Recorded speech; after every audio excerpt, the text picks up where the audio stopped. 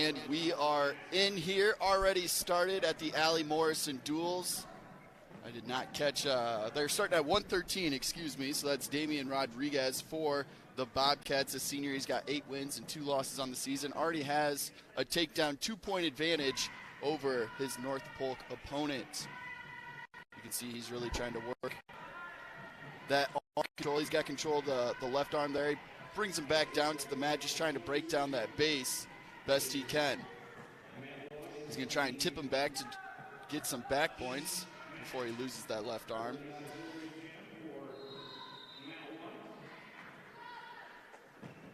You can see Rodriguez here breaking him down to the mat, trying to put in that chicken wing on that left arm, and he's going to try and crank him over here. Break down that right arm base, so he's smacking down on that. Just seeing what he can get while on top here. This is the 113 wrestlers.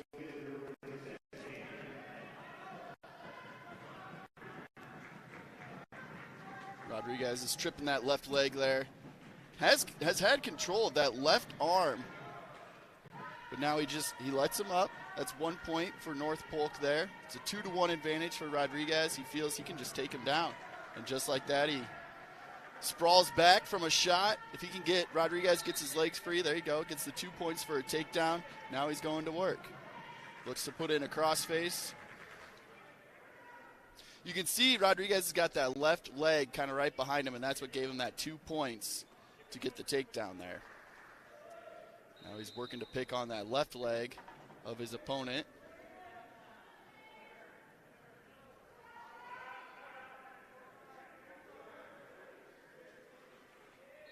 His opponent had Rodriguez's leg, but Rodriguez ends round 1 4-1. One of the things Coach Cross mentioned to us is he likes to have his players take the down position, and this is what we see. Rodriguez is going to start here in the down position, and his reasoning, well, it's a free point if you get an escape, and then you're back in neutral. Yeah, and that's a good play. I like to be on top. I felt I had more control, but I guess there's a little psychology in there, trying to psych out your opponent a bit. Here's Rodriguez. He just tries to get an escape. And there he goes. He gets the reversal for 2, and now he's on top. 6-1 point advantage for the Bobcats. Minute 40 left here in the second period already, and Rodriguez is going to go back to work on that left arm. Again, trying to take control of whatever limb they can of their opponent. Break down that base so you can get them flat on the mat, and then you flip them over. Seems simple. Not as easy as it sounds, though. No. Rodriguez doesn't want to let up that 1 point here, so even if they crawl out of bounds, Rodriguez will stay on top, so they'll reset in the center of the mat.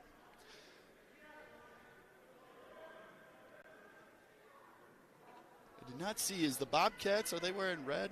Oh, I bet they're wearing green.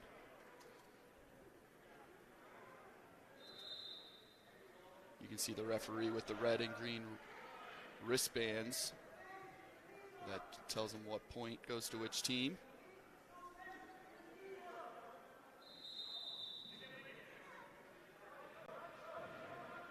We got the half Nelson here by Rodriguez, but his opponent's still at the base, so it wasn't going to be a good idea to flip. But he gets a cradle here, and he gets him over. Looking to potentially maybe get some back points. Rolls back. You can see his opponent's got Rodriguez's left leg there. Oh, he breaks free and shifts back behind. He is still up 6-1 in this second period. You can see the time clock there, 30 seconds left on this match. He's tried a couple chicken wings. He's tried a half Nelson. Now he's looking to get a cradle in here. And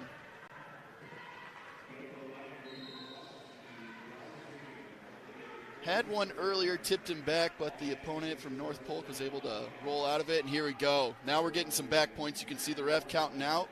Looks like he's going to get at least all 3 back points. 2, 1.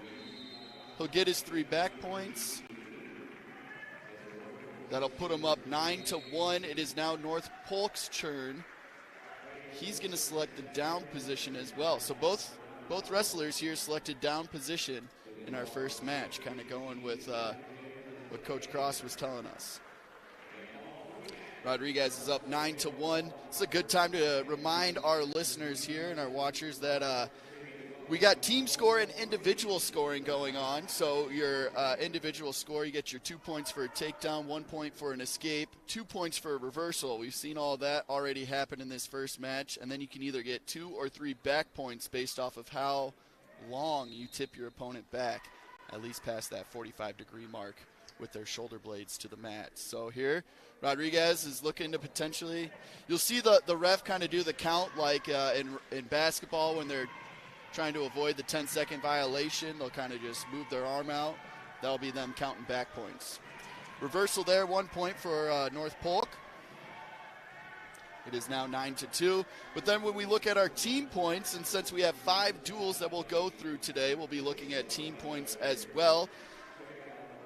Minor decision is when a player wins by 7 or less. So right now Rodriguez is up by 9 points with that takedown there. So that moves it to a major decision. Major decision is 8 to 14 points. That is 4 points for a team. A minor decision is only 3 points. A tech fall is when they win by 15 or more points. That's 5 points as a team. And then if you get a pin or a forfeit, that's 16 points. And here we go. Rodriguez cranks him over with the half Nelson, getting some back points. It looks like it could be a pin here. Oh, North Polk is able to spin out of it. Didn't quite get the reversal there. We got 3 points for the Bobcats, but he's going to give up 1 point for the escape. That now puts him up 11, so we're back into that major decision. He's got 25 seconds here to work. If he can get a takedown and some back points, he can actually get a tech fall and earn another team point here. So there's 2. That puts him up 13. Can he get 2 back points in the last 10 seconds here? Here we go. 2. There it is. There's his 2 back points. And that'll be a tech fall. Win for the Bobcats. Win for Rodriguez. 18-3.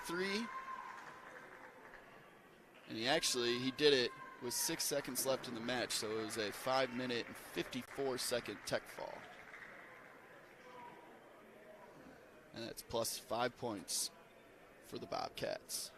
Big win there for Damian Rodriguez. We'll be moving on to, now we just move up in weight class all day, and that means we'll end this first round back at 106, which the Bobcats have open. So I think it's a good time to make the call. Again, if there is any freshman under 106, now 108 pounds, you get a free victory sometimes just showing up to the match in a varsity letter for your Letterman jacket. I like it. That's good strategy. So, I mean, that's the big thing. If you can just get a player there. This is a freshman, though, Colby Cross. He is 9-0 so far this season wrestling for the Bobcats. Round 1 is against North Polk. We didn't quite get a roster update from North Polk yet, but we are working to get those wrestlers here. It's a busy morning at the Roundhouse with 6 teams here competing at the Allie Morrison duels. Cross gets his takedown, and he's working on top. They seem to want to... I don't like this technique personally myself because I would fall victim to it. They almost seem to be tipping their opponents towards their own back and almost rolling them over. There is such a thing as called a suicide cradle, where you roll over your own back and potentially kind of put yourself in a vulnerable position. But Cross here has got this guy all sorts of crossed up. He's getting back points right now, and he's just trying to get that right shoulder blade down on the mat. You can see his hips there on the right shoulder, just pushing down on him, putting all of his weight on his opponent there. North Polk, he was able... Ooh, I thought he got him right there. Come on, ref. He is cranking him over. 9-0, trying to go to 10-0 here for Colby Cross, a freshman with the Marshalltown Bobcats. Already got his 2 points, easily has his 3 back points here, and a little reversal. There he gets the 3 back points. North Polk, if he can hold on to that leg. Oh, North Polk gets the 1 for the escape there. Now they're back in the neutral position. 2 seconds left here in the first round. 5-1 is how that first round's going to end in Bobcat Colby Cross's favor. Freshman this year, 9-0 so far this season. He's wrestling at 120 today. One thing I noticed as I was looking at the roster here, there are 4 seniors for the Bobcats that'll be wrestling. Not a lot. A lot of sophomores, a couple juniors, and then we got this freshman here, Colby Cross, to round out the team.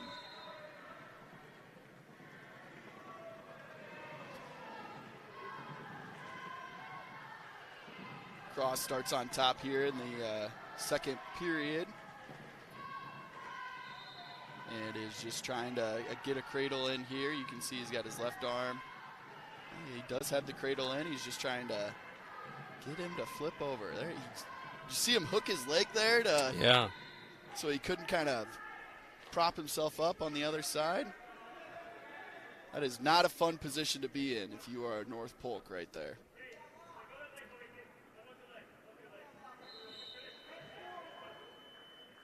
I mean, essentially, you're putting your head in their side there to try and bend their body around your head so that way you can just flip them over and put them right on their back. You learn where all the pressure points are when you're a wrestler. Oh, yeah. I've had I never was a wrestler, but my friend Sean was, and he put me in a couple moves, and I'm like, nope, I'd be tapping out right away. One of the things I always found funny when I first started wrestling in junior high, my coach was like, put your forehead into their temple. Yeah. Because it makes them uncomfortable. And that's what you're trying to do. Get them uncomfortable so then they become vulnerable. Cross here, though, he has been riding for about a minute and a half here in period 2. He is up 8-1, got a couple back points already. And he's just trying to do whatever he can to flip over his North Polk opponent.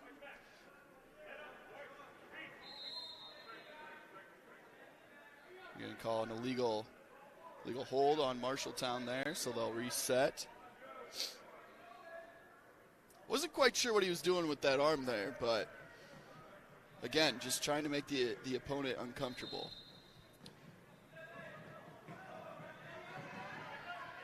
You can see North Polk there. It looks like they've been kind of trained to dive for those legs and not let go of that leg, even when they're on bottom. Gets the reversal here. Cross now is on bottom for the first time here this morning.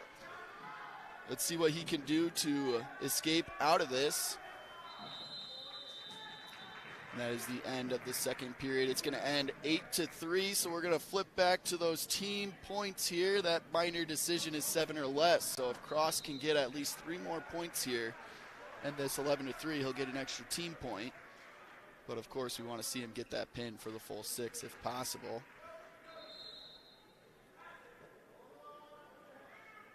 Cross starts on bottom here in period 3. Looks like he just wants to stand up.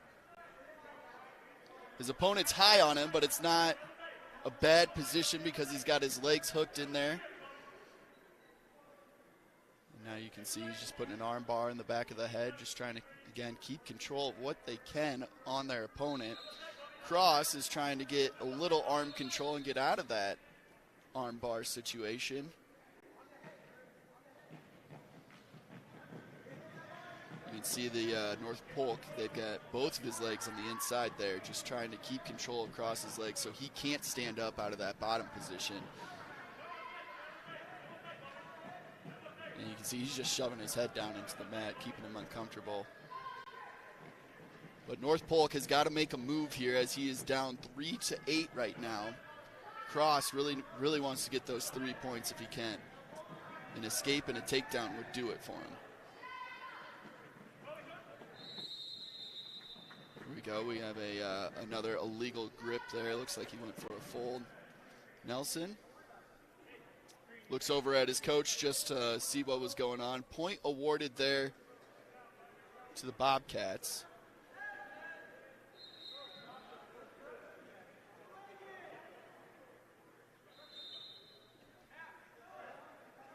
So now if he can get a reversal, he is up 2. There's the reversal. Oh, they're going to give 2 back points quick to North Polk there. 2 back points there, so he's still up 6. He's looking to try and get 2 more points. That would be 2 back points if he can get him tipped over here in the last 25 seconds of this third period. Colby Cross, though, is a freshman. He's 9-0 so far this season, having a great year. Looking to make it 10-0 here today. 10 seconds left. You can see we've got the towel boy out there, the most important middle school kids here at the Roundhouse today. That'll finish there, that match for freshman Colby Cross at weight 120. He's going to get the victory 8-6. I thought it was 9-6 there. Either way, it's a minor decision, so it'll be plus 3 points, and the Bobcats are now up 8-0 after just 2 matches. Moving on to 126 now, we've got Lucas Bance Jr. He is 9-4 so far in the season for the Bobcats. You can see here, the Bobcats, they've been wearing their white and red singlets for the most part, and North Polk is in the red and black. They're out of bounds, so they're going to reset here in the neutral position. I do appreciate them moving along here. They got this started before I even noticed, Brandon. They are not wasting any time today. Of course, when you've got 5 matches. Last year, I remember we were wondering if our stream would last long enough. It did, but I remember that was a fear of ours. I remember Bobcats were the only team that didn't get a break out of all the teams competing. That's right. That's right. There is a scheduled 15-minute break here at some point during the day. I'm looking at our sheet right now. It'll be after round 3, so after the Bobcats wrestle at Des Moines Roosevelt. But Bance here, he's already up 2-0. He's got a takedown. He's working. You can see he's got that right arm. Little chicken wing into that right arm there, keeping control of that from his North Polk opponent.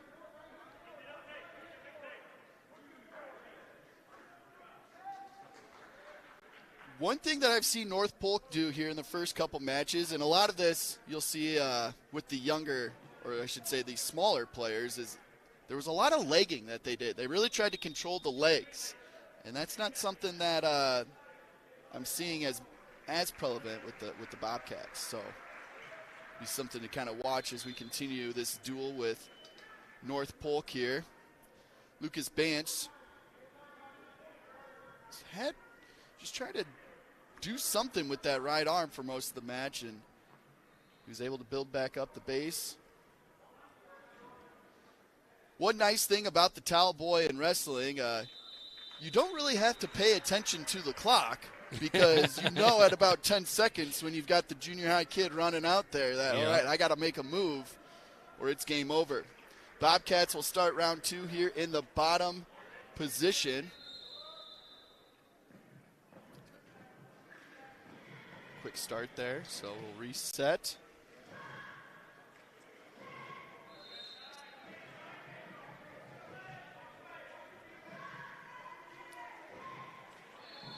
We got Bance just going to try to build. You'll see him try to build back that base. He's trying to get arm control on the bottom as well.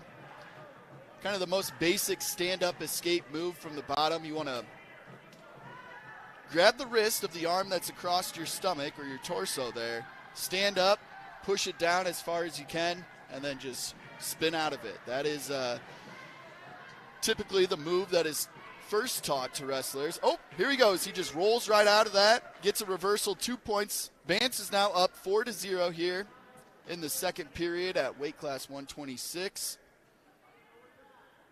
And now you see he's got control of that left arm of his North Polk opponent. They're going to roll out of bounds, so Bance will reset in the top position here. One frustrating thing about resetting is if you do have that arm control, they are able to get out of bounds. Now you lose arm control. You got to, hey, I just spent 15 seconds getting control of this. Ref, can I at least keep it? Yeah.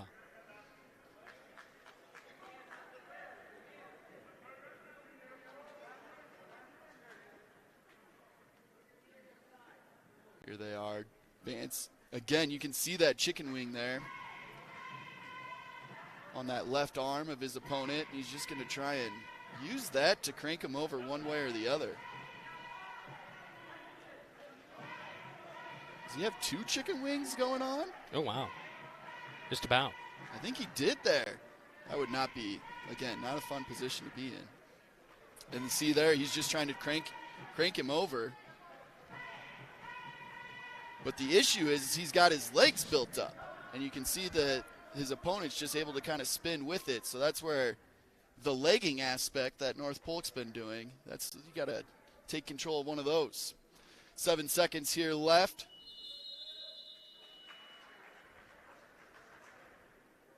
Looks like Brandon has got a scoreboard there in the top left. That is not the match going on. That is the duel. So that is the Bobcats up 8-0 in the duel. We are starting round 3 here at weight class 126. Lucas Bance is currently up 6-0 in this. He wants to get another 2 points here, so looking to get a takedown to at least get to that major decision and an extra team point there to go up 12-0. There's the takedown and 2 points, so now it's 8-0 Bobcats. And he's looking for back points now. Again, using that chicken wing to get him flipped over. You can see the ref there. He's got 2 fingers down, so he'll give 2 back points awarded. 10-0 now. Can we get up to a tech fall? We got 1:15 left in this final round. That would be 5 more points for him, so we'll have to at least tip him 2 more times here. Needs 2 more chances at a pin. Get up to that tech fall position. Bance, you see there, yep, he does a little ankle pick to break down the legs, and now he's got control of that left leg there because it was pinned in between their bodies. He lets that go, just trying to, again, work the arms as much as he can. He's got a chicken wing on that right arm, and he's trying to do a half Nelson there with his left arm. Let's see if he can't just tip him one way or the other. We're down to 30 seconds left here in this final period. Bance is up 10-0. He's in the top position with control. Got to break down that base and get him tipped over here. There's the ankle pick. He's got to figure out a way to keep that left leg in control, because every time he let it go, that base, he built it right back up. There's some more back points.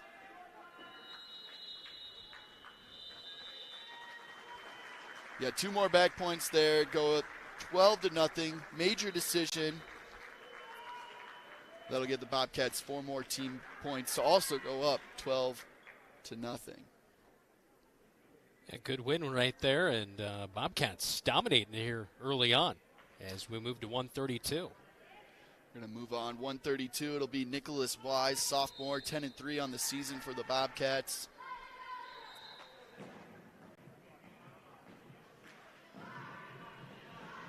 We'll have Nick's mom, Elizabeth Wise, new school board member, join us at some point throughout today. She's going to stop up here in the press box. Nick here gets that early takedown, less than 30 seconds into this match, and just trying to, what can I take control of? Nick, very athletic kid, played baseball, football this last year. Doesn't always look like a linebacker, but he hits like a linebacker. That is for sure. Looks like he's got control of that left arm there, and he's let that go.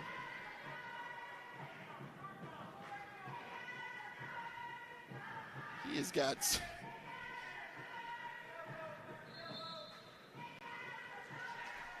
I don't know what exactly he did, but he figured out a way to get the North Polk guy from standing up to back down flat on the mat.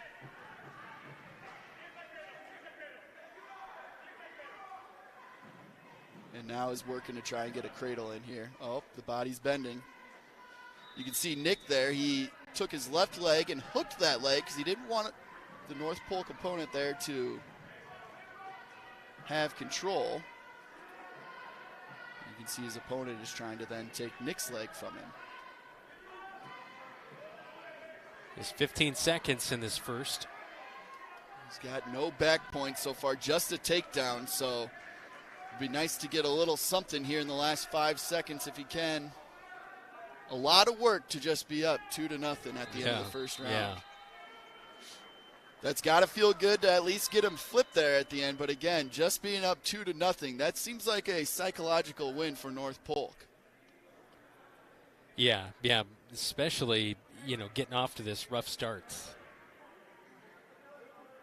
As a team, yeah. Yeah. It's got to feel good you're in this one. And Nick, he's 10-3 on the season. He's no scrub.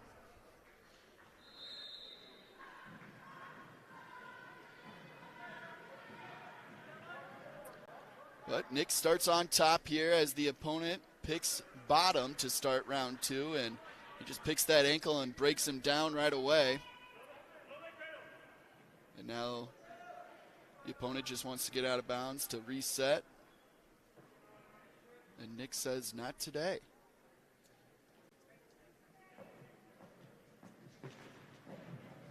Now, one thing they don't do in high school is they don't do ride time. I know that's something that maybe if you're a collegiate college wrestler, you would see that. So Nick could be on top this entire 2 minutes, and it could still be 2-0 at the end of this second period. Here he goes. He's trying to, looks like he's trying to get a cradle there.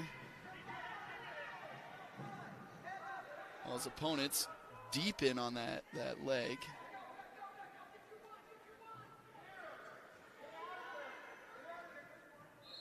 They're going to get the escape there. It is now 2-1. They're going to start back in the neutral position. You can see 54 seconds left on the time clock there. Wise shoots right off the bat. His opponent was able to sprawl out of the match.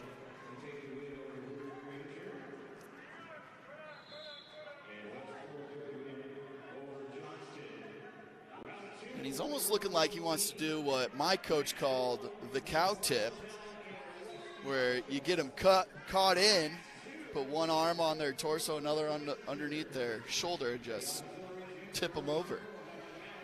More like a crank is what it looks like to me, though. Kind of. I'm sure there's multiple names for some of these moves. Looks like we got the different towel boy. It's not Nick's brother out there. That's probably a little conflict of interest. Probably. 5 seconds to go here in the second. Nick got 4 points, or he got another takedown there. So after an escape, he got the takedown. So he goes up another point, 4-1 at the end of the second period here. Wise looks at coach, picks the down position. You can see Coach Luke Cross there in the top right corner of the mat.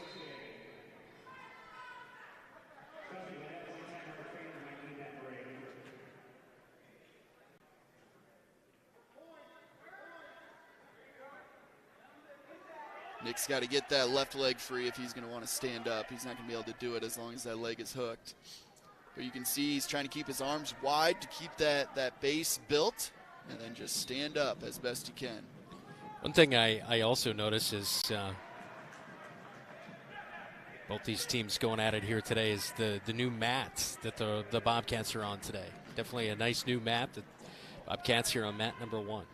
And whatever was broken that duel, they had a little tape repair on it. Yeah, no they tape did. today. No it's tape. Fixed. Yeah, there was some Velcro that went bad in a brand new mat. I know Coach Cross was not pleased with that, but glad we got the interview in before he noticed that. Yeah. But it's good that the mats look nice. That is for sure.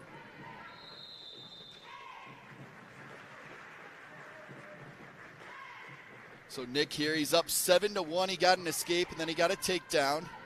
And he is, again, 45 seconds just trying to... Well, that was a mean crossface. Other than boxing, I think wrestling is the only sport where you can actually punch somebody in the face, and it's a good thing. And you won't get a flag or a penalty or anything of that nature. You won't get in trouble, yeah.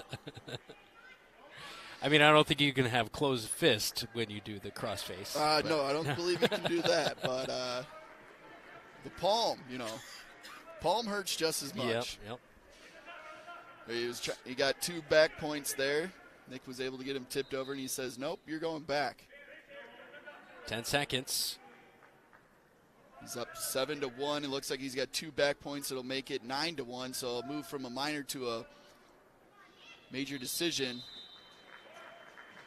He gives him 2. Yep, there's 9 points, so that gives the team then 4 instead of 3. Nick does his job there in the third.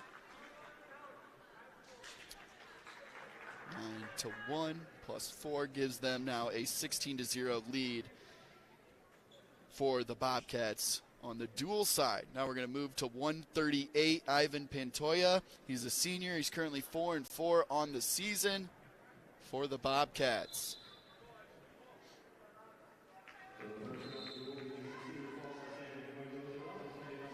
Also like to announce anybody that plans to stop by today, there is a bake sale going on. All the proceeds goes towards Bobcat Wrestling. A lot of good stuff down there, Brandon. A lot of stuff you can't eat either. Yeah. Thanks for pointing that out. Gluten galore down there, which if you love gluten, then this is the place to be. But that's the one thing I noticed about wrestling. They're out there selling brats and burgers during baseball games. I know they have these fundraisers, and they do such a great job of trying to support the program here. And last night after the basketball game, to see all the wrestlers who showed out, the girls and the guys, to be able to help set up and get things ready to go for today. A lot of work goes into it that people don't see behind the scenes. All the stands had to be cleaned, all that stuff. Yes, Coach said they were here till 10:30. There we go. Pantoya gets him over with that chicken wing. I think that's what Coach has been teaching in practice, is that chicken wing there to crank him over. If you can't use your arms, it's pretty difficult to do anything. That is true. Here we go. Getting some back points. Can he get the pin? He is in a good position. You can see he's got his hips, all his weight on there. That's a pin in 1 minute and 12 seconds for Pantoya. Puts the Bobcats up 22-0 there. 1 minute, 12 seconds. It's going to be a tough pin to beat. I think the other night when the Bobcats were here, Maya Roberts for the girls had the quickest pin of the night with 1 minute and 6 seconds. So not far off from that with 1 minute 12. 144. I know this was something Coach wasn't exactly sure who he was going to put in this spot today.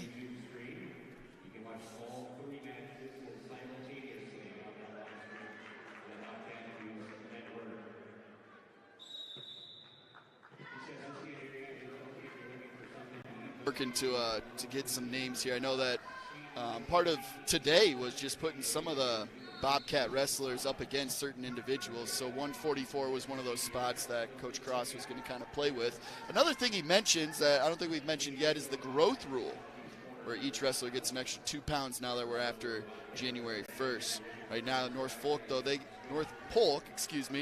get a takedown on the Bobcats here. And because the Bobcats did not get an escape, he didn't get his leg free, he's going to start in the bottom position here. And North Polk will start in the top, up 2-0 with 1 minute 21 left here in the first period.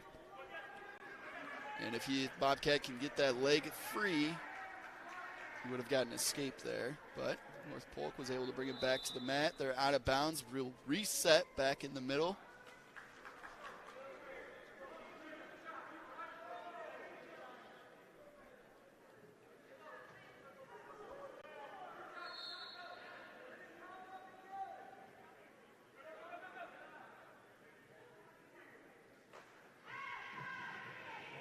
And this is the Bobcats now are not in a good spot right here. A couple back points look like they'll be awarded to North Polk.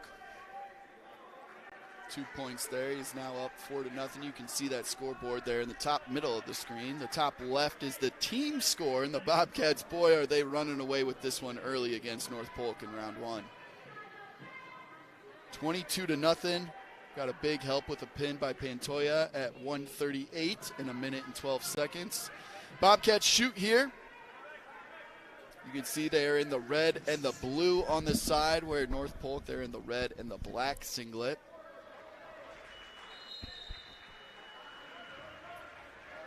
There's a takedown for North Polk, and he's got the cradle in on the Bobcats here.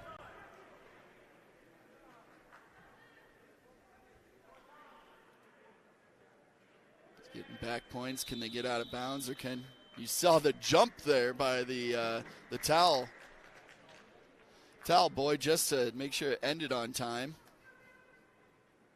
one nice thing about being in your own house, or the roundhouse here, is it's our own towel boys. So, of course, they're going to want to smack it as soon as that hits 0. And the Bobcats are in a tough position like that. Yeah, Roberto Almanza for Marshalltown here, and Luke Ingebrigtsen for North Polk on the mat. Thank you, Brandon, for tracking that down for us. We've got track wrestling pulled up, which is going to help us a little bit. Sometimes it does track just a little far behind, but we'll do our best to let you know about any substitutions throughout the day. If anybody's ever been to a duel, you know how wrestling can be so crazy. Luckily here, each team is to their own mat. So, but bigger events, tournaments, state wrestling tournament, even you may be on mat 1, and then all of a sudden they're like, "Hey, you're on mat 4," because they're trying to speed things up. Yes. And then coach is like, "Wait, somebody's wrestling. Where are they wrestling at?" And they're running around the gym just so that way they can help out. Yep. There's 2 points there for North Polk over Roberto for the Bobcats.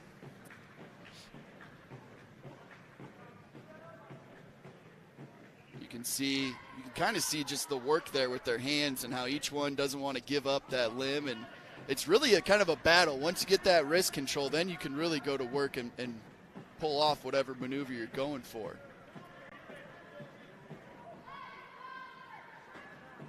North Polk has got him flipped over. He's going to earn some back points. You can see the ref's got the 3 back points he's going to award. There's 3 points, but then an escape right away is given. So it's 15-3. Wants to stay away from that tech fall. We're only in round 2 with 40 seconds left. Yeah, Ingebrigtsen with a move right there, kind of more of a play than just, Marshalltown getting away right there easily. A lot of times when a wrestler's got the feeling that they can do a takedown over and over again, a takedown escape, you're still up 1 point there. So I've seen somebody tech fall just by letting them up and just taking them down and letting them up. Now out right there here in the second. Just 19 seconds to go in the second. As Roberto Almanza on the mat for Marshalltown, Luke Ingebrigtsen for North Polk.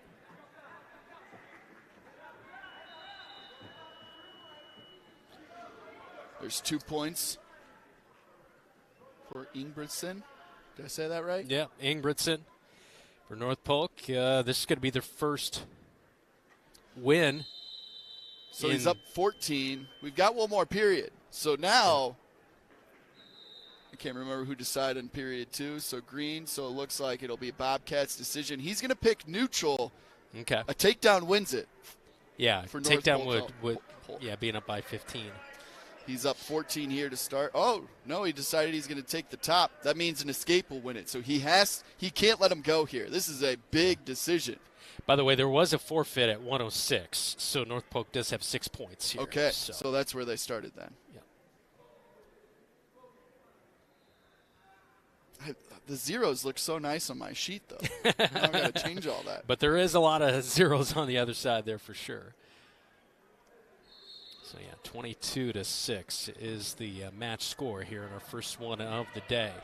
Alonzo's got to keep control here, that escape.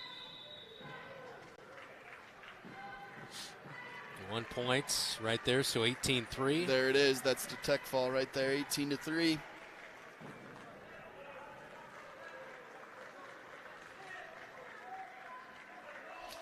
Tech fall at 144.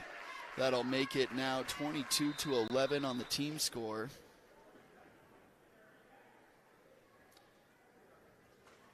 And we'll move on to 150. Carson Wright, sophomore for the Bobcats. He's 8-6 on the season.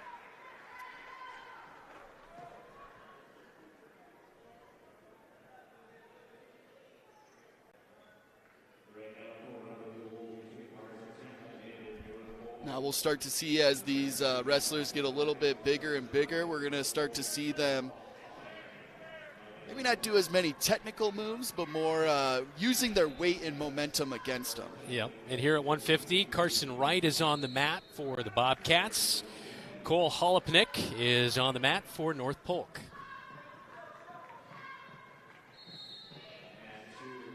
I remember Holopnik wrestling last year in this match and being a pretty tough out. I was trying to think as I was putting this together, is this the same teams as last year? Yeah, same exact 6 teams here today. That's what I was thinking. Yeah, it's last year's, which is kind of fun to have that consistency from year to year. I know it's been tough to fill out all 6 teams in the past, but finally Bobcats building a little bit more pride and tradition in wrestling and hosting the Allie Morrison duels. And we, of course, enjoy being able to provide the coverage here today, too. Almanac gets a takedown, is up 2-0 here over Carson Wright. So actually this was Carson Wright was somebody that coach mentioned is able to wrestle at 150 because of that extra 2 pounds today. So normally he was wrestling at 157. So not as hard to cut down from 157 to 150 as it is 157 to 152. Yeah. So gotta like that growth rule in Iowa.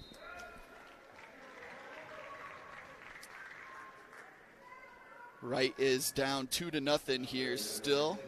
26 seconds left in the first period. He's going to start in the down position. Can he make he tries to roll to get out of that. And now just builds back his base here. Wants to last the last 12 seconds of this first period without giving up any back points. Be great if he could sneak it out and escape. See the Towel Boys out there following the ref. Did he get enough for back points? They're going to award 2 back points for Almanac for North Polk there.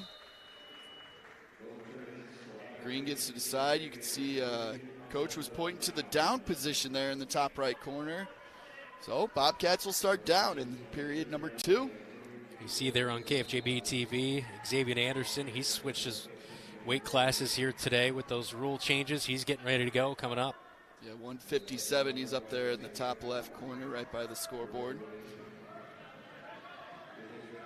Almanac seems like he's kind of, I know he's only got a 4-0 lead right now in this second, but he's kind of just been able to kind of do whatever he wants so far, and Wright has been just trying to do everything he can to try to stay out of getting himself into bad situations. So if Wright would have ended that 2-0, it would have been very similar and opposite to Nick Wise at 132 when he ended that first period where it felt like he had control the entire time, but it was 2-0 afterwards. So I agree.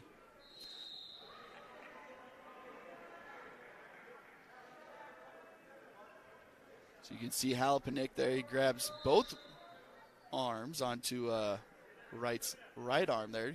Take wrist control. Now he puts Wright's arm behind his back. I think we've all been in that position. If you've got a sibling, you've been in that position before. My sister never did that to me. She's 6 years older, but it was always grabbing me by the ear. Oh. I don't know if she saw my mom do that once, but yeah, she thought that was a slick move. Right. That hurts too. Wright gets a little reversal here. There you go. Couple points right there. I think they. No, they awarded back points first to Almanac. Yeah, and then the reversal. And then the 2-point reversal, which you saw him there. Again, you can see the arm moving. That's when he's counting the back points. So 6-2. But Wright starts on top with 30 seconds left here in the second period. Just wants to break down that base. He's got that left arm that he's working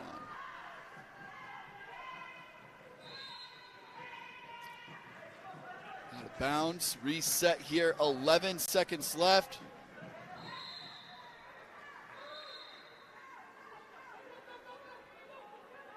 Looks like we're already done over here on the far side match.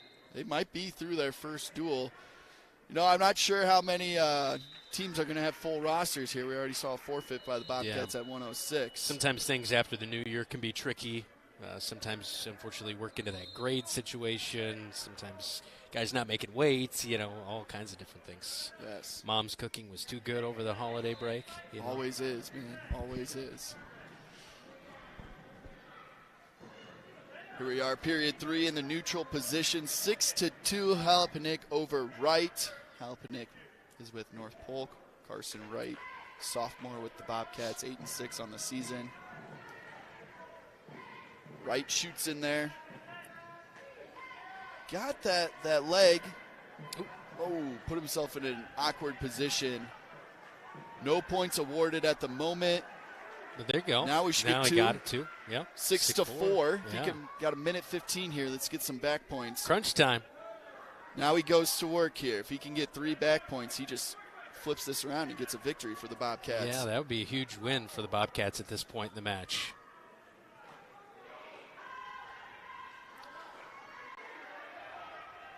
Nope. It's an escape there. 7-4. He's got to get a takedown and back points because now he's down 3. Out. So 50 seconds Ask to go. Coach real quick. Yeah. You can see Coach Cross there is just trying to give him any piece of advice that he can.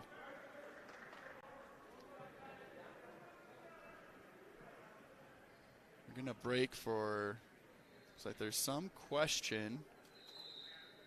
North Polk coach has got a question for the referee.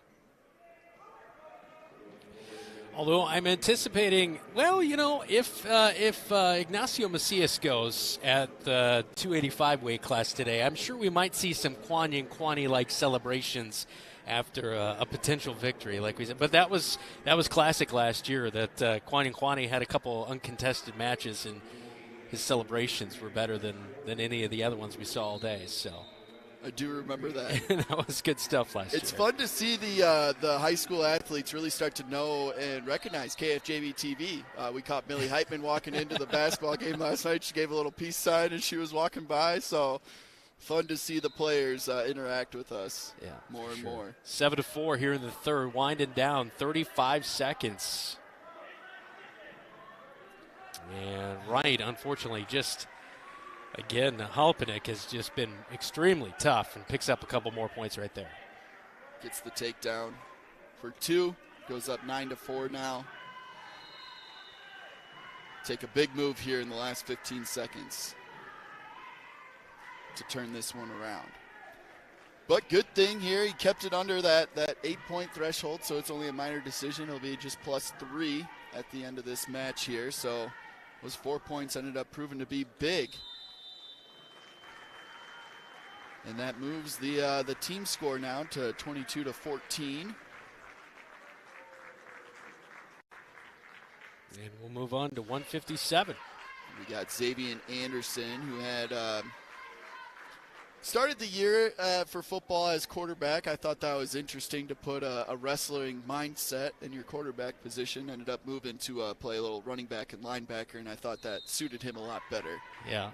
Xavier Anderson will take on Brady Reinhardt for North Polk at 157.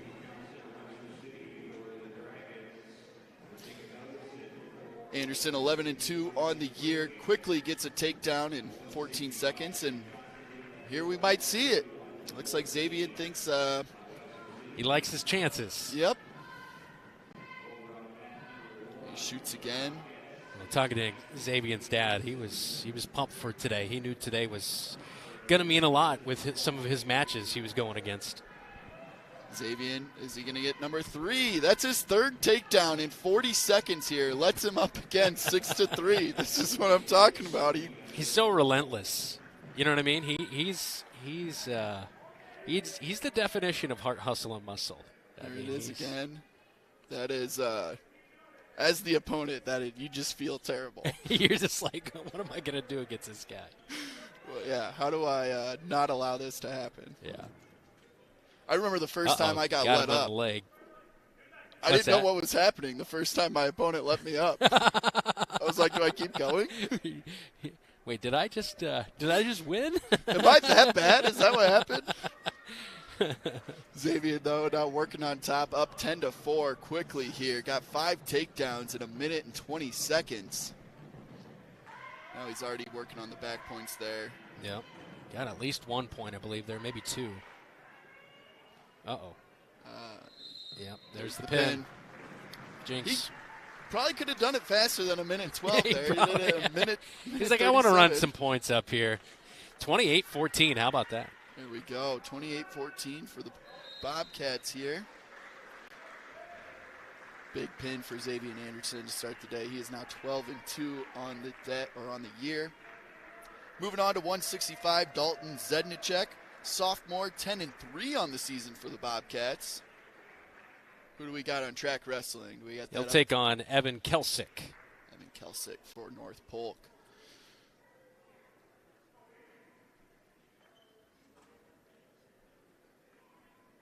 Call the trainer. Make sure that mat is clean.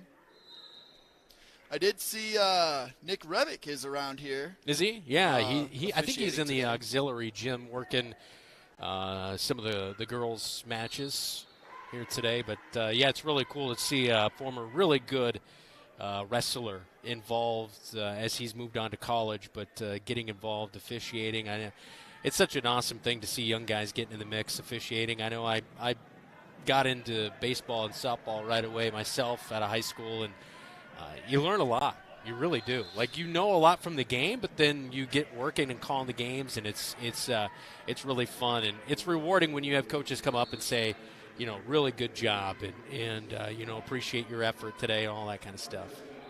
Yeah, it's good, especially for young adults, to kind of get into that aspect and starting to then work with adults, learning how to communicate and when problems arise or discrepancies come up, how to navigate those situations. We knew for a long time that Nick's got a good head on his shoulders, so it's only fitting for him to be in that. So yes, 165 here, Zedek for the Bobcats. It's still 0-0.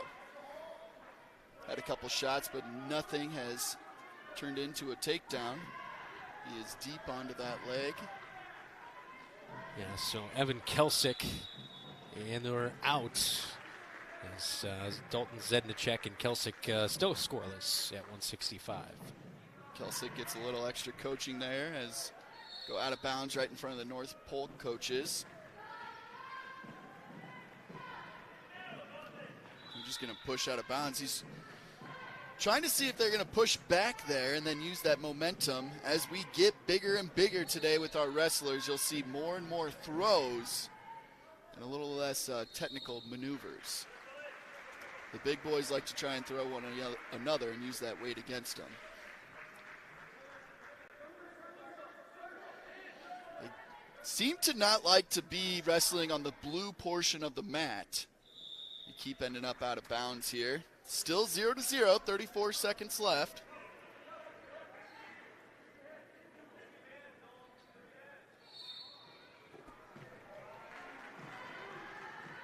Here we go, 2 points for the Bobcats. Zedek gets a takedown. We got 20 seconds left here in the first.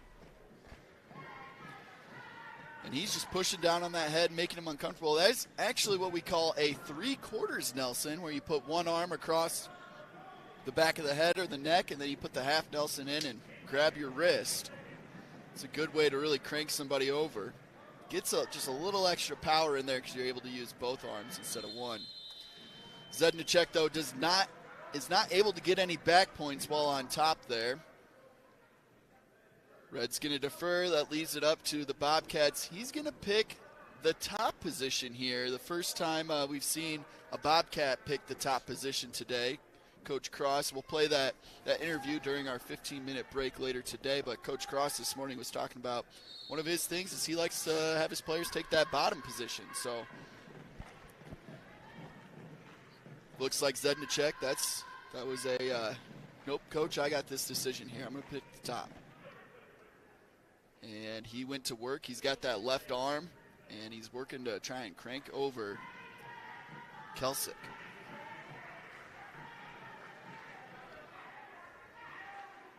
Zedek, a sophomore, 10-3 so far on the season.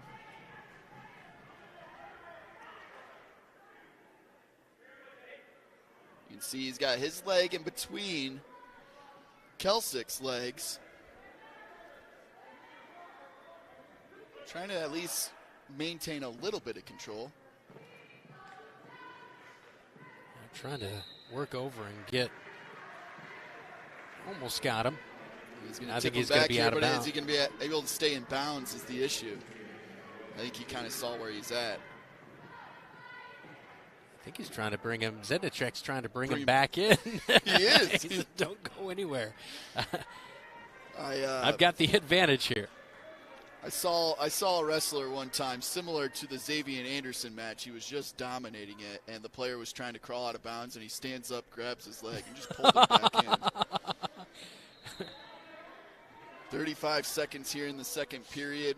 Zedek has been on top the entire time. He's got a cradle in there, but he's got to keep his feet, both of his feet, inside the mat. And they are, just barely.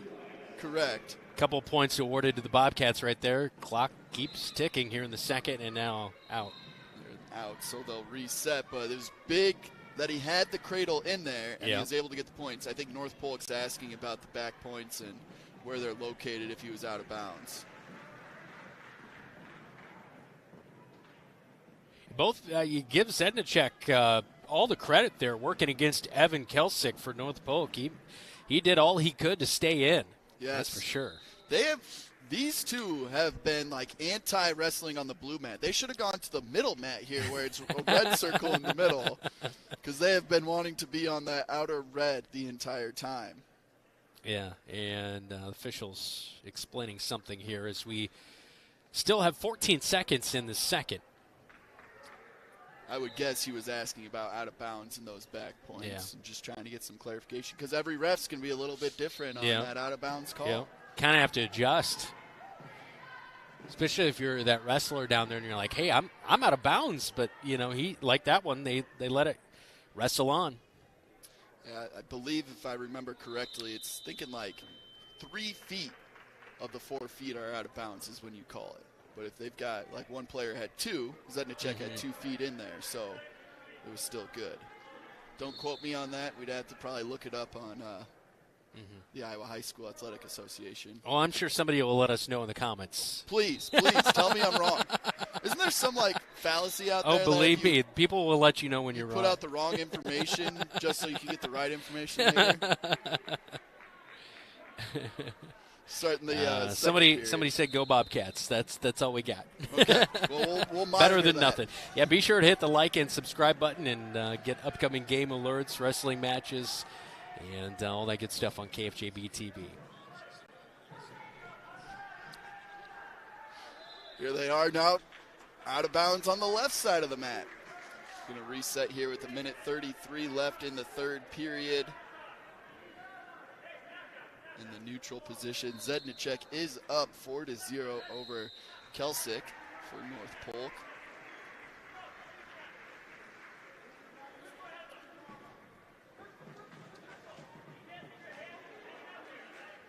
Zedek has been messing with his hair and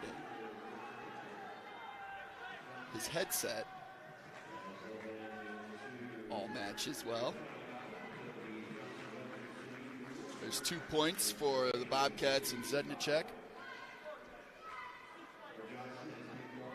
They're on that far right side of the mat. He's got to make sure now they're out of bounds there to not go out of bounds.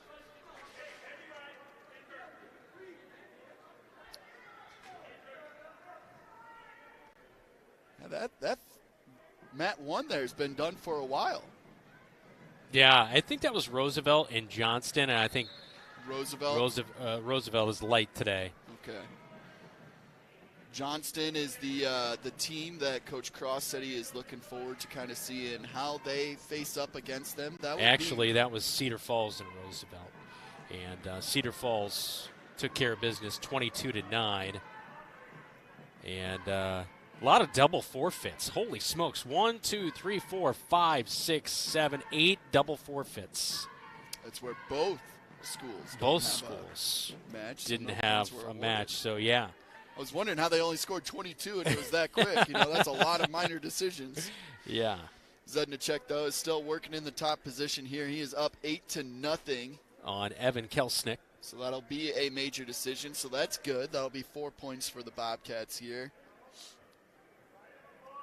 Yeah, this will be a good start for the Bobcats, as that will bring it in to the third. 8-0 victory for Zedek over Kelsick.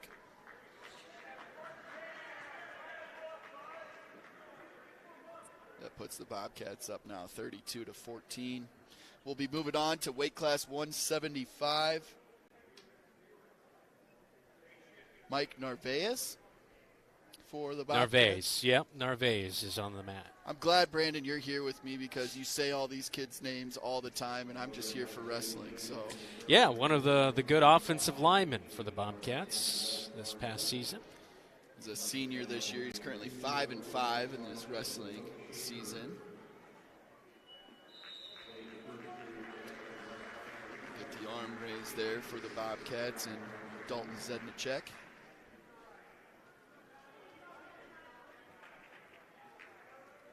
So, yeah, Zedek picked up 3 points there, so it's actually 31-14. Oh, did he pick up only 3 points? I thought it was 8-0. Oh, they have 6-0 on here. So maybe there might be a point discrepancy there. We'll get clarification on that. Narvaez here for the Bobcats. We're still awaiting the matchup. So it'll be Cohen Torres is on the mat. So Torres for North Polk and Correa for the Marshalltown Bobcats.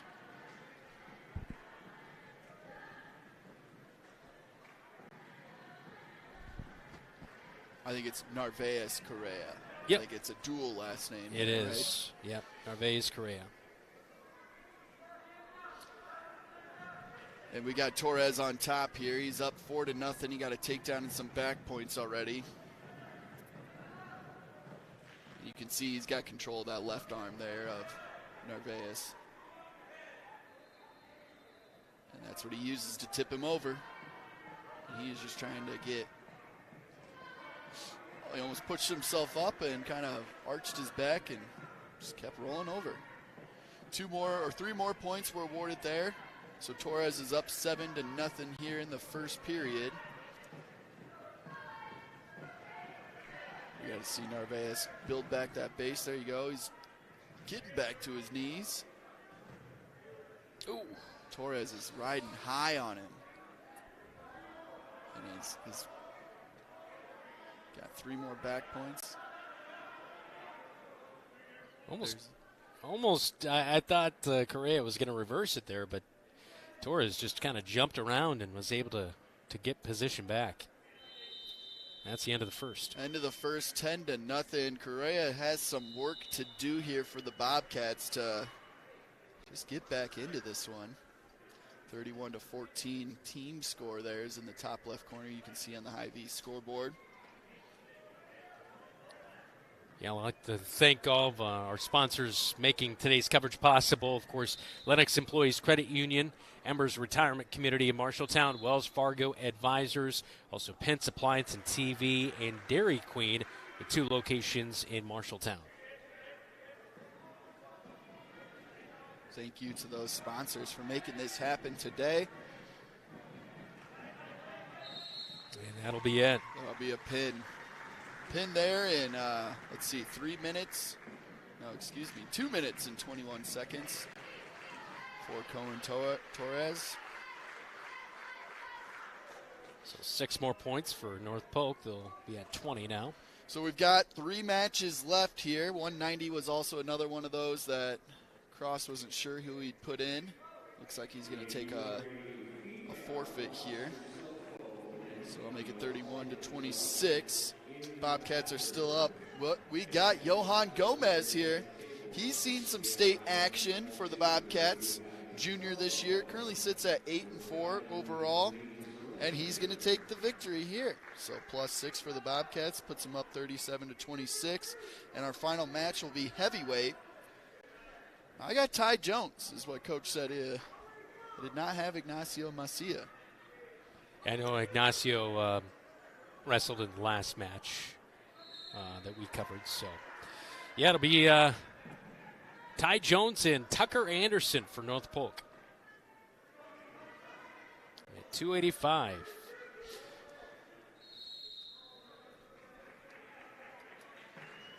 We had a formality at this point is Bobcats will win this first match. They will come out as the victor here, as North Polk can only get 6 points in total for a team.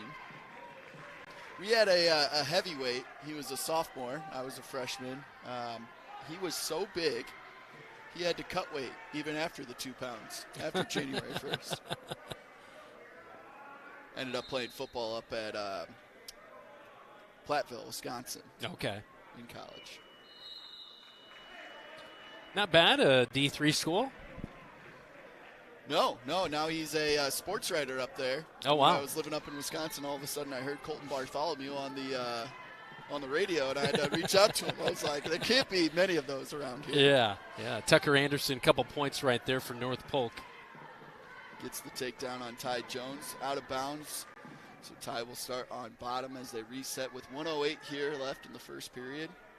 Yeah, I don't think Ty Jones filling out the 285 quite all the way. Yeah, I don't think either of these boys are. Looks like Tucker Anderson might have a little bit of an advantage weight-wise, but pretty even match here as a quick timeout called. This North Polk coach has been really talking to the ref. Yeah, a lot of questions. Questions on what's going on. We got a heavyweight going on here in the center match as well. This leads me to believe North Polk won't be the most liked by the officials for the rest of the day. Well, they know this official staying on this mat. So. Yeah, if he does, that's good. For North Polk's sake. Yeah, both of these heavyweights look a little shorter than some other heavyweights I've seen. Probably not quite up to that 285, but North Polk there. Tucker Anderson tries to leg pick him to break down the base. Here you see he's on that right ankle. He puts in the half Nelson with the left arm.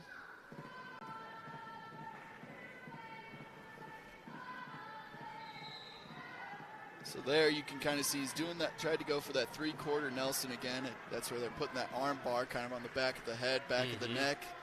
That half Nelson, and you can really kind of use both arms to crank somebody over.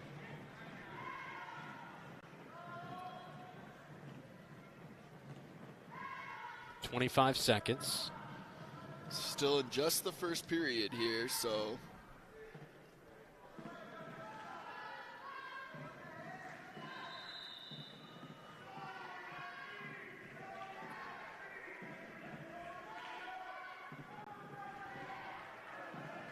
And they'll be out. Be out of bounds here. You can see Tucker's just trying to break down the base by using that ankle pick over and over, but then he loses control of that leg, and Jones is able to kind of build it back up. So we sit at 2-0 still.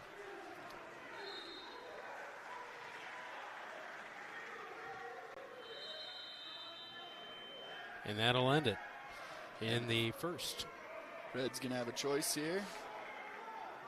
He's going to pick down.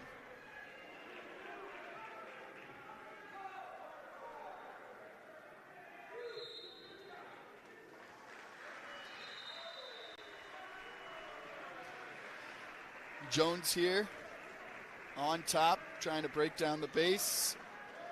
Tucker gets a reversal here, so that's 2 points. He's up 4-0 now, and puts Jones in a rough spot. Able to get the reversal and then the pin there. So fall in 2 minutes and 17 seconds for Tucker Anderson. That's 6 more points then for North Polk. But Bobcats get the duel victory, 37-32 over North Polk. We got our fastest pin there from Ivan Pantoya. He did it in 1 minute and 12 seconds there at 1:38. So the Bobcats, that finishes round 1. They'll be moving on to round 2 when they face off against Cedar Falls, the Tigers, which we just saw had a lot of forfeits, so that might be a quicker match. But before we get to that, Brandon, I'm guessing we probably got to thank our sponsors and go to break. Yeah, that is for sure. We'll do that. Cedar Falls won their first match 22-9 over Des Moines Roosevelt. Yeah, so we'll see if maybe they were saving some of their guys for their match against Marshalltown, knowing that they really wanted the points against them. But we'll definitely see that coming up in just a little bit. So, yeah, we will take a quick timeout. Zach will have a chat with head coach Luke Cross for the Marshalltown Bobcats. You're watching Marshalltown Bobcat Wrestling right here on KFJB-TV. The equity in your home is power. Power to remodel your home. Take a memorable vacation. Add a deck or patio. Lennox Employees Credit Union can help you unleash the financial power you possess with a home equity loan. Consolidate debt, fund a student loan, or pay for a wedding. The loan process is easy. See Lennox Employees Credit Union, 1004 East Main Street in Marshalltown. Member NCUA, Equal Housing Lender. Online at lennoxecu.com.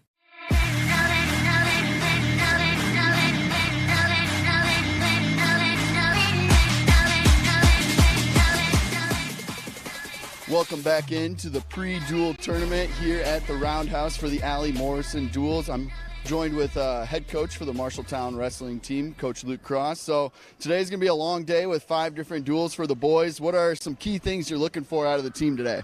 Today I'm trying to continue off our success we had on Thursday. We wrestled really tough, and the guys are fired up right now, and I think we just keep the momentum going. And we're wrestling some very tough teams today, and we just need to keep the fire going. Yeah, so you brought up Thursday. You hosted 3 teams on Thursday. You went 2-1 as a team. Is that team success, is that kind of infectious? Oh, absolutely. I never grew up really liking duel events, but when you have a good duel team, and we have an okay duel team, I'd say, it really brings the guys together as a team, and it makes them a whole unit. And rather than an individual, looking for their own outcome, they rally around each other. So the duel environment is a fun thing when it's working for us. So, yeah. So we're in that duel environment today. So is it about those team wins, or is it more about those individual matchups? Yeah, a little bit of both, I think we're one of those bubble teams as far as making it to regional duels and that kind of thing. So we do want to do well and have that chance of making it to that regional duel competition. But at the same time, at the end of the season, what really matters is the individual performances. So it's a combination of both. So talking about some of those individual performances, is there any specific matchups that you're kind of looking forward to seeing today? There's probably too many to list, but Johnston in particular, it would be a good one for us to have some wins against, because we know that they have a very tough schedule, and if we can get some wins against Johnston, that's going to help us with seeding criteria at the state tournament. So. All right, so we'll be looking forward. Johnston, it looks like that's number 5 under the day, so we'll end the day with Johnston. But before we aired the duel in December, you mentioned that some of your style is beginning to come out here in year 3 as a head coach. So what is that style that we should be looking for today as we're watching the Bobcat wrestlers? I always pride myself on being a good top wrestler, so when in top position, you might even see us choose top, which is kind of abnormal in some situations, because I'm pretty confident in our guys' ability to turn people and pin them. So it's just the top work. So that's kind of the stuff that I focus in on in the room. So I think a lot of people would think in top you're probably in control. So why do you say that it's a little abnormal to choose that top position? Because in wrestling, most people assume that if you're on bottom, you can get an easy point away, get an escape, and get back to your feet. And that's true. If you're a good wrestler, if you're a good, well-rounded wrestler, you choose bottom to get that free point, more or less. Because most people can think, I can get away. But if you're choosing top, you're telling the guy you're not getting away.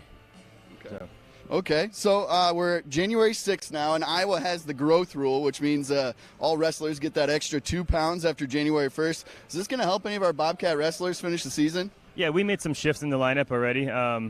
So, for example, Xavier Anderson was at 165, and now he's wrestling 157, which is really 159. So it wasn't a huge cut for him. We got a couple other kids that are shifting around and flirting with the idea. Carson Wright is at 150 now rather than 157. Dalton Zedek is also in that shift. So we're experimenting, and if we're testing the waters, so to speak, and if they like that weight class, we'll stay there. At the end of the day, though, I'm leaving it up to them. All right, so I will tell you that my high school wrestling coach, he took us to a buffet over holiday break because we got that extra 2 pounds. Any team building over break?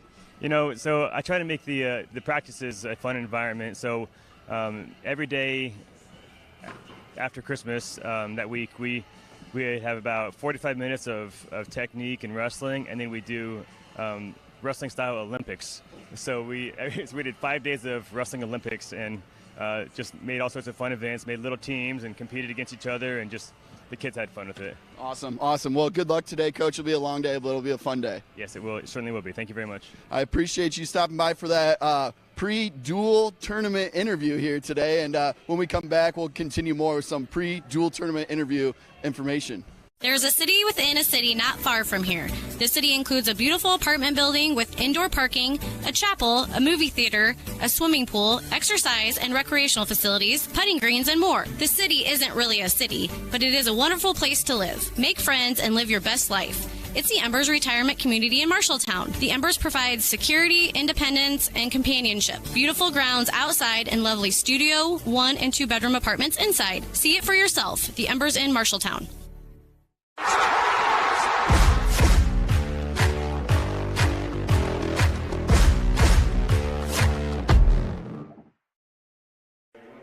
Back in here at the Marshalltown Roundhouse for the Allie Morrison duels.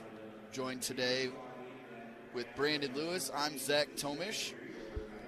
We started here against Cedar Falls at 113. Damian Rodriguez got the forfeit up 6-0. And we moved to weight class 120. Yeah, and Colby Cross fell to Evan Simpson, so tied at 6-6 apiece now. So we're now at 126. Lucas Bance. They'll be facing off. Micah Wilson's going for Cedar Falls here at 126.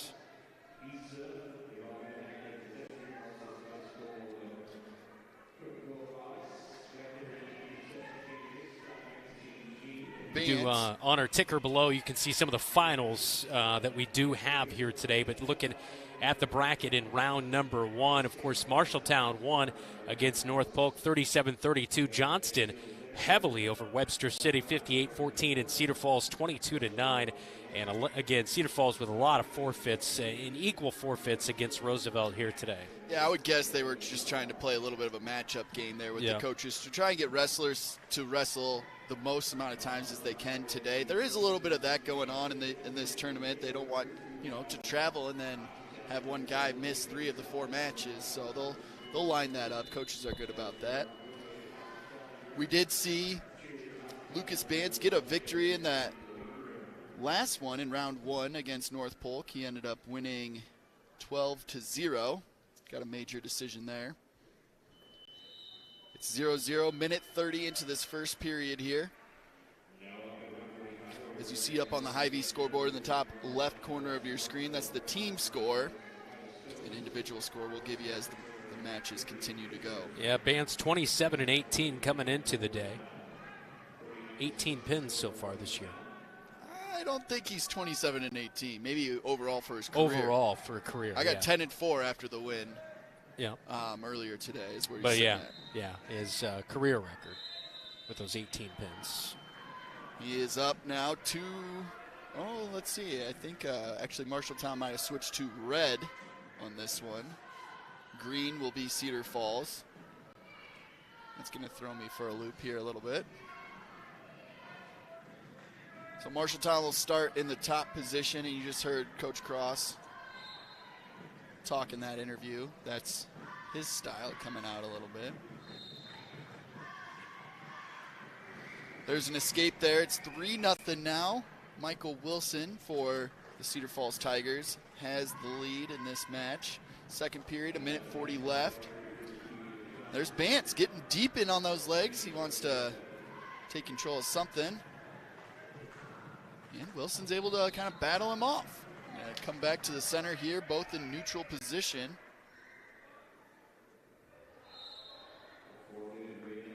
Let's see if Bance can figure out his next move.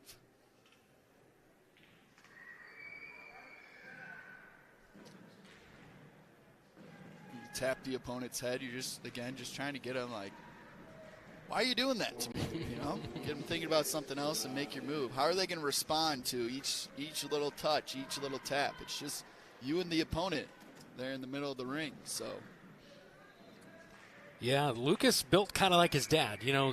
Strong, muscular, but short. And but there's some advantages to being short in wrestling. Oh, yeah. Also being tall and lanky, there's an advantage too as you try to reach around your opponents. So wrestling's one of those things where it doesn't matter how you're built. It's there's so much strategy involved in it and how you can manipulate your opponent.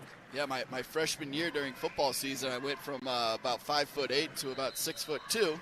And I was still 140 pounds soaking wet. So wrestling, I could cradle anybody, but it wasn't a very tight cradle because the guys that I was wrestling at 140 were much shorter than I was. I filled out since then, though. It is 5-2 here. You can see that scoreboard by the scorer's table. Green during this round against Cedar Falls will be Cedar Falls, and Bobcats will be that red number up there. Weight class 126, Lucas Bance against Michael Wilson of Cedar Falls. We got 25 seconds here in round 2.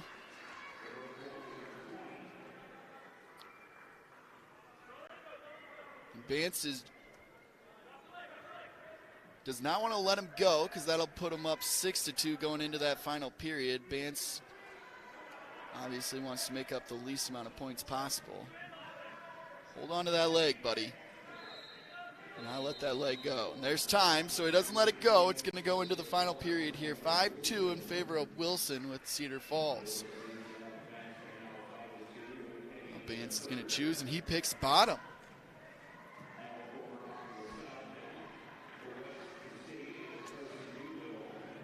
Bance will start there on bottom. Hey, Brandon, we need to get my threads handle up there. Oh, okay. All right. You're not on Twitter these days anymore, it seems. I went to Twitter.com and it went to X, and I didn't know what Twitter.com. Don't forget the www.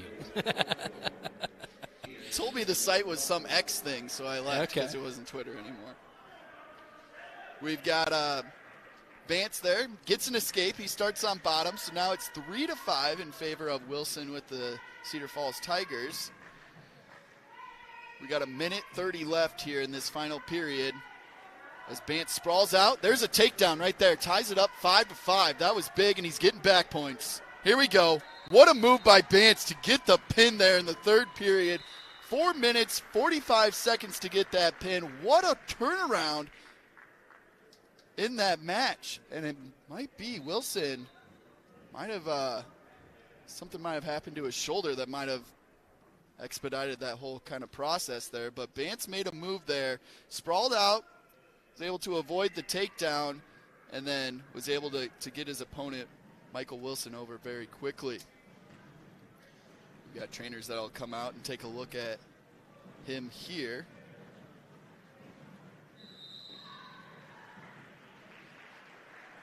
Unfortunately, wrestling is a very physical sport, and as you see, there are many. That is great sportsmanship right there by Lucas Bance, going over, shaking his opponent's hand, asking if he's okay. But you can, as we'll see, as we've already seen this morning, some very awkward positions. Oh yeah, I know. By some of these players. It's been a pretty tough start to this morning for a lot of these wrestlers out there on each side, and so.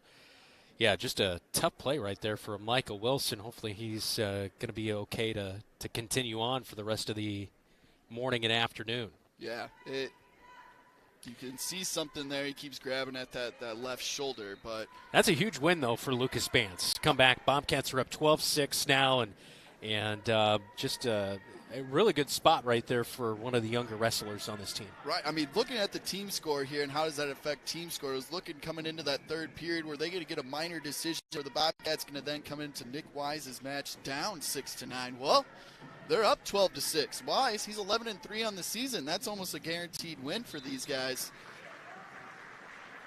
So that's a big turnaround, a 9-point swing on the team side from losing 3 points to gaining 6 here. Bobcats now up over Cedar Falls 12-6. Sophomore Nick Wise came in today 11-3, won his first match against North Polk.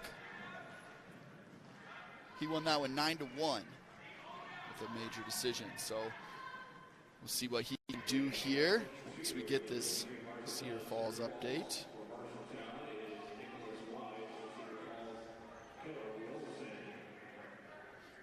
Keller Wilson for Cedar Falls.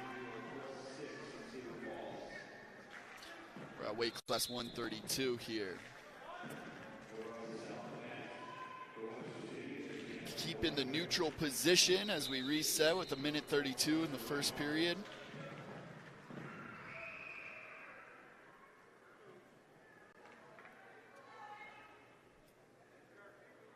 There's Nick reaching in at the leg there.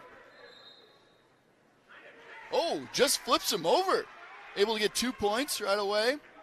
No back points awarded. And Keller Wilson, he's just trying to sneak out of there as best he can. Excuse me, the last wrestler was Micah Wilson, not Michael. Yeah, Micah Wilson. Yep. And then Keller Wilson here on the mat. And it looks like out, but Nick Wise tried to jump back in. He's like, nobody saw that. Nobody saw that. So I think what he was trying to avoid was giving up the point there. Yeah, correct.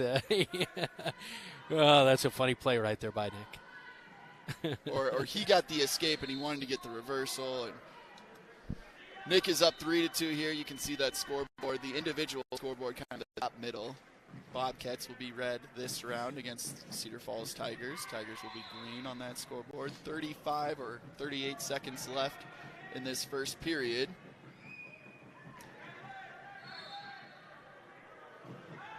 You can see, we talked about being low. You've seen Nick do it a couple times while they're in this center position. If they break out of this tie-up, you'll see him almost kind of bend down and tap the mat because he's just trying to stay as low as he can. Wilson here, Keller Wilson gets a takedown, puts him ahead 4-3. He gave him the escape here, but they're going to start back in neutral, saying that they're out of bounds. So, yeah, 4-4. That was big. That was big to get that escape. 13 seconds left.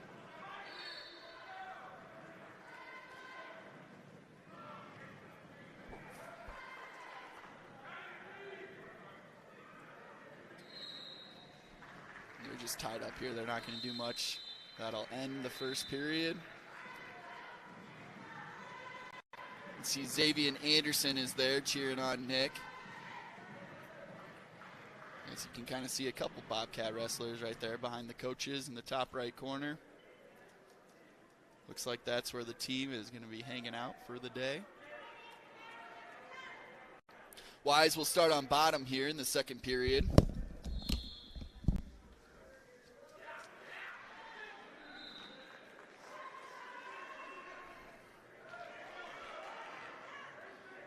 Wise quickly gets a reversal here. He's now on top, and he's looking to try and get some back points. Here we go. That's 2, 3, 4.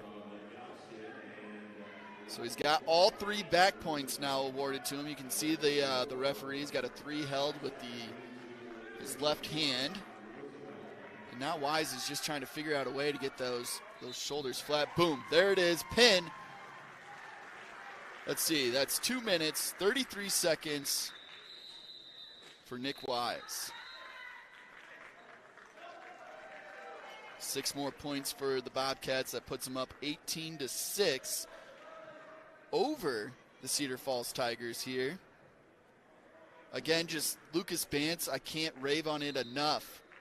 Him getting that pin there. Or I guess we see Nick Wise here really just trying to put all of his weight on the shoulder. Finally gets it to go flat on the mat there and gets the pin. There's a replay there on KFJB-TV. But Lucas Bance, that was such a big victory there to kind of turn it around. We could be sitting at 12-9, but it's 18-6. Bobcats are winning the duel against the Cedar Falls Tigers. Now we've got Ivan Pantoya. Ivan, he got the fastest pin in the last round against North Polk. He pinned his opponent 1 minute and 12 seconds. Looks like this match is going to be a little bit different as Cedar Falls gets a takedown against Pantoya. Looking at track wrestling here. Yeah, Braden Wiles is on the mat for Cedar Falls. So Wiles against Roberto Almanza for the Marshalltown Bobcats. I must have missed the forfeit for Pantejo, because he got +6 there for the Bobcats, 24-6 now. Yeah, that was at 138. So, yeah, we have moved on to 144. And Roberto, he ended up getting tech-falled 18-3 against North Polk in that last round. They move so quick, they don't leave us time to catch up. That's for sure. Yeah, and not a bad thing, but yes. But yeah, it definitely that's the thing about I've always thought about wrestling. So many moving parts, much like a swim meet sometimes moves like that too, where there's just so many different things and lanes, and here you got mats and yes, not a bad thing, but definitely you got to have your head on a swivel. So. Almanza is doing whatever he can to not let those shoulder blades go flat on the mat.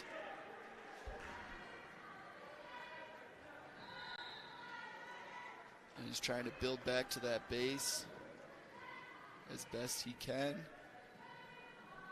Got 12 seconds left here in the first period. Braden Wiles is currently up 11-0 right now. 2 more points, so 13-0, and that'll end the first. We go to the second. All right, so Cedar Falls, he's going to pick neutral. He knows only a couple more points he needs. All he needs is a takedown, and that's the tech fall to get the victory. Yep. Be nice to see Almanza not get tech falled again. Tough to start. Tough way to start your day. There's a takedown right there. Boy, that's when you see that, it's just pretty impressive when guys are able to dominate just like that. Yes. It is impressive to see. It's tough to be on the other guy out there, though. That is for sure. It is now 24-11 on the team score here. We're going to move on to 150. Looks like Carson Wright got a forfeit there. So Xavier Anderson, 157 now on the mat. This was a guy that Coach had mentioned is able to take advantage of the plus 2 pounds. Drop down from 165 to 175 here. He'll be taking on Ben Backus from Cedar Falls. It is crazy in a match where you you have those forfeits. Just how quickly the team score can kind of get out of hand. That's why every time, if we don't have a 106 wrestler, every time I'm getting on the mic, I'm going to call for a freshman. Because if you can show up and not get pinned, and even if it's a tech fall, that saves you a point. Yeah. Even if it's a major decision after that, you've improved. That's you're saving yourself 2 points. So that's why it's so big to have that 106 wrestler. Anderson here looks like he's going to get the takedown finally. They're going to be out of bounds now, so Anderson will start in the top position. I don't think this is going as easily as his first match did when he got, 5 takedowns in a minute and 40 seconds? Yeah, it was a lot in a little amount of time, that's for sure. He ended up pinning he pinned his opponent in a minute 40 seconds. Yeah. 137. Yeah, he got like 5 takedowns in like 40 seconds, I think it was. It was a phenomenal performance by him early on. Yes. And there he lets him up again. Xavier must just think he knows how to get his opponents down. He doesn't lack any confidence. No. We'll put it that way.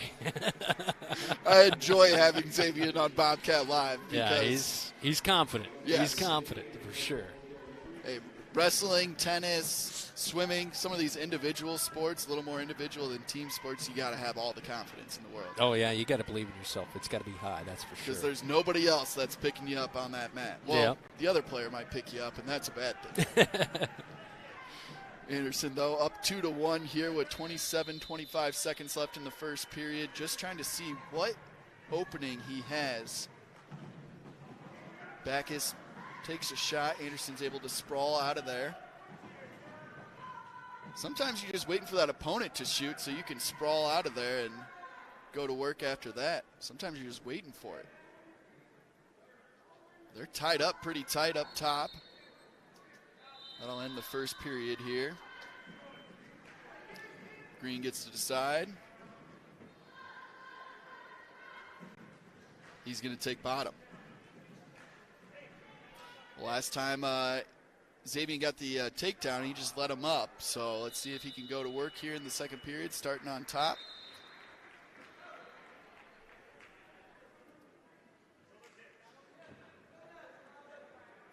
Trying to get some of that control early on here.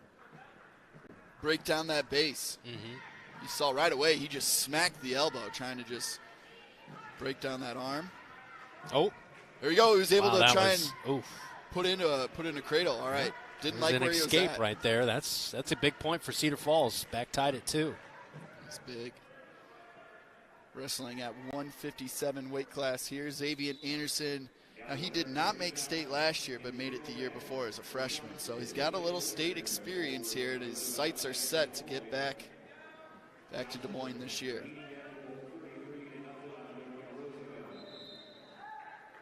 They are tied up tight there in that neutral position. Well, you can tell that Ben Backus is a very strong individual. Maybe doesn't have quite the moves that Xavier Anderson does, or the shooting ability, to shoot in there underneath. But those legs are tree trunks. Yeah, he's a strong guy, that's for sure. Anderson's got a little more height to him, so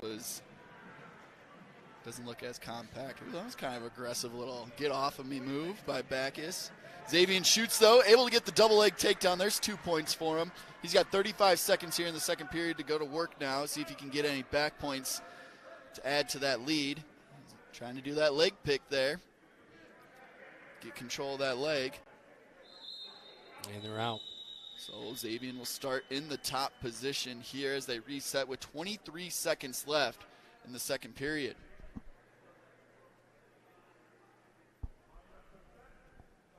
You'll see both times he's tried to kind of chop on that arm there. He wasn't quick enough that time. So there's the escape again by Backus. 15 seconds in the second. Anderson for the Bobcats. He does have the lead 4-3 right now. And he will get to side here in period 3. The position that they start. Was able to keep it neutral. 2 seconds left here.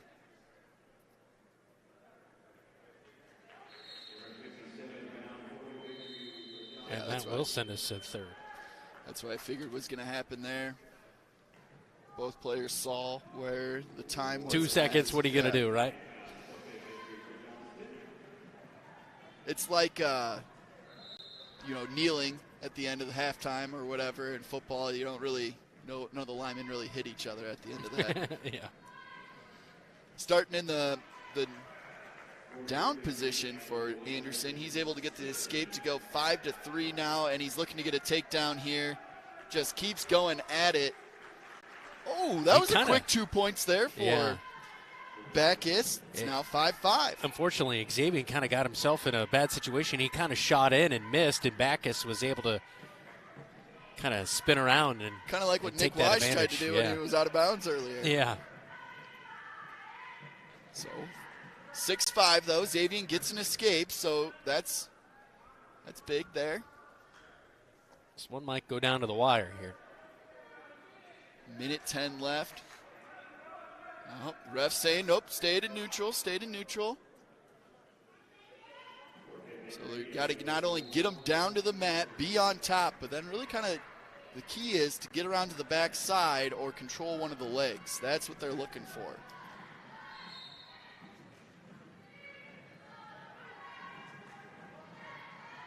Anderson just seems like he's almost bent over wrestling him. He's got so much height on him. Backus tries to do a little trip with his leg. Backus needs to be the aggressor here to get the takedown, and Xavier, I hate to say play defensive, but you don't want to let up that takedown is all he's trying to avoid. Takedown for Backus would win it as it's 6-5 in Anderson's favor right now.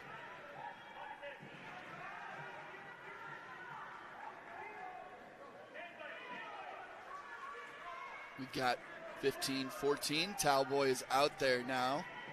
10 seconds left there, still in the neutral position. Backus knows, he sees the Towel Boy. He knows he's got to do something in the last 5 seconds here.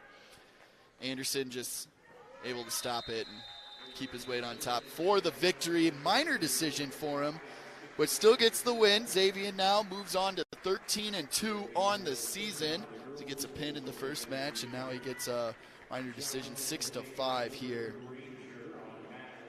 +3 puts the Bobcats up now 33-11 on the team score. Moving on to 165, Dalton Zedek looks like he gets just a free 6 points there. So now it's 39-11. Mike Navarez-Correa is going to come out at 175. He's going to get the victory as well, +6 for the Bobcats there, 45-11. 190. The Bobcats did not have a wrestler at 190 last round. Was that Johan Gomez? Well, yeah, that is Gomez from Marshalltown coming out. Oh, coming out. I didn't see who was that at 190 for Marshalltown. Yeah, it was Michael Narvaez Correa, and it was a forfeit there. And Zach Kirkland, a forfeit as well, and Dalton Zedek. So 3 forfeits in a row for Cedar Falls, as that's a huge draw right there of 18 points for Marshalltown, as they're up 51-11 now. Yeah, so now Gomez, who was a state wrestler last year for the Bobcats, is taking on Caleb Larson.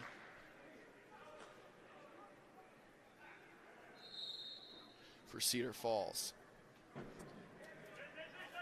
Gomez in the last one.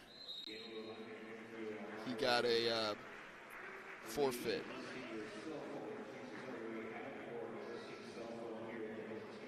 Gomez made state last year, though. Looking again with Anderson to make that trip again this year. Up 2 points here with the takedown already and is going to work. He's got control of that left arm there, and you can see he's just wants to crank him over. That left knee, though, you can see for Larson and the Cedar Falls Tigers. You can see that left knee is kind of posted out there, not allowing Gomez to really turn over the body to get him on his back. Yeah, Johnston just defeated Roosevelt 81-0.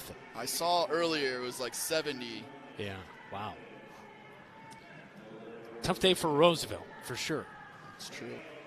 Johnston will be that last match for the Bobcats today, and that's the one that Coach Cross said he was looking forward to. Yep. And we'll have coverage of that Johnston one, but we are providing exclusive coverage of Marshalltown wrestling here today. So we had a question on our live chat about Johnston coverage, but we will have their last match against Marshalltown here today. Can only do one match at a time. Yeah. Only a two-man crew here today, so we appreciate you for watching and supporting what we do here at KFJB-TV. As we've continued to grow our coverage, as last year we had 1 wrestling match, and this year 3, and enjoy being able to provide our coverage as we're in the first 15 seconds to go. 2-1 the score is Johan Gomez with the lead. They got a takedown, and they gave him an escape there when they were at the top of the mat right before they called an out of bounds. So is he going to get another point or so? So now Coach Cross is starting to come in with this out of bounds, it looks like, making sure that. Just wondering how they. So 2 points are going to be awarded, so 4-1. So then Johan should start on top as well here with the last 5 seconds. Just can't let a simple escape go. You just got to keep him down.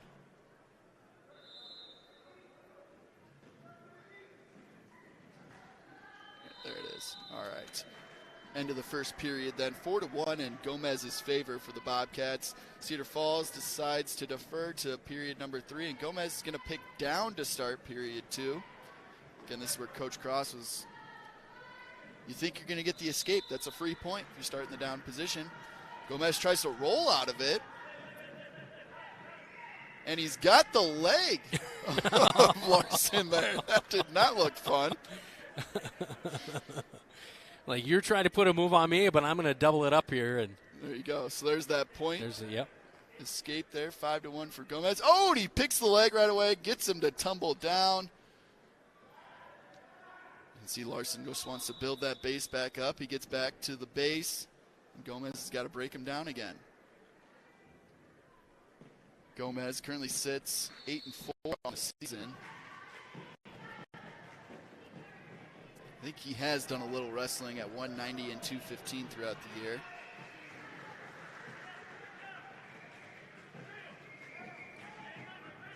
He's trying to put the cradle in on him right here.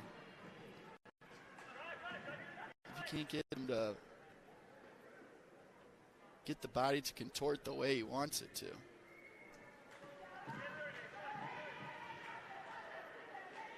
See, Gomez there actually wears a little bit of a support on his shoulder.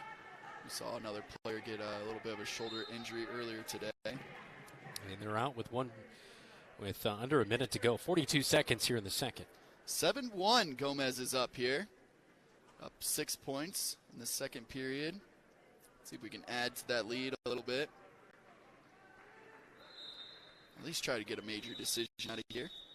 For those of you that are wondering, talking about team score, minor decision is when they win by 7 or less points. That's 3 team points. Major decision is 8 to 14 points. That's 4 points for your team. The tech fall is when they go up by 15 points. That'll be 5 points awarded to the team, and any pin or forfeit will be 6 points awarded for your team. See the team score there in the top left corner of your screen on the Hy-Vee scoreboard. The Bobcats are beating the Cedar Falls Tigers 51-11 right now. And looking to go up by even more as Johan Gomez leading 7-1 here in the second as the final second's going to run out. 7-1, and Cedar Falls will get to pick the third period as they deferred. He's going to pick neutral. So the Tigers are hoping he can get a takedown here and get some back points, where Gomez, he needs to get a takedown to at least get to that major decision. There's 8 points, or there's going up by 8 points. 2 more points there for the takedown. Up 9-1 now, so coach has got to be happy about that, but if we can turn it into a pin, that'd be even better. Now, Brandon, you spend a little more time with the high school athletes than I do. Do they give out pins? So we got safety pins after every match. If we got a pin in it. I guess I do not know about that. I'll have to ask Coach Cross after sometime today. Yeah, I wouldn't go ask him that right now. You think he's busy right now? Gomez, though, trying to make a move here. And they're going to be out. They're going to call him out, but he's going to get 2 back points. So that's going to really kind of. Yeah, up by 10 He can let now. him escape. He can let him escape, and he still gets the major decision. It's probably what's going through his head a little bit, but at the same time, if he can get that pin and move it from 4 points to 6 points, that's Yeah, knowing Johan, he's going after pin. it all. You know, he's not one of those guys just could be happy with any old victory. Yep, there he goes, tipping him over a little bit. Johan, though, a little bit of a suicide roll to get him back, but he's got, looks like at least 2 back points is going to be awarded here.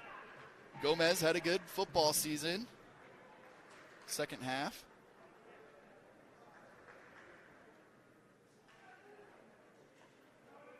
You can see he's got control of his legs a little bit keeps one of his legs in between. 25 seconds in the third. So now he's up 14 points. Can he get a tech fall here? If he gets any back points, get some back points, and that goes up to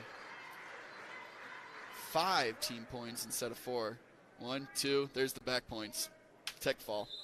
I'll be awarded 5 points for Gomez here as he wins this one 17-1. Tech fall. That puts the Bobcats now up 56-11 over the Cedar Falls Tigers. But like you said earlier, Brandon, they had 3 forfeits in a row there at 165, 175, 190. That's 18 points to the Bobcats on a team score. That is a huge swing. Yeah, we're going to move right to 285. Got Ty Jones again for the Bobcats.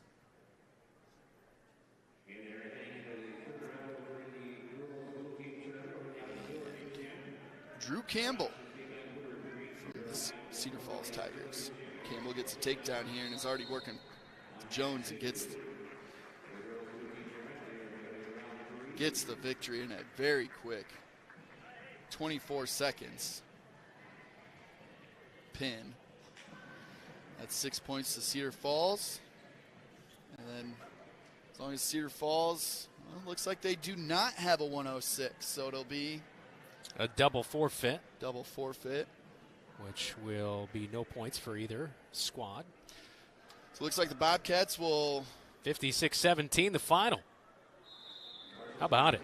As I think we're just about ready to be done over on the third mat as well. So just one more team going as Johnston, and we told you Roosevelt down by Johnston 81-0. Marshalltown just won by a final of 56-17.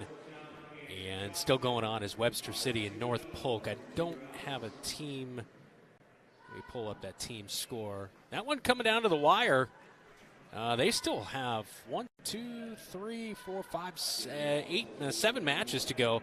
And right now North Polk is up 15-13. So still a low ways to go in that one. We're going to step aside as the Bobcats victorious in their second match of the afternoon. Zach, a good round for the Bobcats in that 56-17 win over the Cedar Falls Tigers, and really kind of help, I feel like, propelling them into the rest of the day today. Yeah, I mean, you had Johan Gomez. He got a tech fall there. It's nice to see that go from a minor decision, worked all the way back to a tech fall, 17-1 with just seconds left there. We saw some good wrestling by Lucas Bance. He was able to kind of turn that around. We talked how that was really a 9-point swing for the Bobcats on the team side. So some good matches there, and we're going to continue to see some more throughout the day. We'll take a quick timeout. This is Bobcat Wrestling. You're watching KFJB-TV. You're an empty nester closing in on that retirement property. Chances are your plans didn't include mom moving in, but life happens and you do the right thing. Wells Fargo Advisors can help. For more than 125 years, we've created wealth management and investment strategies aimed at achieving our clients' personal financial goals. When retirement means caring for yourself and a loved one, turn to Wells Fargo Advisors. Together, we'll go far. Wells Fargo Advisors is located at 14 East South Ridge Road in Marshalltown. Call them at 641-752-5401. They're a member SIPC. You should never have to wait after ordering new appliances. At Pence Appliance, you wouldn't. With an incredible selection in stock and ready to install today. Our friendly team is here to help you pick the perfect set to match your style. And let our professional technicians install and set up your new appliances, often delivering the very next day. Stop in today, see all the new features, and find your new look at Pence Appliance. For sales and service of everything appliance, go see the Pence team.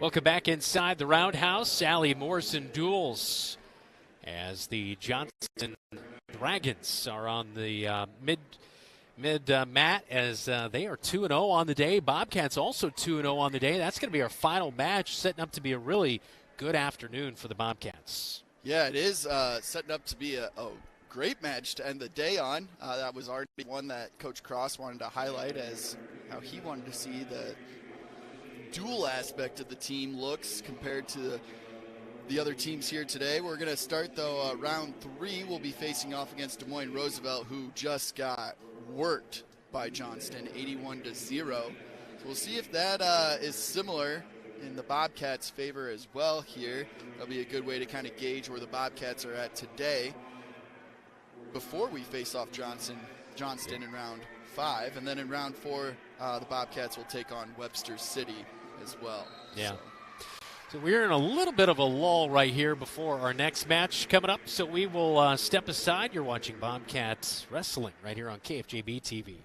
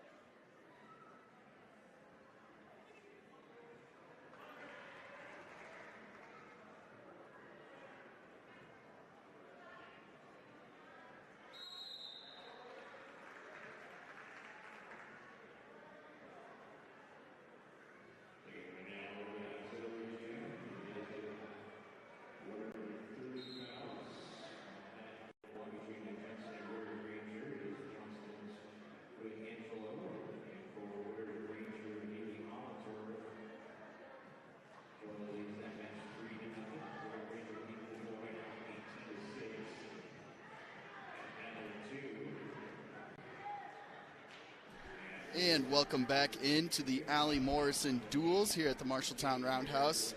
I'm Zach Tomesch, and I'm joined with Marshalltown School Board member. Yes. And a newly school board member, and a mom and owner of the Dairy Queen here in town as well. So Elizabeth Wise, Liz Wise, how you doing today? I'm good. How are you today? I am doing well. I keep seeing you around here in the Roundhouse before, like last night before the tournament today, getting set up. Yeah. Are you like the wrestling team mom? I think so, but there's a lot of moms that contribute. So I run the track wrestling for the tournaments, and so that's how I am involved. Well, I'm glad I said right before we got on air here that track wrestling is working much better this year than it was last year.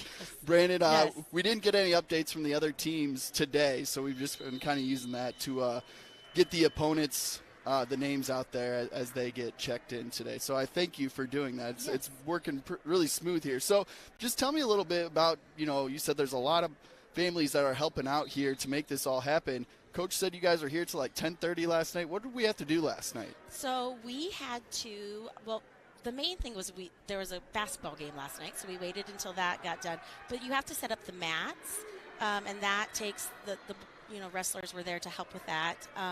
You have to set up your track clocks, get the computers set up, get tables figured out. And it's kind of like what I say is it's a meet and IT event all in one, because you rely on track wrestling so much that you just have to have all of your IT in place as well. Yeah. So. And track wrestling is very, very informative. Once you figure out how to use it, you're going to want to go to seasons, and then you're going to want to go to either boys or girls for this year's 2023-24 season, and then find Iowa high school wrestling. So it takes a couple of clicks to finally get there, but once you get there, there's a ton of good information out there. Looking at this team and being a wrestling mom, your son's Nick Wise. He's a sophomore this year. He's had, I believe, 2 wins already today, right? Yes, he has. So tell me, what's it like being a wrestling mom? I'm sure, like we saw earlier with Lucas Bance, real quick, all of a sudden a player then hurts his shoulder. Yes, it's very, very, very stressful. So, and not only because they have to monitor their weight so much, so as a mom, you have to make sure that they're eating correctly and you have appropriate snacks on hand, just at home. So on Sundays, we always go to the grocery store, and Nick goes and picks what he wants for the week, and that's what he eats, which is mostly eggs and Greek yogurt, but, that's okay. That's what he wants. I don't know. Eggs with jalapenos. I don't know. That's what he eats. So, but then it's very stressful when you're sitting there. I was just talking to Amy Williams, Miss Williams. She's a principal at Hoagland, and her boys, all 3 wrestled. And Peyton now, the oldest, is now at Southeast Polk as a coach, and the other 2 play for North Dakota. Okay. North Dakota State, yep, right.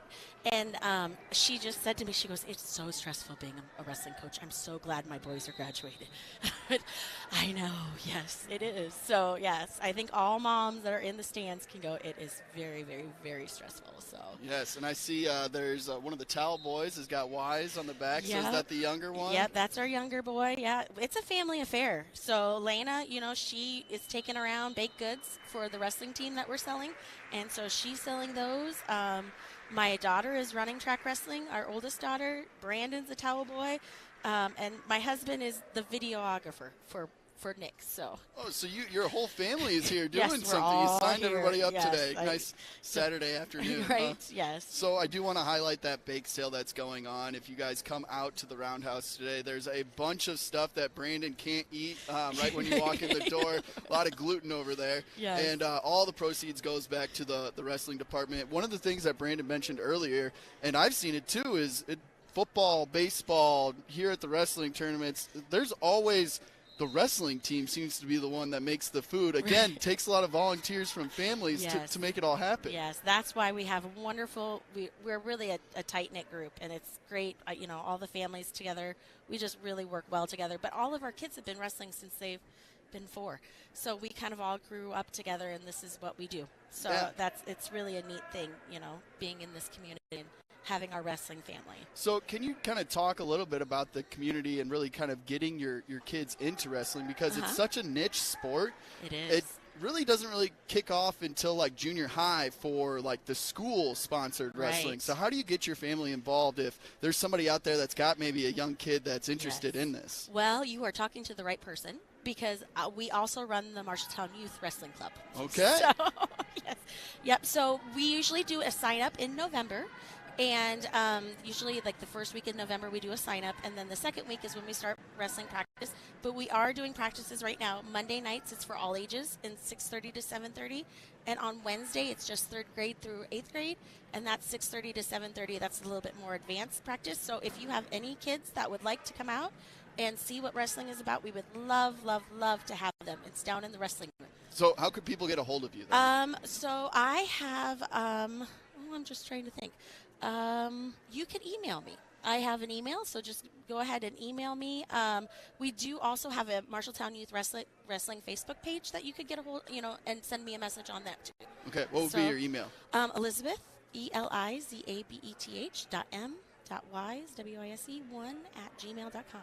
All right. Well, So yes. I appreciate you stopping up, Yes, letting us know. absolutely. Hey, how are the girls doing? Do you know? They're doing very well. We don't have as many matches over there, but they are just fighters, and it's so good to have them, fighting.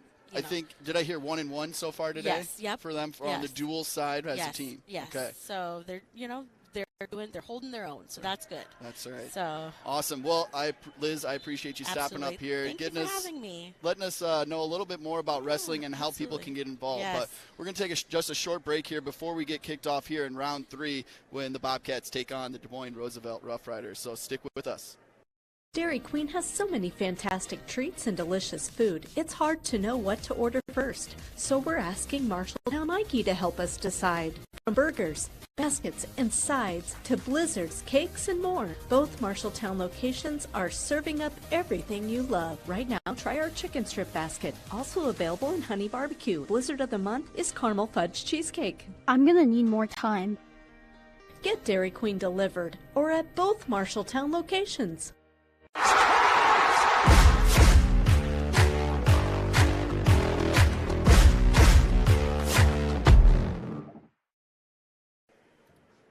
Welcome back inside the Marshalltown Roundhouse. Brandon Lewis, Zach Tomesch alongside me here this afternoon. As good action inside the Roundhouse. We're still waiting for the completion of the Webster City North Polk match before we get going in round number 3. As that one currently, North Polk was leading it of last check. 21-17 still the score. They are leading it. They're in their 165 match.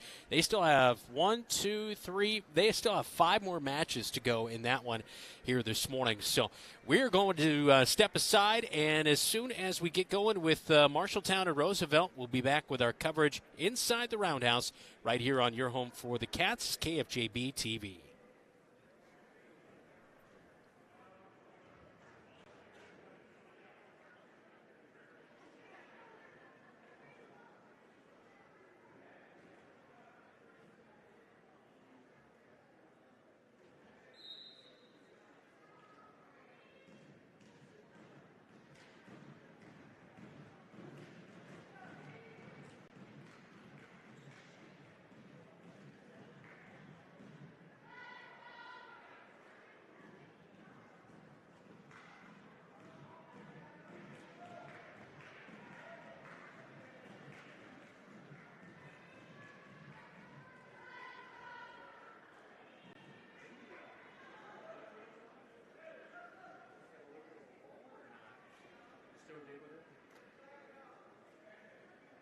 Leave it alone, maybe, I guess.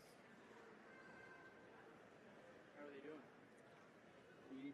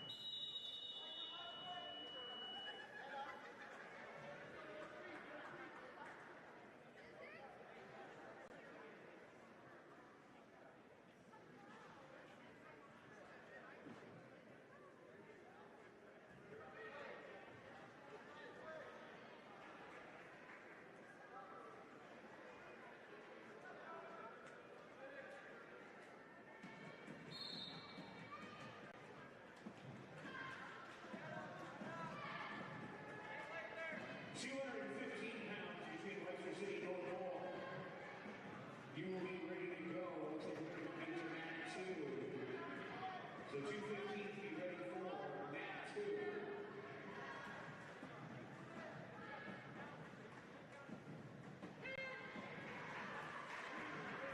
285, you will be on the south mat. So be ready for that. The 215, you will be on mat 2.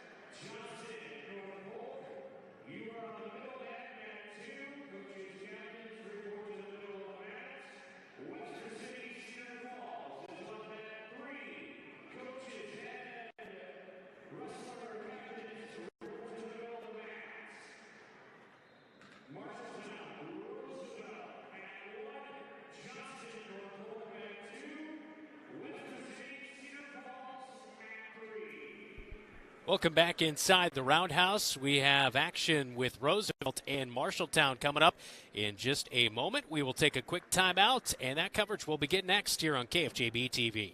Some drivers trade cars every year or every other year. Some drive their cars till they drop. Whatever kind of driver you are, Lennox Employees Credit Union is here to get you into the car for your style of driving. You're invited to go to our website, lennoxecu.com, for membership eligibility and loan rates, or call the office to talk to a loan officer. The loan process is quick and easy. Low auto loan rates from Lennox Employees Credit Union, 1004 East Main Street in Marshalltown. Member NCUA.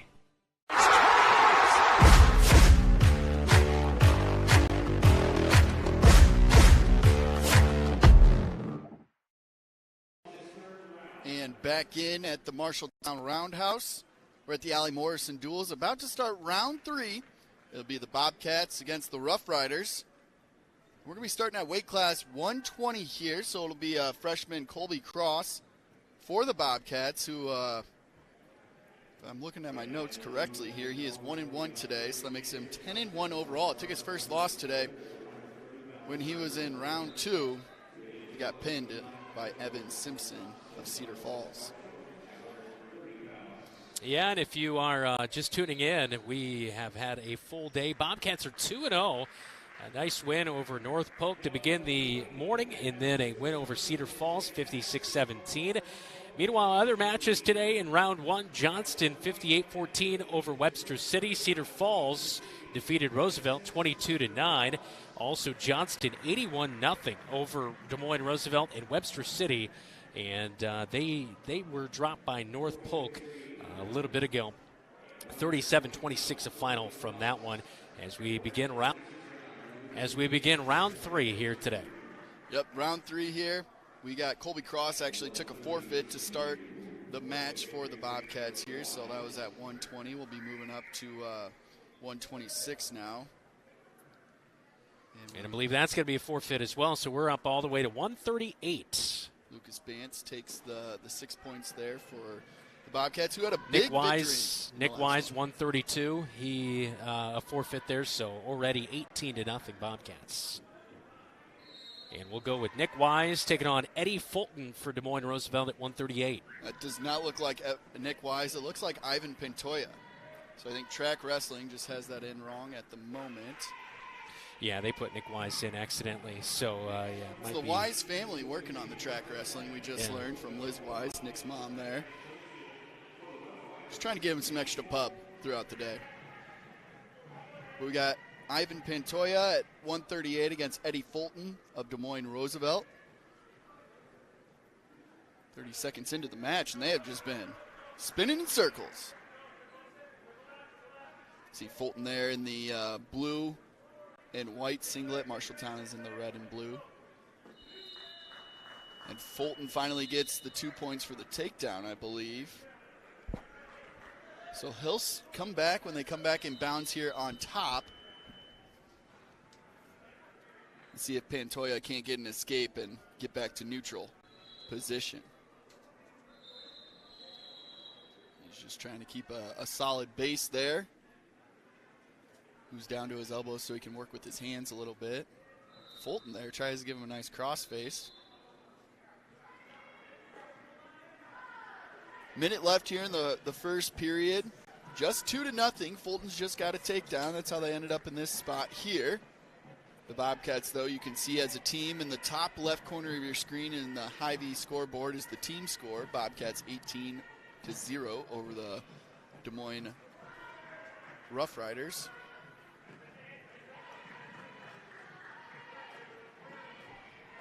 Eddie Fulton's been on top here for about the last 30-35 seconds. Hasn't made much work as Ivan Pantoya has been able to keep a solid base and not let much happen.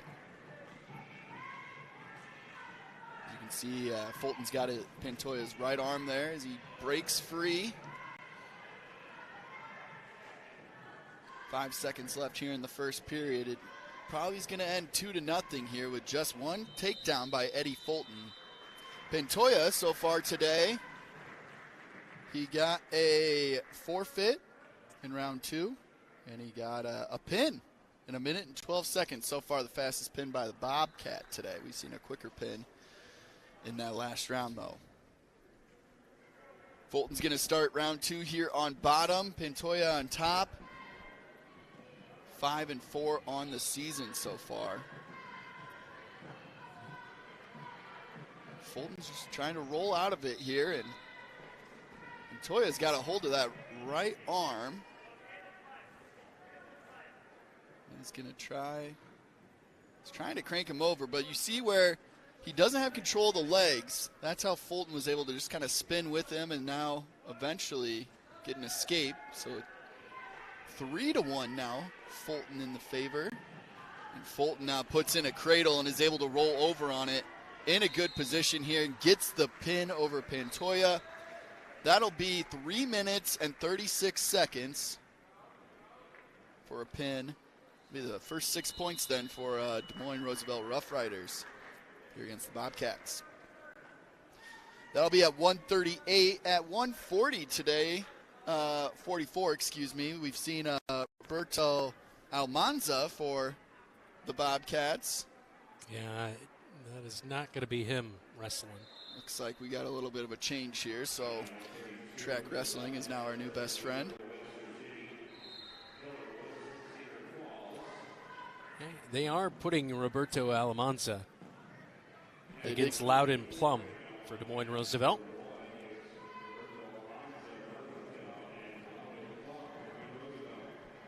I don't think that's Roberto, though, is it? I believe that was the singlet he was wearing. Okay. I think he was the one that first switched over. Okay, all right, yeah. But you know these athletes better than I do, Brandon, so. But yeah. We're up here, way up in the crow's nest in the press box, so. So, yeah, Almanza, though, has had a pretty good day today. Yeah, let's look here. Let's see. Well, I think he had a forfeit last one, too, didn't he? He did not. He's been tech fault twice today. Okay, all right, never mind. Wrong wrestler. Has not been pinned yet today.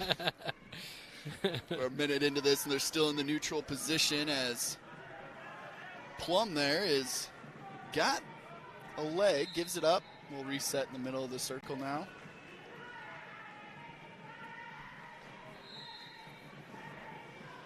I think Almanza here was kind of a last-second add-in. It was TBD is what Coach Cross had sent us. Okay. So I think he mentioned there's a JV tournament today as well that they're at. I might be. I'm not sure about that, I guess.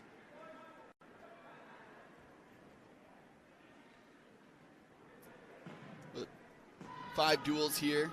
You're going to get the matchups that you want throughout the day as a coach. So Almanza trying to work in this neutral position. Still 0-0 in the first period with 20 seconds left. Hasn't really made a significant shot yet.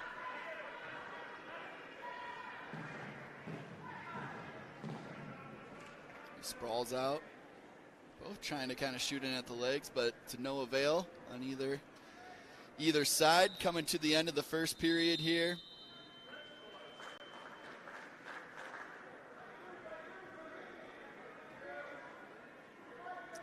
So Marshalltown, they defer. It's going to leave it to Roosevelt. He's going to pick the bottom. Marshalltown will start on top. He'll get choice in the third period if it goes that long. Yeah, if you're just joining us, you're wondering how are they so quickly up 18-6? Well, 3 forfeits. Colby Cross, Luke Bance, Nick Wise, each earning those 6 points off the forfeit by Roosevelt. Like you said in the last match when they had 3 in a row against Cedar Falls. I mean, those points, they add up quickly. Yeah, Johnston defeated them 81-0 as well. So that's the matchup we'll be looking for as Bobcats, is how will they face against the Johnston Dragons. And 81-0, they've already let up some points to the Rough Riders here. Expect that one to go down to the wire. That'll be fun to end the day with an exciting match. Could go down to the wire as well, like you're saying, and hopefully it doesn't go down to the wire like the first duel we did, where 106, where we had that open spot, really kind of hurt the Bobcats.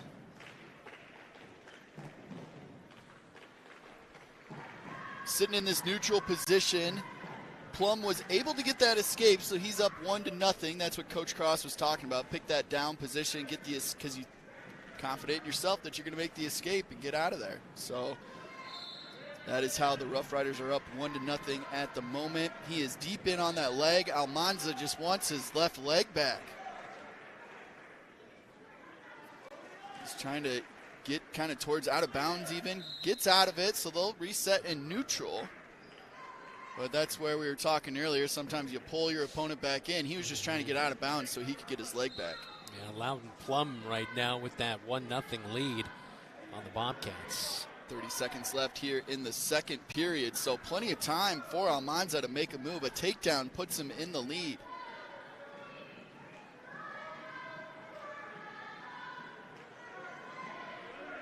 Almanza just trying to sprawl away from that shot, but he got deep in onto that right leg. Plum does not want to let it go. Let's see the towel boy running out there. That means 10 seconds left here in the second period. 1-0 still. Plum over Almanza. Almanza, though, gets a good shot there. Can he do something? Can he get the takedown? He couldn't get around in time. Was not able to get around to the backside to get the 2 points, but that would have been big there in the last 10 seconds. So just 1-0. We head to the third. Bobcats deferred there, so now Almanza picks down to start the third period. Can he get the escape to tie it up? Sit back. You can see Almanza's working for that right leg, and you don't want to give up that limb once you get a hold of it. Almanza, you can hear Coach just yelling, stand up, stand up, stand up, because now that ties it up 1-1. We're in neutral. Takedown is going to win it here. See who kind of shoots in first, right? And there it is. There it is. There's Almanza. It's a good sprawl there by Plum. Get away from it a little bit. And they're out again. 1:15 to go. Trying to look here to see what year Plum is.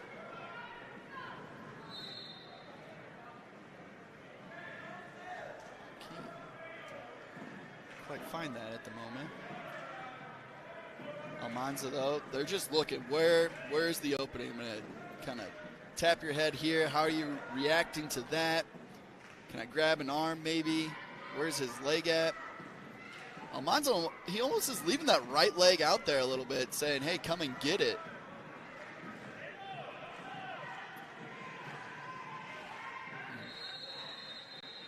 Out again. Out of bounds. Ref just wants to keep him in the center of the ring here. 40 seconds. Third period. This is weight class 144. Roberto Almanza against Loudon Plum. 1-1. We haven't seen an overtime today. We have not. I ever told you my very first wrestling match went to overtime, Brandon. Wow. I had never wanted water so much in my life after round 3. They're like, nope, another minute. And I was like, can I get a drink? Almanza, though, he gets a shot in. Oh, and just out again. Can't quite take care of that. You can see Xavier there in the top right corner is giving him a little tip here and there. Almanza gets deep in onto that leg again here in the last 10 seconds. Can he do something to get him down? That'll do it. 1-1 here, end of the third, so it's going to go to overtime. You can see the Bobcats are in the top right corner of your screen there. The whole team is now getting invested into this match right here. 1 minute now. Who's going to get the next point? 10 seconds in, nobody's doing anything.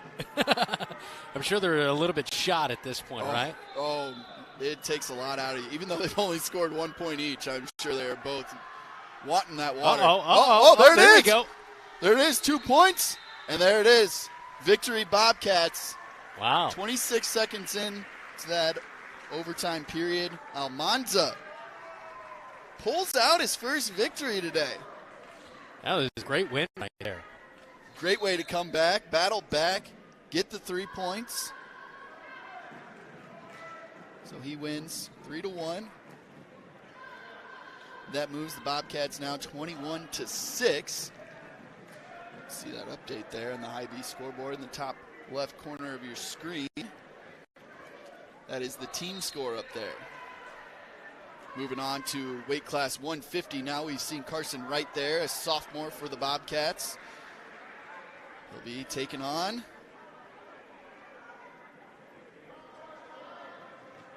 Jackson Holick from Des Moines Roosevelt.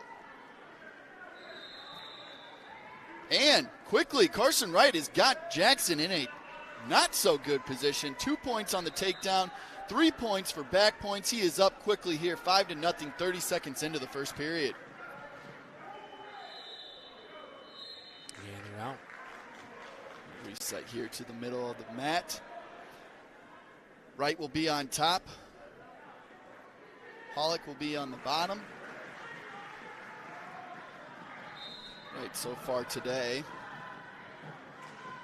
got a forfeit, and he won another match he lost that match 9-4. So looking to get his first non-forfeit victory today. Currently sits as 8-7 on the season. I think he's wrestling. He was able to cut down to 150. I think this is one of those players that coach was talking about had been wrestling up, but taking advantage of that growth rule. There is some blood now. That'll suspend the match here. The trainers will come out and get that taken care of. Looks like Jackson Holick is bleeding from the nose and got a little bit on Carson Wright. So he noticed it and said, "Hey, ref, we got to stop this one." A lot of bloody noses in wrestling over time because you'll see, as we've seen all day, there are cross faces that happen. That's when they take their hand and their arm and they go right across the face of the person that they're on top of. You'll see a lot of just snap downs. My coach in high school, I've shared it before, that he told us, hey, you're trying to take the back of their head and slam it through the bottom of the mat. And if you break their nose in the process, it's not necessarily a bad thing. Wow. He was ruthless, let me tell you. Yeah. He taught me the banana split. Kyle Martin claims that it's not a real move. But I learned something recently. Probably not a real move. I learned something recently, Brandon. Kyle Martin went undefeated, and it was a state champion in Colorado his freshman year. Yeah. His sophomore through senior year career, though, is the same as my freshman career wrestling. Neither of us were state champions. There you go. He claims injury. Okay. Carson Wright, though, he is still in control of this match. Up 5-0 here in the first period. 30 seconds left. Looking to, you can see there, Jackson Holick, his right leg is, well, you saw him move it, and Wright was able to flip him right over to his back. Now earning some back points. Carson's got to get a little more of his chest on top of Holick there so he can get his weight pushed down. That'll do it for the first. It'll be the end of the first. He'll get 3 more back points, though, so he'll be up 8-0 here. Roosevelt's going to defer, leaving Wright is going to pick the top position. He spent most of that first period there in top position, so I think he's just looking to crank out some back points and just win this match.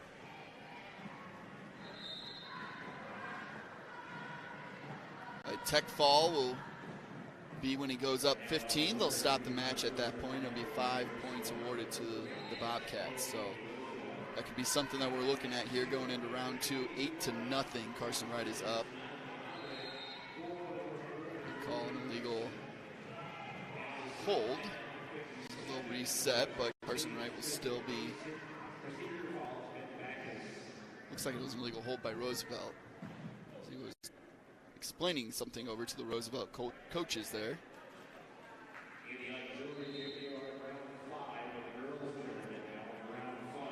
One of the things they can't do, you can't wrap your arm around their head without another limb in there. Typically that's an arm. Here's Wright. Get on top of him. Put your weight on there. Try and push your chest down on his chest. Make it flat. He's going to get some back points there. Here's 3 back points. That's now 11-0 for Wright. Can he get 3 more? Make it 14. But you see Jackson Hollick there. He is just trying to make himself wide. He's been doing a pretty good job of allowing Wright to just crank him over, but there you can see he's trying to ball up and just brace himself from going over. Wrist control, wrist control, wrist control. See, Polk was trying to fight back a little bit, trying to get control of Wright's wrist. Now Wright, he's got him flipped over, getting some back points here. He'll at least go up to, at least go up 14-0 if he can't get the pin here. Mighty close though. There it is. There it is. Pin. 3 minutes, 44 seconds. Carson Wright gets a nice win for the Bobcats today. Took a little while, but, you know, it doesn't always just come right away, but a good 6-point pickup right there to go up 27-6. Hey, I think all coaches thinking is 6 points is 6 points at the end of the day. I don't care if it happens in a 3 minutes and 44 seconds or a minute and 12 like we saw earlier. Yeah, exactly. Anderson comes out and takes the forfeit, gets the victory there. That's 6 more points for the Bobcats. That's 33-6. And we got Dalton Zedek coming out, also getting a forfeit. That'll put him up 39-6. Moving on to 175. Same thing. Is that Zedek?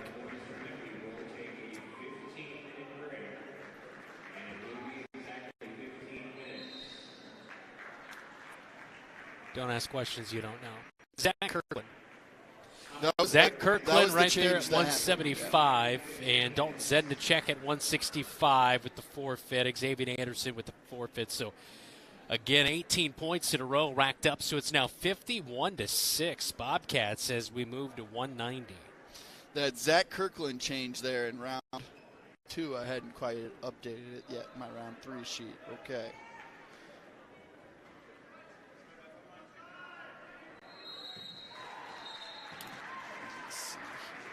Kirkland at 175.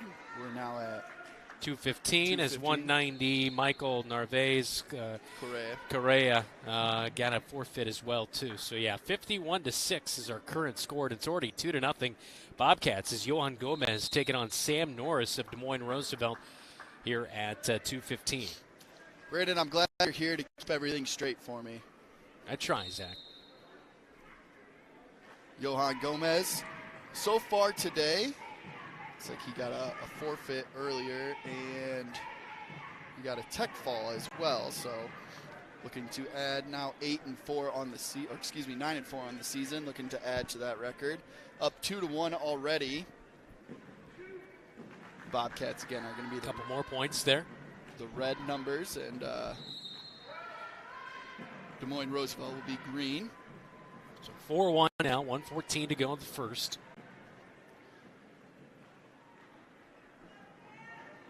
Johan, he looks confident and ready to go.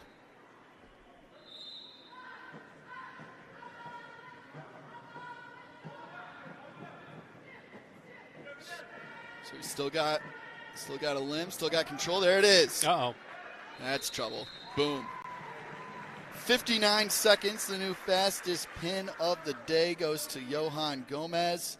That's 6 more points for the Bobcats, puts them up 57-6 on Des Moines Roosevelt Rough Riders here. It's a good move by Gomez there. Almost gets an escape. Oh, that's our one from earlier. That was Nick Wise a little bit earlier today.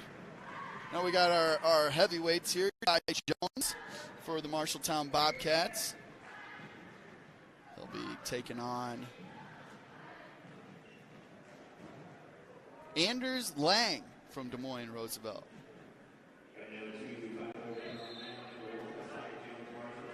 so far. Ty Jones today, he was pinned by Drew Campbell very quickly in the last round, and was also pinned by Tucker Anderson in the first round. See if he can make up for that today. Came in with a 0-0 record on the season, so getting some of his first action on varsity today. And 106 will probably be a forfeit by Marshalltown, so 6 more points will be picked up for the Riders. And then I'm not sure 113. I don't think Roosevelt had anybody in their last 2 matches, but we'll check on that. My money would be on Damian Rodriguez either way, though. I think Damian's correct. Got some he'll go aspirations for state this year. He is currently sitting at, we came in today at 8-2. He's got a tech fall win and a forfeit, so he's 9-2 so far on the season. Not much has happened here with the first 90 seconds of this one with the heavyweights. Still 0-0. They've been tied up, just trying to use that momentum. There you go, Ty Jones. Uses that momentum, brings his opponent, Anders Lang, down. Gets 2 points for the takedown. 20 seconds now left in the first period. And he looks like he's trying to cradle him there. Yeah, he's got 15 seconds. Can he make a move? Ooh, that was a nice little crank on that upper body. 7 seconds. Don't think we'll see anything here. I think we're going to see a big move here. Yeah, but a good move right there to get himself in position to, take a lead to the second. Let's see here. He's going to go. Roosevelt wins the toss, so he's going to defer. I would start neutral, actually, if I was Ty Jones here. And he does. Wow, good call, Zach. Takedown. That's your first correct prediction of the no, I'm just kidding. All year. Might only be 6 days into it, but it was the first one. Third match of the day. No, I'm just kidding. No, a hold up here. We got some blood. Looks like just a little more blood. Another bloody nose. Yeah. Injury timeout. Get a bloody nose. You want to pinch the bridge of your nose, and you want to lean forward. Yeah. You don't want to lean back because that might cause some blood clots. So here's that last pin by Gomez. I thought I had the wrong one pulled up, but I initially did. But anyway, here's Gomez. With that pin, just a good move. I mean, so seamless. Like, just made it look easy. Strong man right there. Yeah. Just kind of bowled him over and said, "You're going down." Yeah, it's him and Xavier Anderson. I mean, there's a lot of guys on this team but they just exude that confidence that you see from state wrestlers. Yes, and it's always. You notice a lot of people are paying attention when those couple of guys are on the mat. Yeah, and Rodriguez at 113 as well. Rodriguez. Wise. Well, Colby Cross, he's a freshman. He's 10-1 on the season. He took his first loss already today. I mean, you got a freshman that's putting up numbers like that too. It makes it easier for those juniors. Yeah, I think he lost his first one, but then against North Polk, but then came back in the last match and got the victory. So it was good to see from him today. So. Yeah, so it's fun. Those older guys, they really kind of lay the groundwork then for those freshmen and sophomore. Like Nick Wise is a sophomore, but I think he's wise beyond his years. Really? Well, when it comes to wrestling, I believe so. But it's fun to see like Xavier and Johan in the football role. You can truly see both of them as they play on the football field, that wrestler's mentality. I talked earlier about how Xavier started out as the quarterback, and I just thought it was weird to have him there because he wanted to run somebody over. Not always, Which is not a bad thing from the quarterback. Cam Newton made a whole career out of it. Tebow. Not as good of a career, but he made it. Oh, better college career. Best college career out there. Yeah. We're back, though, with our heavyweights here. We got Ty Jones against Anders Lang. Minute 24 in the second. Ty Jones got one takedown there in the first period, which is why he's up 2-0, and he picked neutral to start the second one here. Especially with the big guys, you can see they're trying to throw each other or use the weight. There you go, Ty Jones. Just pick up the leg. 2 points for him.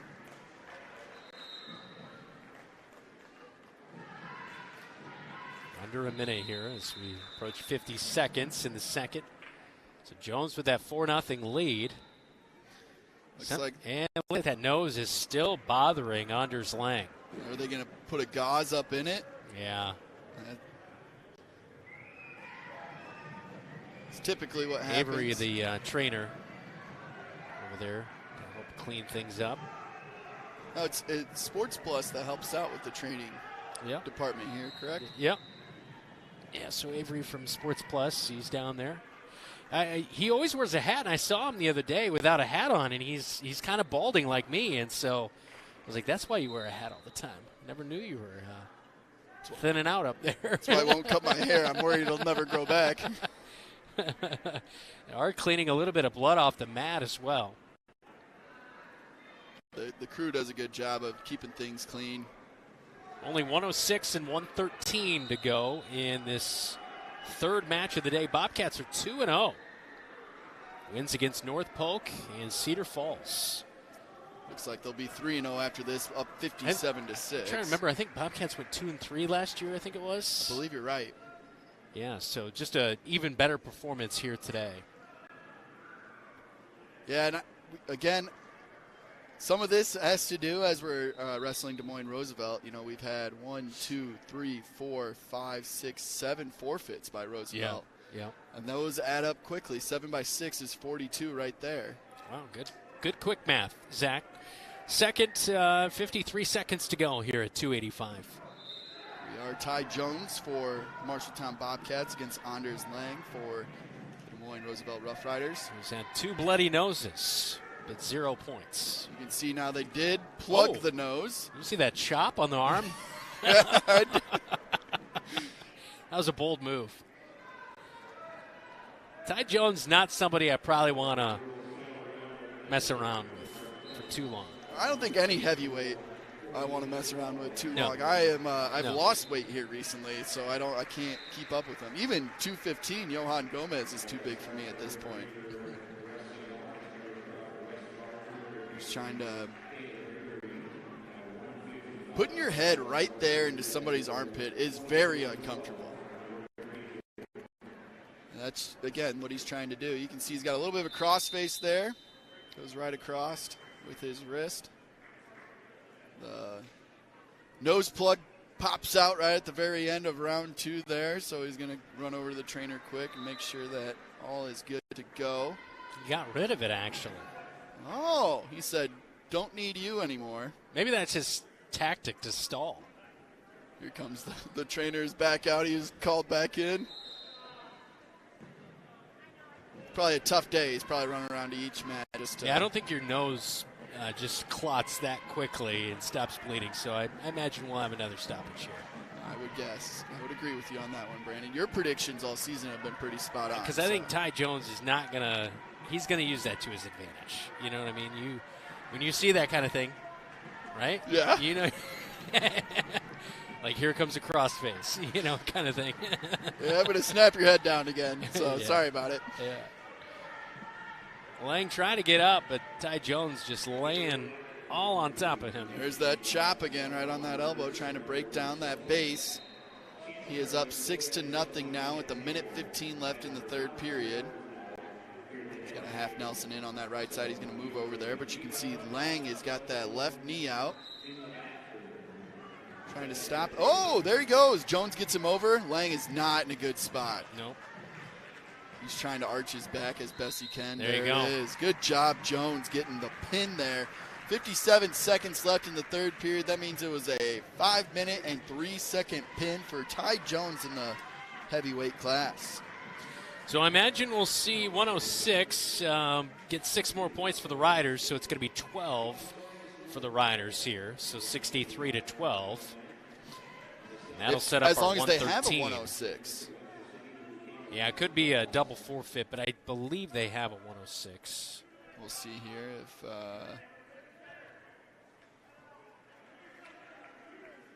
if they raise anybody's hand, that means there was a 106 if no hands raised. Okay, so actually I don't think there was a 106. All right, that's perfectly fine with me. All right, so it's going to say 63-6. Damian Rodriguez now coming in for the Bobcats. He took a forfeit in the last round, but in round 1, he got a tech fall, 18-3. I think 106 is one of those that's the hardest. It is a double forfeit. I almost feel like there could be a weight class between 215 and 285. That would help avoid that 106, because it always seems like a forfeit happens at the 106 more often than not. Which is, again, why I always make that call for a freshman, but it used to be 103. So it was 3 pounds lighter when I was in school. Okay. And now we've got somebody else that's bloody here, and this time it's Rodriguez, it looks like, possibly. I mean, guys, can we just What's not be going on friends here? at the end of the day? Yeah, so Rodriguez has got a bloody nose now. We went through the first 2 rounds with really not much stoppage. We had one kind of injury there in the second round, but other than that, there was not much stoppage. But now here, round 3, we're getting blood all over the mat. We've got a good training crew to come in. That's for sure. Avery doing a nice job down there as we are at 113. And that clock stoppage as of right now. Earlier in this match, it was a nice job as we showed the replay just a moment ago, but let's show it again as Johan Gomez with a pin earlier in this round. And just a huge move right there as Johan Gomez took down Sam Norris just 59 seconds into this one. And he picked up the 6 points for the Bobcats. And, of course, Bobcats all over the Riders right now, 63-6. This is our final match here in round number 3. As Damian Rodriguez and Zane Kenny take each other on.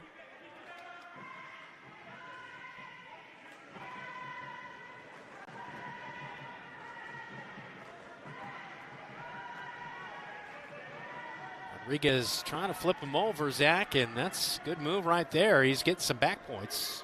Always like to be getting those back points. Look like he's already got 3. Got the pin. Got the pin. 53 seconds there. 69-6. You grab something out of your bag, you're going to miss it. That is a nice way to end against Rodriguez 3-0 today? No, he 2-1. I believe he took a forfeit, so I'm gonna only call it 2-0. Technically 2-0. 3-0 if you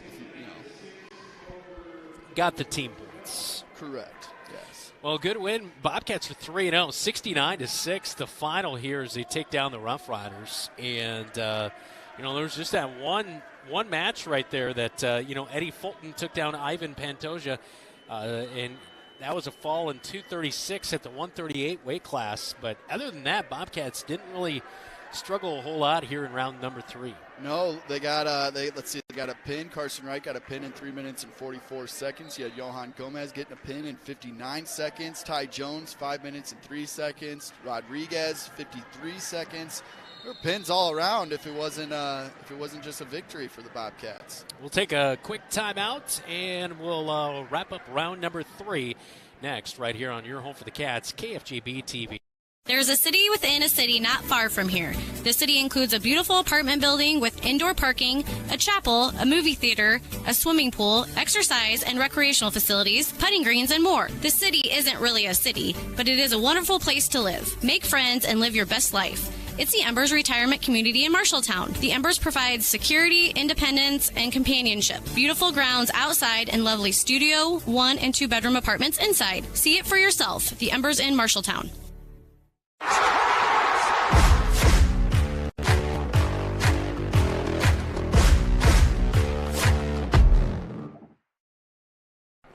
Back into the roundhouse here with the Allie Morrison duels. I'm Zach Tomesch, joined with Brandon Lewis.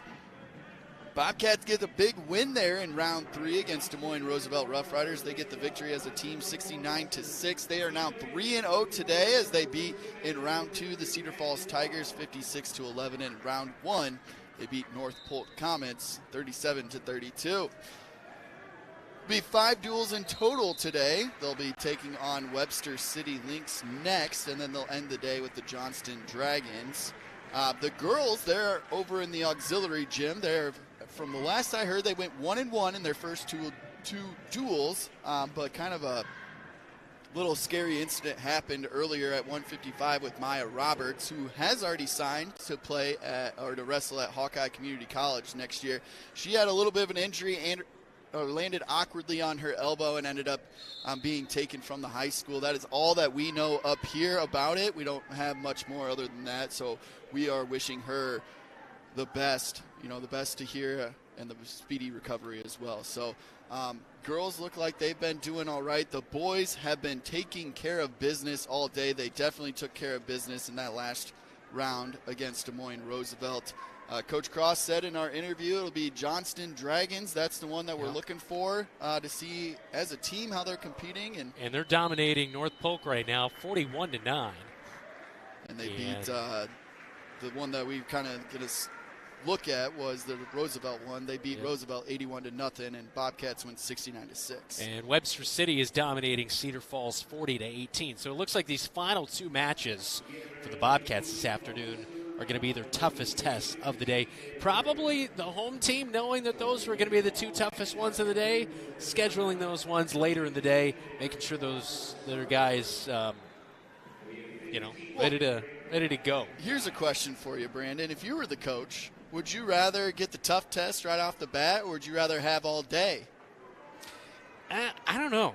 I feel like at least if you get a couple, like a match or two under your belt, maybe a little more warmed up, ready to go. Yeah. But there is something to really, right off the bat, hopefully, you're hitting them in the mouth and getting that good one in early in the day. So I go either way on that, but, getting some confidence built up with some wins here early on, being 3-0, could also play into a little bit of favor too. So I guess I would have liked to see maybe Johnston at 4, not the final match, because you might be a little worn out by round 5. But I'm with you. Get a couple rounds underneath you, get a couple victories, at least feel the mat, feel your face hit the mat once before you go take that tough battle. But we will take a short break here. There is going to be about a 15-minute break within the building after round 3 finishes up, so we're going to have a short break before we get started here in round 4.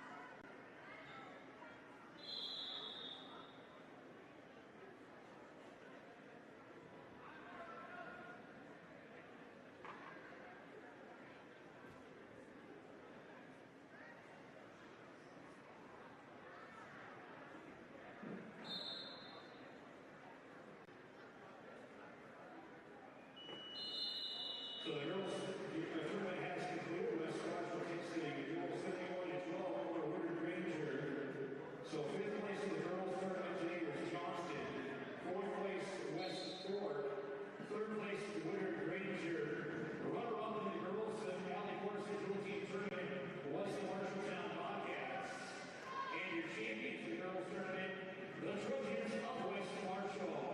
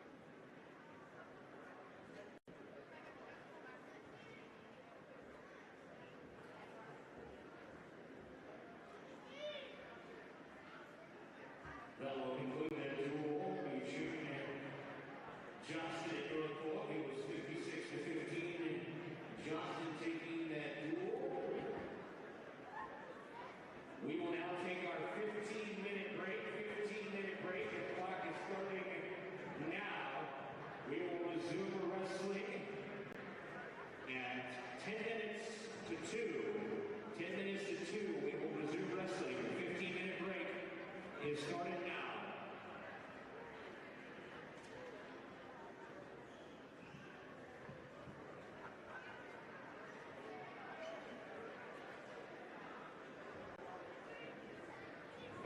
Get a reminder, coaches and the table workers who get to the hospitality room, get yourself some goodies to eat, something to drink over there as well.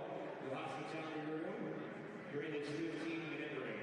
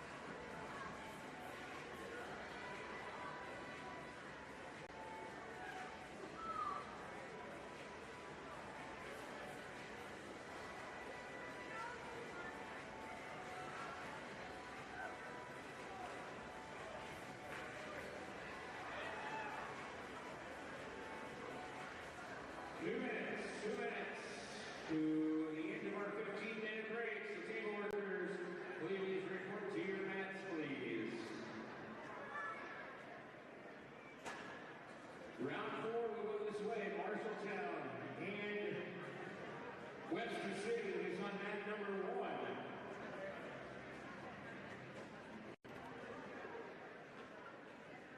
Johnston, Cedar Falls will be the middle mat, and Roosevelt, North Polk will be on the south mat. Marshalltown and Webster City on the north, Johnston, Cedar Falls on the middle mat, and Roosevelt and North Polk on the south mat.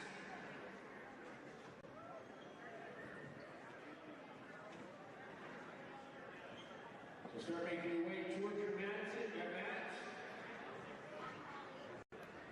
Referees, captains, and coaches will be in the middle of the mat in 1 minute. 1 minute. Captains and coaches, all the referees, be ready to go to the middle of the mat for pre-mat coin flip.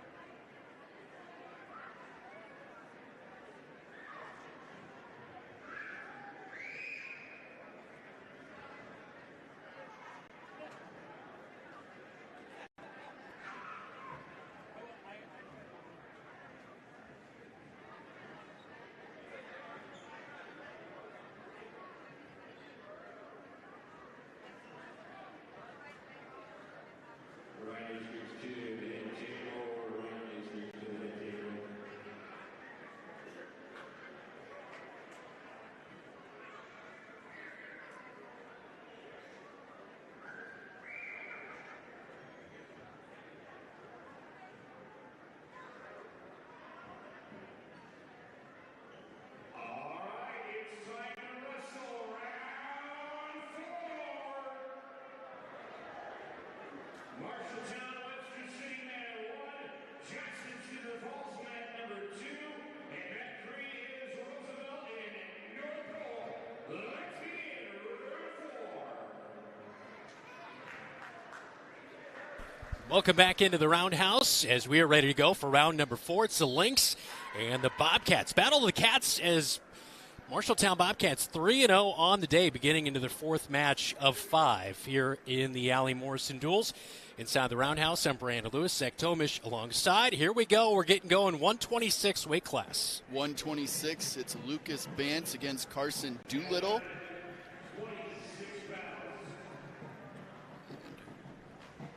It's like Doolittle's already got 2 takedowns. He's got 4 points here. Bance is going to escape out of that. We're going to come back to neutral here at center mat.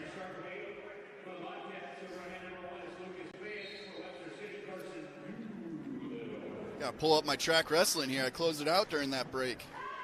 Yeah, if you're wondering how Webster City has done today, they won their last one, 46-21 over Cedar Falls, but in round number 2, Webster City lost to North Polk 37-29. And in round number 1, Webster City 58-14, a loss. So they were at 1-2 on the day versus the Bobcats, who are 3-0. But I anticipate this match in Johnston should be good ones here this afternoon. Yeah, we were thinking these save the best 2 for last. And right now, Webster City, they only have 1 open, and that's at 113. Bobcats typically have that 106 as their only open side so far today. As we continue to see here, it's 8-4 now in favor of Doolittle, and Webster City has taken down Bance 4 times, and Bance has escaped all 4 times. Here goes for another one. It's 10-4. Gets behind, and let's see if he's going to do a little work. There's only 15 seconds left. He might go for some back points here instead of letting him up and giving up that 1 extra point. And there's some back points right there that he's getting. You can see the towel boy out there. 2. He got 2 back points awarded to him. It's now 12-4 in favor of Doolittle and Webster City, taking on Lucas Bance. So far today, Bance, he had a forfeit. He had a major decision. And then he had in that last round there, he turned it around and had a pin in the third period, kind of out of nowhere. Really turned that match around. We've got Bance here. He started on top. Now Doolittle gets the escape, 13-4. He's up 9. Bance is going to need to either start racking up some back points or get a pin to get out of this hole. Yeah.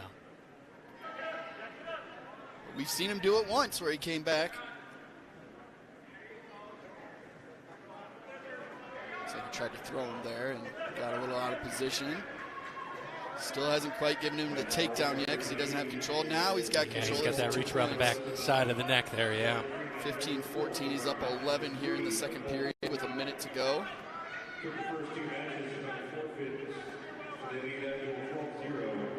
Almost thought he was going to let him out of it. But still kind of riding him here. Yeah, Doolittle is doing what he can. He knows, he probably knows the score here. He knows if he gets back points, it's game over. Starts racking up back points. He's up by 11, so he needs 4 points for that tech fall. Yeah. This is a key match here because, you know, if the Lynx can win this one, they still wouldn't be out of first place, or excuse me, second place. And the Bobcats would still have an opportunity with a win to get first place, depending on how their match with Johnston goes. So a lot to be decided between these teams, first, second, and third still to come here this afternoon. Yeah, there is a lot on the line this afternoon for these final 3 teams. Bobcats, Lynx, and Dragons. Doolittle still on top here. He's been riding him most of the period. Just trying to, you can see that right knee and leg is out as far as he can to now allow him Doolittle to flip over Lucas Bance. He's trying to just hold on here for the last 5 seconds in the round. Now he's racking up some back points. Bance is going to be in some trouble here when it comes round 3. Yeah, it ended just at the right time right there because it was about to be a pin, it looked like. Home mat cowboy right there, I think is the advantage that they got. Yeah, maybe that extra half second right there. So Bance will start on top here, round 3, and Doolittle knows an escape wins it. Yeah. A reversal wins it as well, and looks he's going for it. There's the escape. There's the reversal. Oh, no. He didn't get the escape. They didn't give it to him. Bance still holding on here. Pin will win it for him.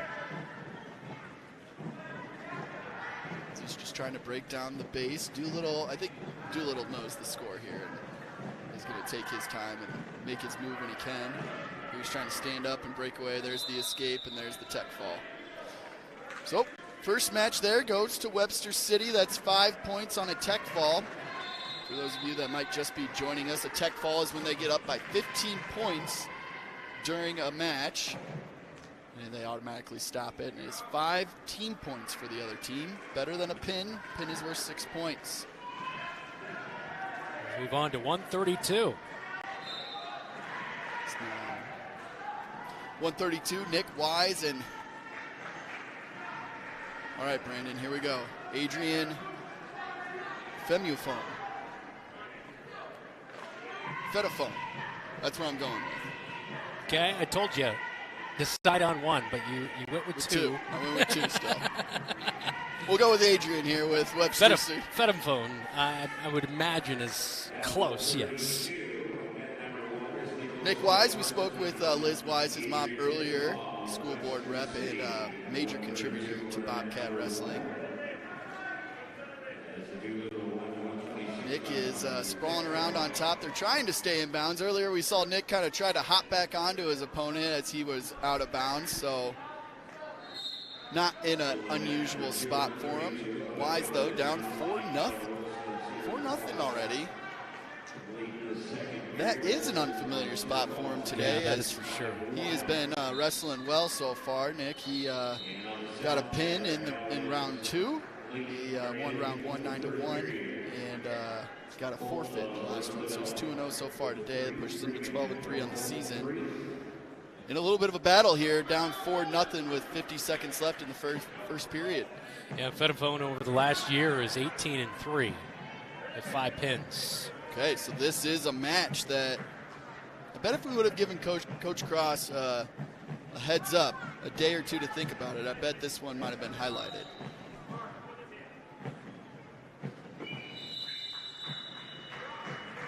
See, Wise is just trying to control something as he's trying to stand up his left leg there.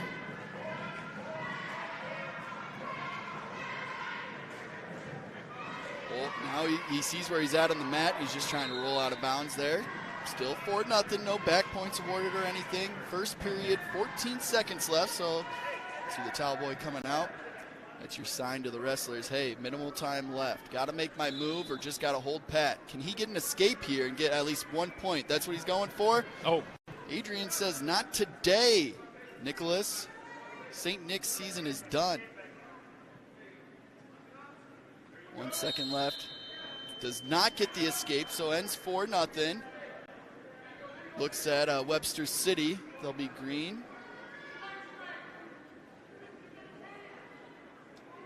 Webster City, oh, they're potentially looking for a little blood as well. So they're checking both the wrestlers here, making sure there's no blood on them. Yeah, as we get ready to start the second period.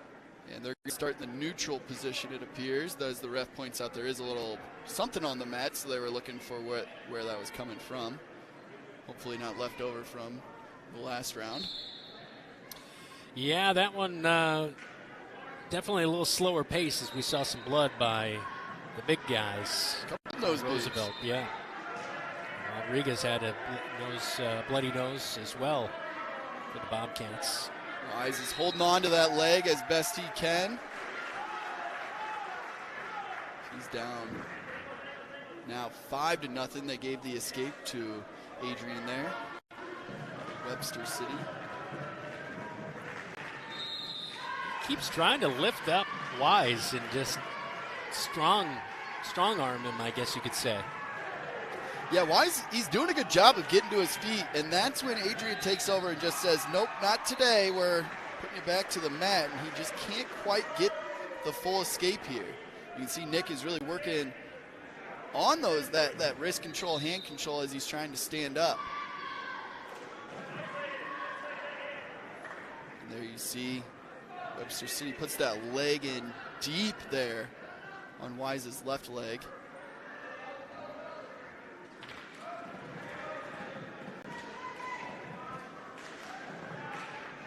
We are in the second period here with just about a minute left. Weight class 132. Nick Wise, a sophomore for the Bobcats, against Adrian Fedifone.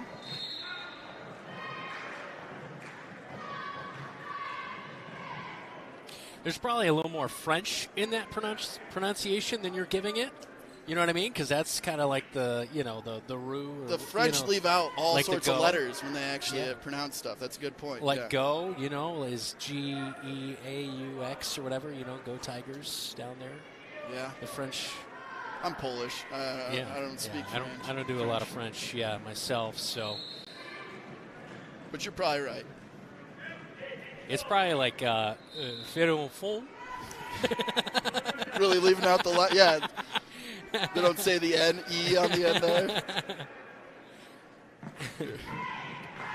7-1 though. Wise finally gets the escape. Not a minor in French whatsoever for me. I took Spanish in high school and I barely passed that one. I took German. Also was in English, barely passed that one. It's Webster City there gets a takedown. That is 9-1 now with 20 seconds left here in the second period. Wise has not been down like this all day. He gets an escape, 9-2. See if he can make a move now.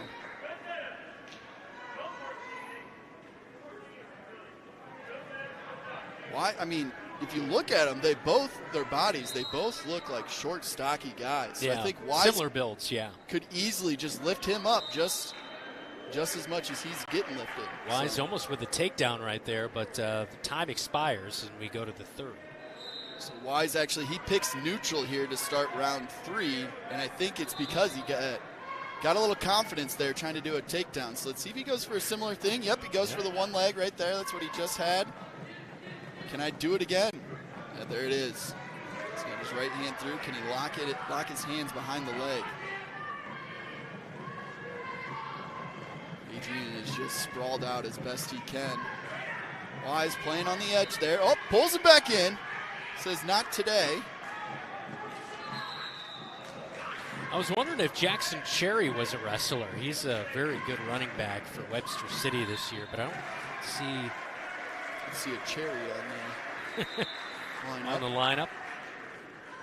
Luckily, during that 15 minutes, was able to talk to Webster City and Johnston coaches to get potential lineups. As both of them said, things could change. Nick is just trying to get in there as best he can. Here he gets a leg now. Can he keep control of that leg? Get Adrian over.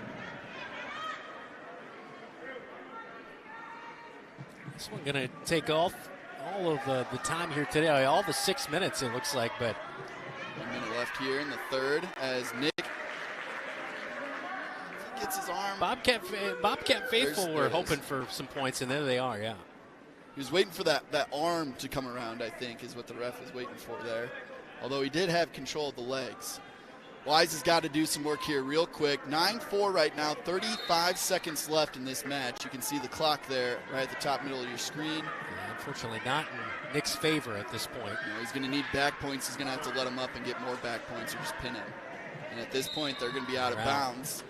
25 seconds. 25 seconds. Nick will be on top to start here for the Bobcats, but a lot to ask in a little bit of time, especially considering how this match has gone to this point. You need 5 seconds to get 3 points of back points. So you got to get 1, 2, 3, 4, 5, let them up 1, 2, 3, 4, 5.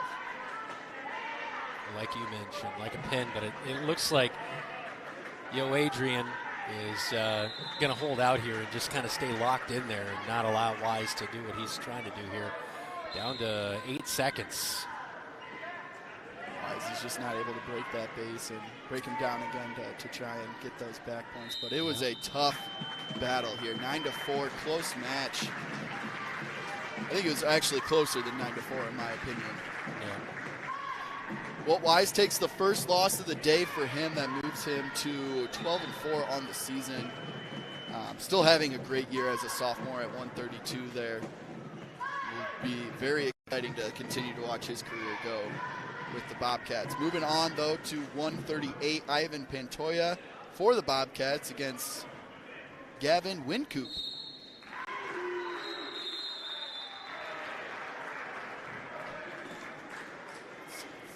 Nine there. So that means that was a minor decision. Bobcats are now down 8-0 to Webster City as a team.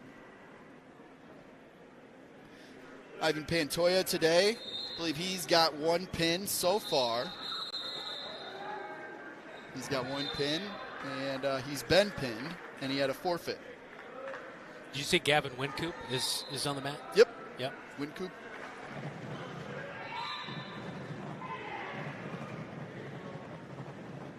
So Pantoya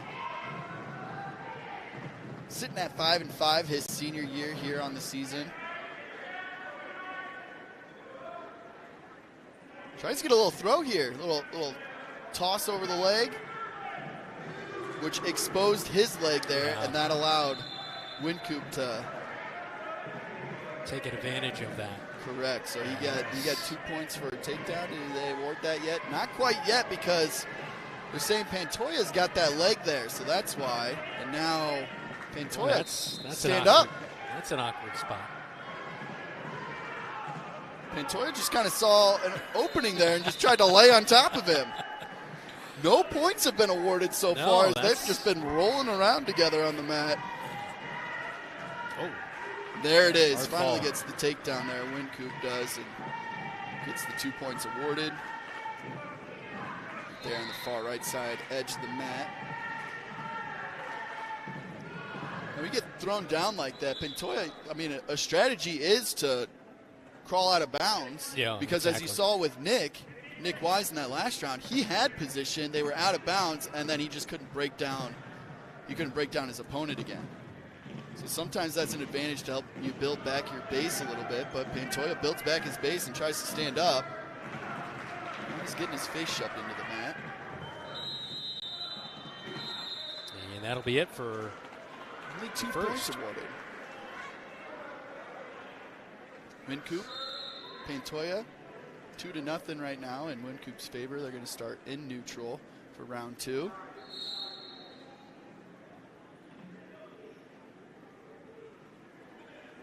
There he tries to shoot on a single leg takedown, does not get it. Wincoop wants to tie up here. You think they're talking to each other while they're that close? Well, I would imagine there's a few comments being had between each other. All friendly, of course. Yes. Whoa! Gets thrown down to the mat. Pantoya gets 2 points there, ties it up 2-2. Now he's working the leg. You can see he's got that right leg of Wincoop. He's got his arm wrapped around it. I believe Wincoop had a little bit of an illegal grab around Pantoya's head there, so they'll reset in the middle of the mat. Pantoya on top. Chicken wings that right arm right away, so he's got control of that. You see that there. Breaks down the base. He's going to see, somehow he's going to use that right arm. And he's going to tilt him back. Or just drive it over. That seems to be working now. West Marshall won the girls' match earlier, so now we see more officials on the floor as some of those out of the auxiliary gym have moved in here. So now we see 2 officials on each mat. Yes, and after this match here, we'll give you an update on how the girls did. They actually, the Marshalltown girls had a very good day today as well. We do have thoughts out for Maya Roberts, as she did leave with an injury during the West Fork match. 3 back points were awarded. An escape wasn't awarded. Just let them up. Trying to just, all right, reset, see how we do this. I was surprised there was no real stalling or anything there, because it seemed like things had kind of, he had his arm and really doing a lot. So, yeah, just wanted to reset, Pantoya did. Going to be in neutral still. 4 seconds left here in the second period. Pantoya's up 5-3 over Wincoop. It's been kind of back and forth. Both of them at times have had a pretty good advantage, but Pantoya's the only one that's gotten some back points. Now they're going to award him that. The other ref official came over and said, nope, that was a takedown. 2 points were awarded there to Wincoop. 4 seconds left. 5-5, yep. That's a big change right there, right before the end of this second. That is now having 2 refs. You've got 2 opinions, 2 sets of eyes now. If that would have happened in the first round, 2 points wouldn't have been awarded there. That is major 2 points coming into round 3. Pantoya here, he's going to start on bottom. He's got to build back that base there. It's broken down right away. You just kind of see the competition just ramp it up here in this 4th round. We went the distance at 132 and now 138. We're in the 3rd here, and it's 5-5. Yeah. We had an OT match in that last round finally. I can find my notes here. Official will reset things with 124 here in the 3rd. Bobcats so far 1-0 in overtime, with Roberto Alamanza getting the victory in that last round. Remember, overtime, sudden death. First one to score a point. I like that. Quick. Yeah. Keep things moving. Keeps it a little more intense, too, right? I mean, because you get that move with 5 seconds in, Yeah. Yeah, it's pretty. It makes overtime's fun. Yeah. It makes the wrestlers. It keeps them aggressive, I guess. Yeah, for sure. Which makes it much more exciting to watch for fans as well. Yeah. Nobody's waiting around to try to do something in the last 5 seconds. It's go time. It's go time. Here we go. Pantoya is doing a good job of keeping his hips up, keeping the base with his legs there.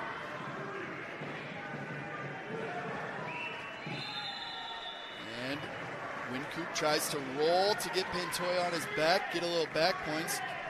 Not today. Yeah, official stuck his arm out there like he was about ready to award some points, but he's going to count. Yep. Pantoya's just got to hold out here for another 20 seconds, and then they'll start overtime. But if he gets an escape, that could be the victory too. So, got 15 seconds. Boy, Pantoya is just not ceding any ground. He's not giving Wincoop any opportunities. Yeah, Wincoop's got his left leg there all tied up. And Wincoop glanced at the time and realized they're heading to OT. The second overtime match here for the Bobcats today. It'll be 1 minute, sudden death. Who gets the takedown? Who's got more energy? No kidding. Who doesn't have cottonmouth right now is who's going to win this. Pantoya's trying to do a little trip. No, didn't puts get himself it. in a bad position. And Dang that's it. the 2 points there. Yeah, going to Webster City. He tried to be aggressive, and it almost paid off, but in the end, can't get the win. Couldn't quite get it. Put himself in a tough position. I think, that's just a move that if he works on it a little bit, he'll be able to make that work for him. I'll give 3 more points then to the Lynx there. Now 0-11, coming into 144. Who we've seen at 144 for most of the day is Roberto Almanza. That's who we see out there again right now for the Bobcats. And then for Webster City, it'll be Blake Burninghouse, yeah. Blake Burninghouse, his dad's superintendent, former teacher of mine up at Armstrong Ringstead. So. Went over and talked to him. I did, He said you were his favorite student, I heard. I don't think he was saying any of that. But he at least did remember me, good or bad. You remember the good ones and you remember the bad ones. Yeah. He was baseball coach and football coach for me back, and the shop teacher. He was a good shop teacher. Really shaped who you are today. To a degree, yeah, I would agree. Yeah. Your house looks so good on the outside because of him. Yeah, probably my grandpa was an inspiration, but Mr. Burninghouse as well too. So. Blake Burninghouse, 144 against Roberto Almanza for the Bobcats. Almanza currently up 2-0 here already with the takedown. Just trying to go to work on the bottom, but Burninghouse is able to get that escape 2-1. Reset in neutral here, 50 seconds to go in the first period. Almanza, like we said earlier, got that victory in overtime, but he's been tech-fauled the other 2 matches so far today. So we've seen some improvement already today. Now what's that next step here? 2-1 late in the first period. How are they responding? When I fake a shot, what is his move? Can I fake a shot and do something else? That's what they're trying to figure out here. And it looks like, in my opinion, Burninghouse is just leaving that right leg out there. So Almanza takes a shot here, can't quite get it. You see that right leg of Burninghouse? It's kind of sitting out there a little bit, almost baiting him to go after it. I feel like that's a lot of wrestling, right? You're baiting him in because you have a counter move that you're trying to do. So I like to and knowing those counter moves is key because counter the counter. Counter the counter. I like to leave my leg out there because I like to sprawl. You're just trying to kick your feet back as far. You kind of just jump up a little bit, kick your feet back as far as you can, and then you end up on top of the other person. So if you can sprawl back fast enough. Something that got poked in the eye, looks like.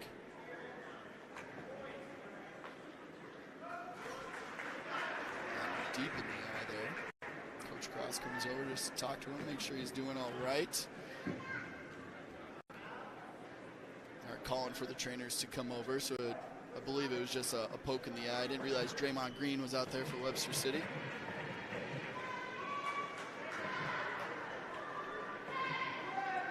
No one gets your NBA reference. Oh yeah, we're wrestling. This is the opposite of basketball season. You forgot. Wrestling people hate basketball.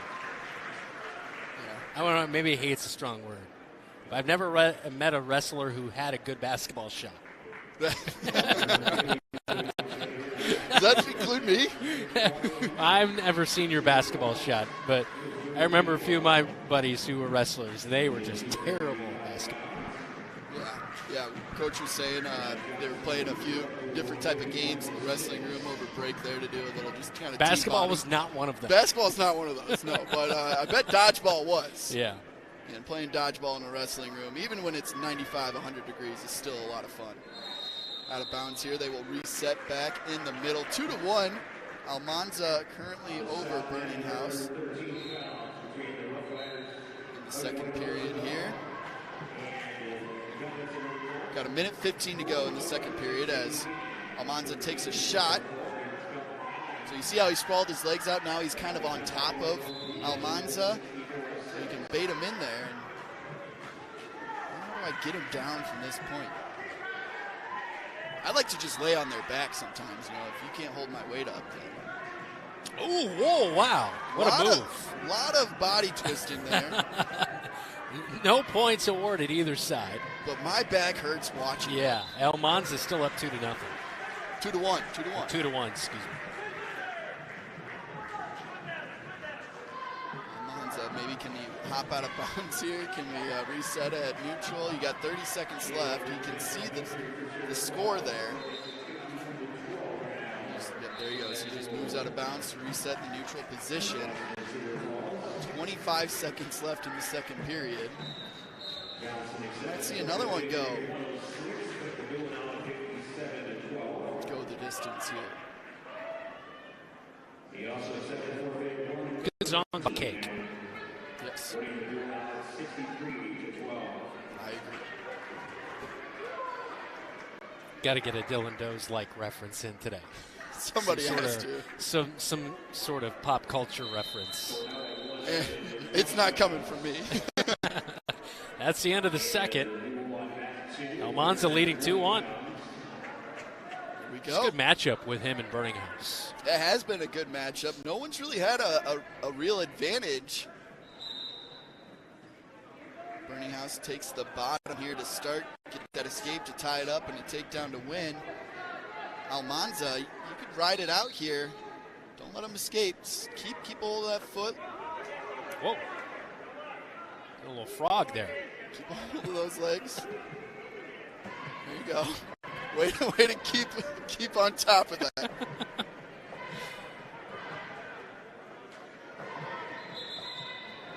I would push him out of bounds right there. Just reset. There's the escape now, 2-2. Yep. Next takedown takes the lead, and that could be the win.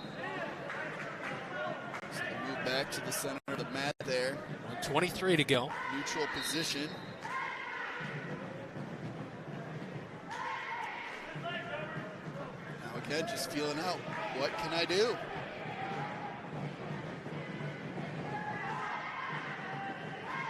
Almanza trying to get that position. Burning House now shooting in. And Almanza's gotten out of that leg before. This official, as they've changed, as the other official, he would let them go a little bit more out of play, but this official a little bit tighter now with how close those wrestlers are getting to out of bounds. And if you remember that very first round with North Polk, there was a lot of conversation with the coaches around that out of bounds line with that official. So that's where the different officials sometimes can. Yeah, Almanza went for the trip right there, Zach, but couldn't quite get it in Burning House. Still with that. Burning House gets around. That's 2 points. There are 30 seconds left. Almanza's got to make a move here. Can he? 24 seconds left. 4-2 now. Yeah, this will be a big win for Burning House here. It is big points for the Lynx here. That'll put them up 14-0 in the first 4 matches. Bobcats will need some pins to really kind of push this back. Started out, didn't grab correctly around the arm, so we'll reset.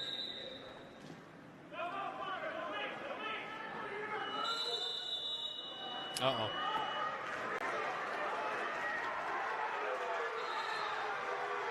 Because he's got his head in between his legs, they're not giving that escape up.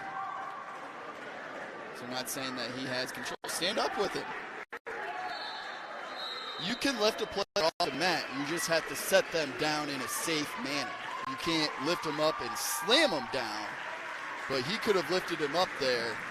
So they gave him points for that, huh? They finally gave him a reversal, which gave him the 2 points there. I didn't think they were going to give him the reversal, so that'll send us to overtime. Correct. I didn't see any indication, and that's what the Lynx head coach is asking about right now. Because I didn't see anybody signal that there was the reversal going to be potentially granted. But I didn't feel like Almanza had full control because the legs still were wrapped around his head. So similar to like maybe somebody having a leg or an arm while you're trying to take control on a takedown. But we're in overtime. Yeah, overtime, 4-4. And here in round number 4, Webster City, Marshalltown, Almanza trying to get the win against Blake Burninghouse. Slap on the face right there. Yeah. A shoot in. Oh, out of bounds. Yeah.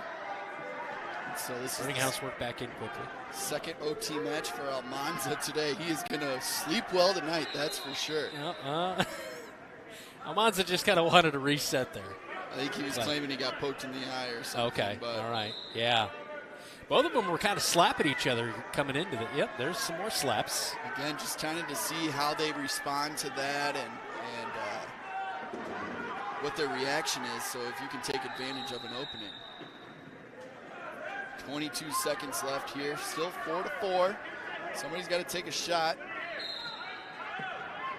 Make something happen. Bobcats need the points. They're down 11-0. This would be big if Almanza could come back and get at least 3 here. This has probably been one of our most entertaining matches of the afternoon. Uh-oh. Almanza trying to get that position, trying to get around. There we go. There's the 2 points. 1 second left in overtime. Almanza wins it 6-4, +3 for the Bobcats, 3-11. That is big. Here they go to make the comeback on the dual side of things to win. And you can see they're going to reset here. Brandon, those replays a little bit tougher than you think. Huh? Here we go. Now we got it. There we go. Yeah, I missed out on it, but right there. Yeah, great job. His head eventually pops out to get the victory there. Now we're moving on to 150 here. Carson Wright for the Bobcats against Landon Vaughn is who we've got from the coaches. We'll confirm that with track wrestling here. So far today, Carson Wright took a forfeit. He got a pin. He had a loss, 9-4. So he's had 1-1 so far today. Here he gets a takedown right off the bat. 2 points for the good guys. Carson Wright, he's sophomore this year after going 1-1 today so far. He's 9-7 on the year. Goes to work. You can see he's got that left arm of Vaughn.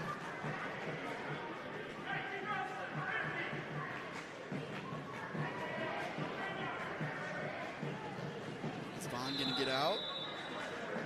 Hasn't quite gotten the escape yet. There it is. 1 point to Vaughn. 2-1 though. Carson Wright still has the lead.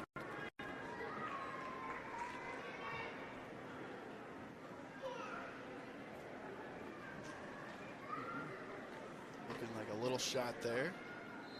Nothing to it though. 50 seconds left here in the first period. Carson shoots. Gets deep on him. Oh, there he goes. Now he gets the takedown. Can he now flip him over and start getting those back points? Yeah. Looks like he's got his leg too. Or he could have gotten his leg. Keeping control of that right arm though.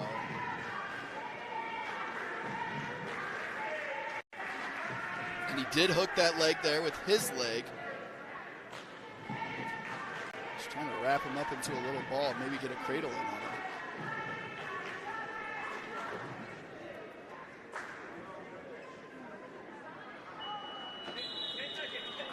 Got 10 seconds left here in the first period. You can hear Coach Cross yelling out 10 seconds, let's go. Cross wants to see if he can get some points. Looks like he's not going to get any back points here, but he is going to end that first period 4-1 still. And wow, the other two duels are already over. Yeah, this one has been really intense. I mean, going the distance at, what was that, 138? 132 and 138. And then 144 just a moment ago. I mean, and plus we had an overtime in there. Two overtimes. So, yeah, definitely. Unfortunately, Roosevelt, it's been a tough day for them. It's been quick matches against all their opponents this afternoon.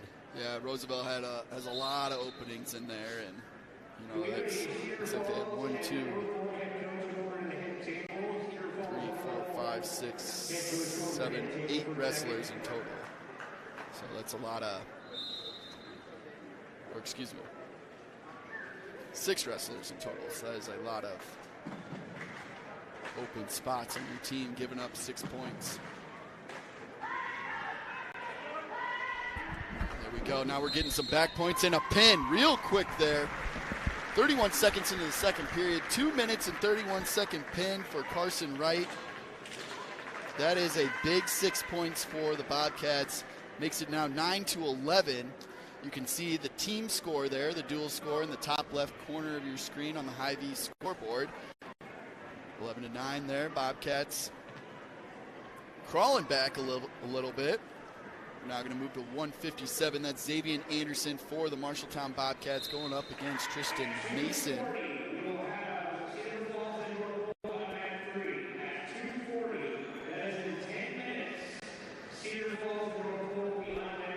Yeah, it looks like they're going to start round 5 on the other mats.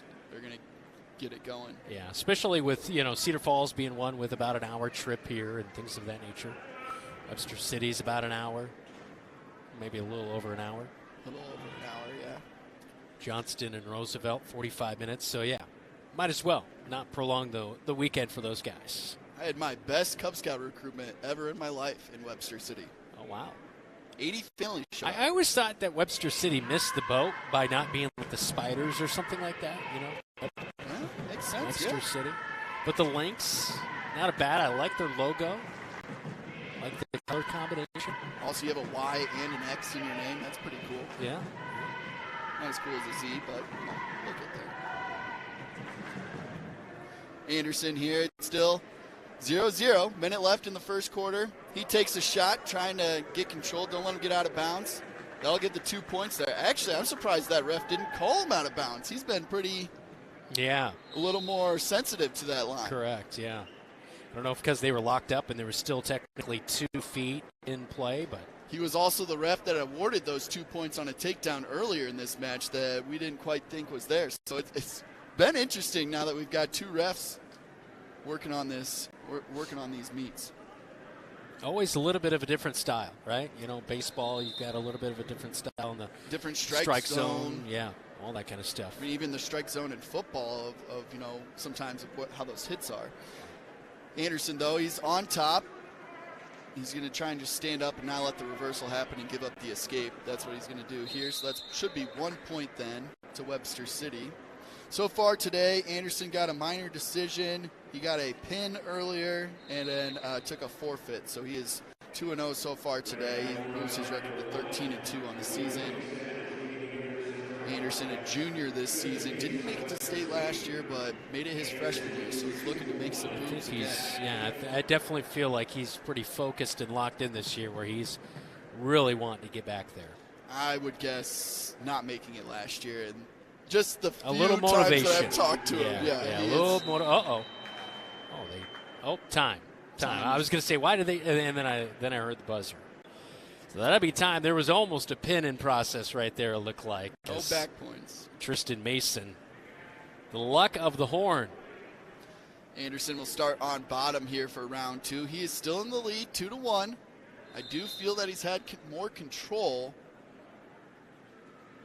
than Tristan Mason has had. So there's an escape, 3-1.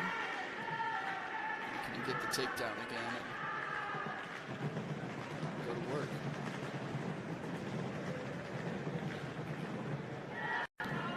You've heard a couple of times, or maybe seen a couple of times today, they've asked the cheerleaders to move back on the mats, but you can see the Bobcats and the Lynx, I think, have the 2 biggest cheerleading squads today.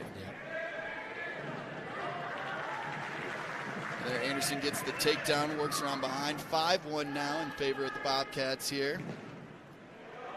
Looks like he's got that left arm in a nice chicken wing, and just keeping that leg in between your opponent's legs does more than you think. And then you can always hook it and keep that leg control. There's the pin. Just muscles him over there to get the pin. Minute 3 left in the second period. 2 minutes and 57-second pin for Xavier Anderson. He goes to 3-0 on the day with a forfeit as well. Moves him to 14-2 on the season. And just like that, the Bobcats back 15-11. Now with the lead. Couple pins goes a long ways there. 2 back-to-back pins. Now we're moving on to 165. Dalton Zedek. He's up against Isaac Fershing.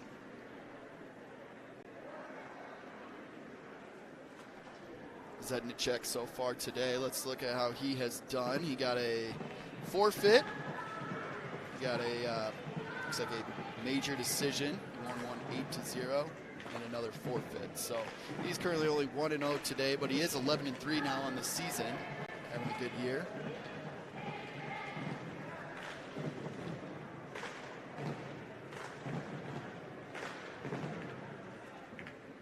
Zedek, he's the one that keeps playing with his hair and his headset all match.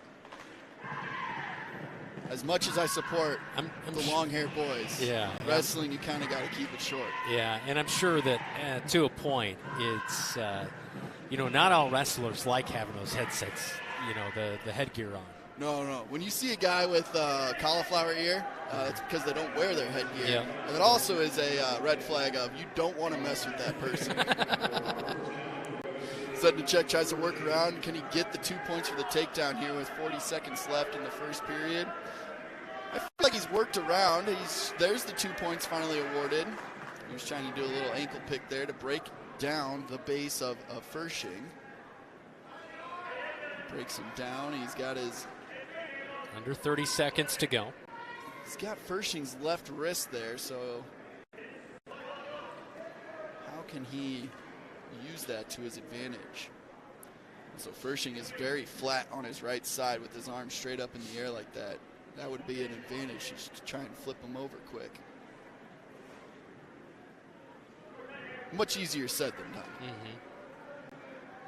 But Zedek, only a sophomore this year, sitting at 11-3, wrestling at 165 today. So Zedek up 2-0 as we go to the second. We're going to start in the neutral position here.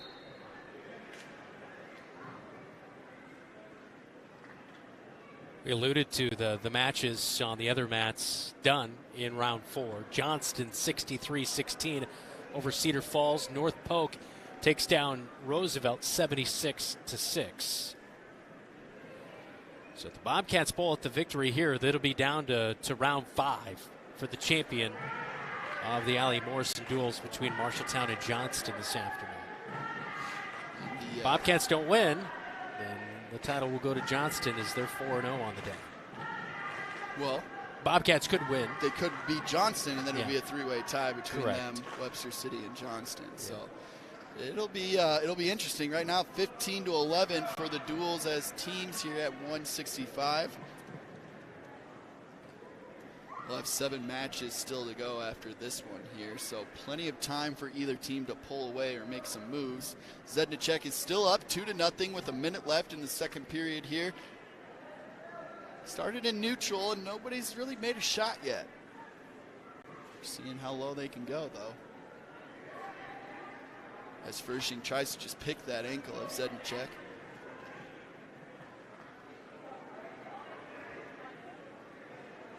I feel like just one real hard snap on the back of the neck when they're low like that should get them to go down, but Zedek just trying to work to the backside and get a control of one of those legs as Fershing is deep in on that leg of Zedek, and he's got his hands locked behind it. Who can come out of this one? You can see there where Fershing has Zedek's leg, and he's battling him almost with his left leg, trying to get it off of him there. Reset. 11 seconds left here in this round 2. Still 2-0 with Zedek. tie up for the final 5 seconds. Not much going here. Zedek will now decide. He chooses bottom. Must feel he has the advantage to get up.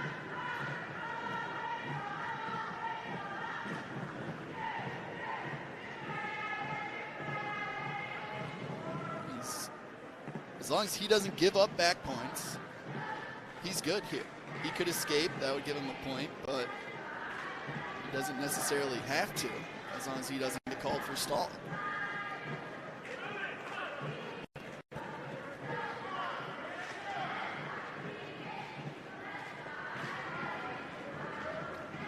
It has been interesting to also kind of watch some of the coaches throughout today. Not a ton of coaches getting really in there. They're pretty passive, letting their wrestlers do what they know to do.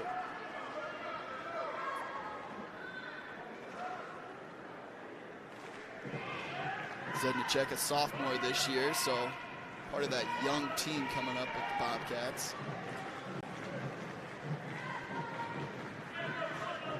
He's been strong, holding that base. Has not been knocked over too much, but does get kind of tipped here. Can he build himself back up? You can see that right arm. Yep, gets back to his knees.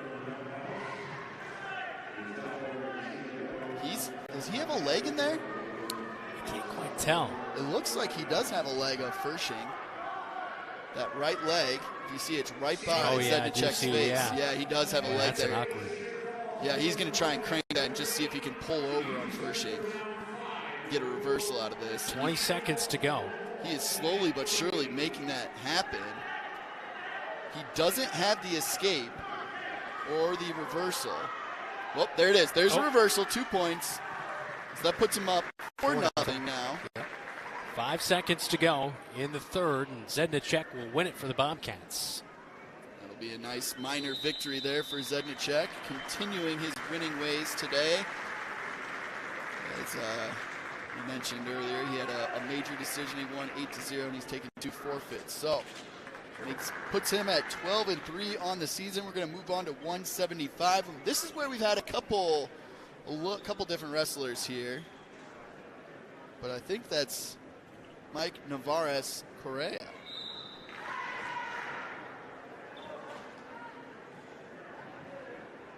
That's my guess, Brandon. It's not Zach Kirkland. It'll be Michael Narvaez Correa, and Luke Eslin will go for Webster City.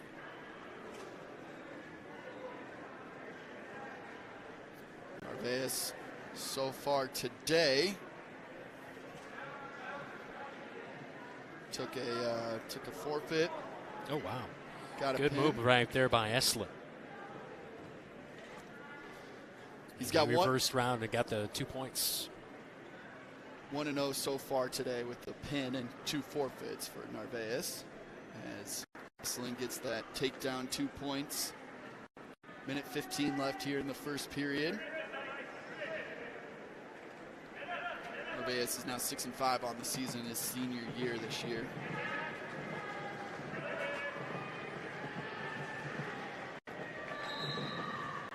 He's continuing to just try to build back up. Once you can get to your knees, that's where you can do a couple different moves, whether that's trying to stand up, whether that's rolling to your backside. Kind of sitting. We've seen a couple players end up in a sitting position on the mat. So that's why you try to build back to that base. Plus, it's so much harder to knock somebody over when they're on their hands and knees than when they're flat on the mat. Now his left arm is not in a good position here, as Eslin has got him kind of wrapped up with his arm between his legs and a leg locked in there as well. 2 quick back points awarded there. Yep, just 2 though, so that's good. Not the full 3. So that puts him up 4-0 now. 8 seconds left.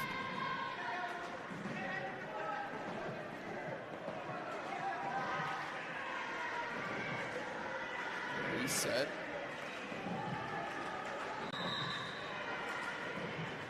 Can you get an escape here? It doesn't look like it's going to happen before time expires. No back points awarded either. 4-0 at the end of the first period. Webster City defers.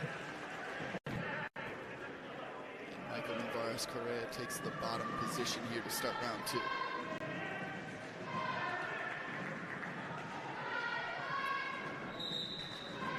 He's got to get an escape here or a reversal and start earning those points back. He's down 4 points to start the second period. Looks like he's going to try and stand up on that left leg. Bit of a roll. Needed a point right there. I thought he was going to get the escape. Boy, Estlund's just got a firm grip on him in this match. Estlund's been on top and does not want to give it up. He gets that little bit of that chicken wing right there.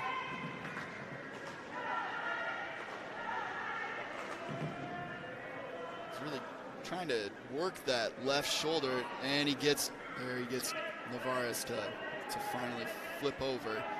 Can he arch his way out of it is the question. He might be able to do it here. Might have been another quick couple back points. Looks like 3. You can see the ref holding up.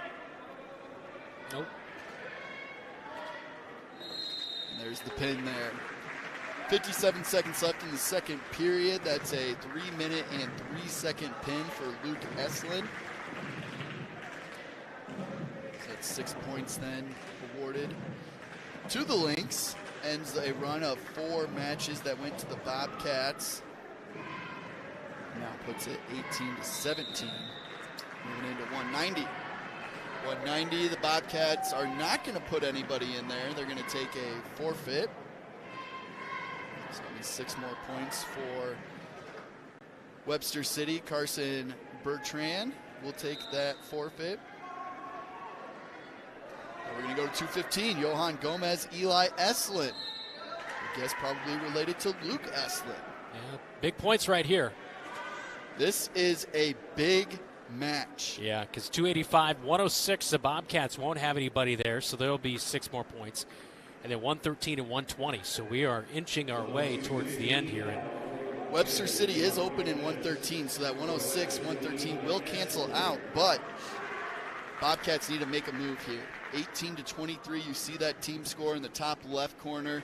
Gomez already has a takedown. He's got 2 points in this match here with 1:20 to go here in the first period. Yeah, you can tell he's looking for all 6 points right now. I saw him after round 3, and I just said, "Hey, nice move, Johan." And he just smiled. He knew it was to get that pin there in that last round. So far today, he's got that 59-second pin over Des Moines Roosevelt, and then he also has a tech fall that he got over Falls along with the forfeit. So Gomez 2-0 on the day. He's 10-4 overall this season.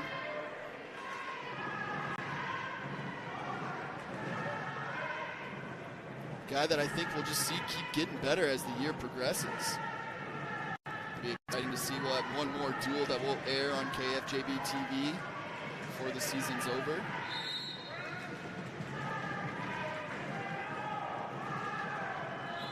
Reset here with Johan on top. 215 weight class. Eli Estlund against Johan Gomez for the Bobcats. Johan just kind of muscled him down right there, and gotta get your weight on their chest so that way you can get them flat on the mat. Didn't want to give up that left hand initially. He's across the face. 20 seconds to go in the first. Only 2 points so far awarded to Gomez for the takedown. Here we go. Here he's getting some back. He just put that in and cranked it over. Got at least 1 point, I believe. 2 and 3 for back points. Did he? Okay. So he got the 2. Yeah, back points, 3 seconds will give you 2 points. And yeah.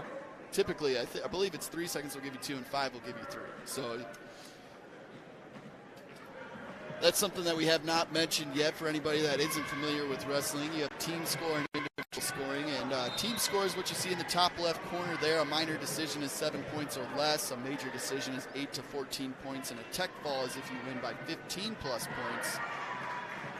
Minor decision is worth 3 team points. Major decision is worth 14 points. A tech fall is worth 5 team points, and then your pin is worth 6. So that's how you get those goofy scores up in the top left corner there. And then throughout the actual individual match, you have your takedown worth 2 points, and escape is worth 1 point, a reversal is worth 2 points, and those back points that we were just talking about, you can either get in 2 or 3.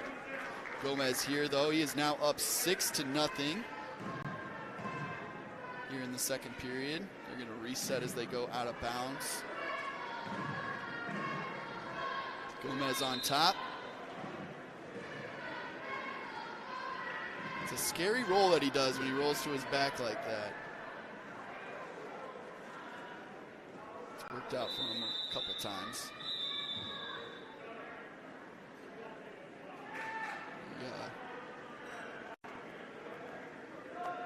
I believe he grabbed his hands together while his head was locked in there, but he didn't have like an arm as part of it. So I can't just lock my hands around your neck.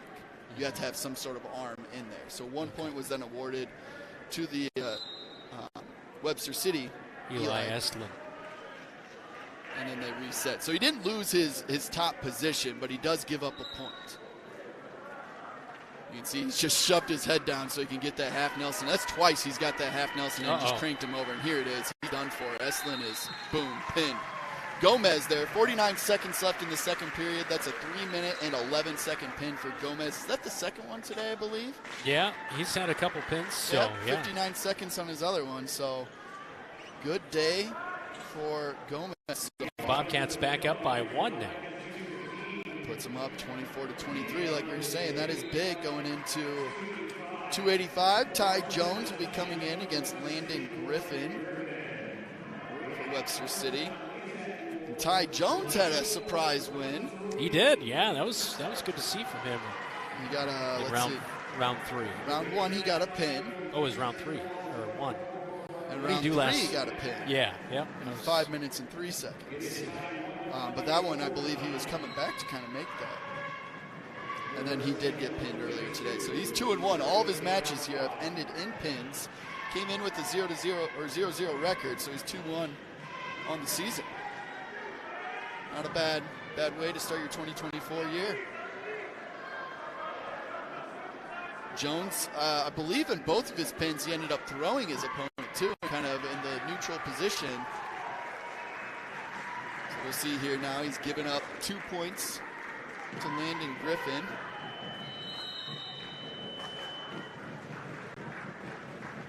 Jones keeps just trying to stand up there and pick that hand off of his stomach.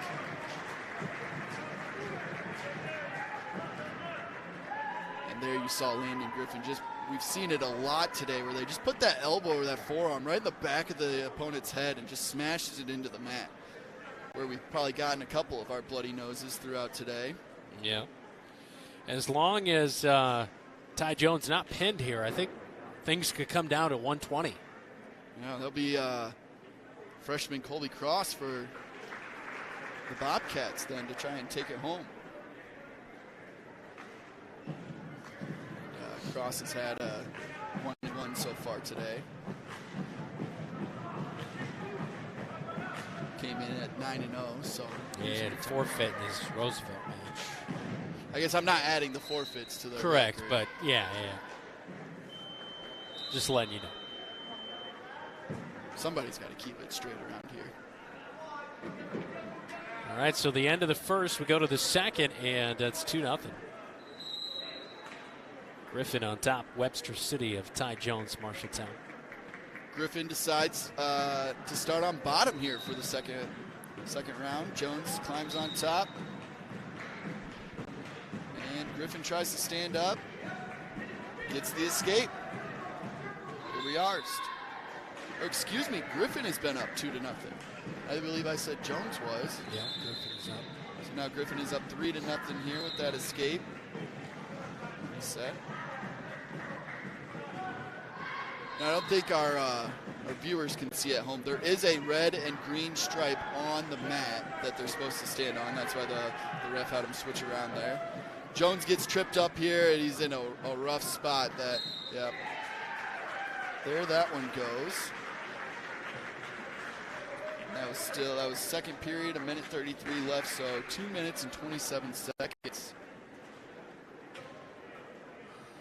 So yeah, this was, I mean, still going to come down to the final match, but we'll see. Yeah, this is going to be exciting. Yeah, it looks like there is. Yep. So 106. Lynx will go up 35-24, and then the Bobcats will work their way back to 30. And 113. It'll be 30-35 going into the final 120 match. So you gotta get a pin here in this final match. Freshman Colby Cross. Now I have not confirmed, but do you know, is there any relation to Coach Cross here? I believe so. I would guess as well. So Rodriguez gets the forfeit there and the points. And 113. 30-35. So we'll have Colby Cross against Ridge Burninghouse. Yep, so Ridge Burninghouse and Colby Cross. Cross making moves in the first 10 seconds, gets a takedown here. I think he knows what he's got to do, and he's determined to do it. See Coach Luke Cross there in the top right corner, sitting on the edge of his seat. Knows what this match means for the team. Cross here is just trying to work to break down his opponent. Tip him back.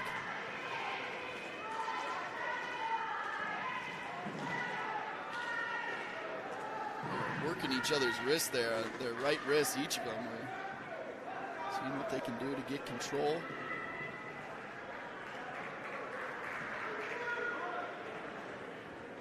If this would end up 35-35, would there be some sort of wrestle-off? I think we'll send the coaches in there. No, actually, I have no idea what would happen at that point. I guess I would imagine, since I think they would just call it a tie. Yeah, probably in this duel setting. Especially in this duel setting, I would imagine they just call it a tie. But I even think if it was just like a Thursday night duel or something. There would be some sort of wrestle-off, I believe there is. Is there? I thought there was. I would imagine they just go with a tie. I hate to say it, but the duels are not as important as the Not everyone loves a tie like you, Zach, but here's a good play right by Cross.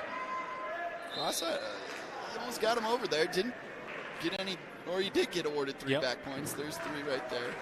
So 5-0, still 23 seconds in the first. Again, we're going to make a call to the comments section. If anybody knows what would happen in a regular duel, let us know. There's got to be a wrestle-off, something. I mean, in the NFL, they can tie. Why can't they tie in high school? Yeah, but that's...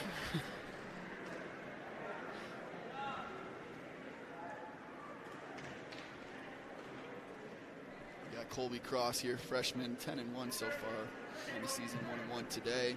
Yeah, pin gives the win for the Bobcats.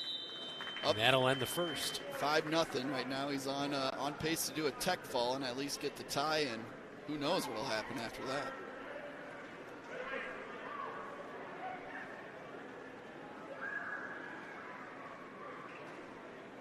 Cross is going to start on bottom here for round 2. See if he can get a quick escape.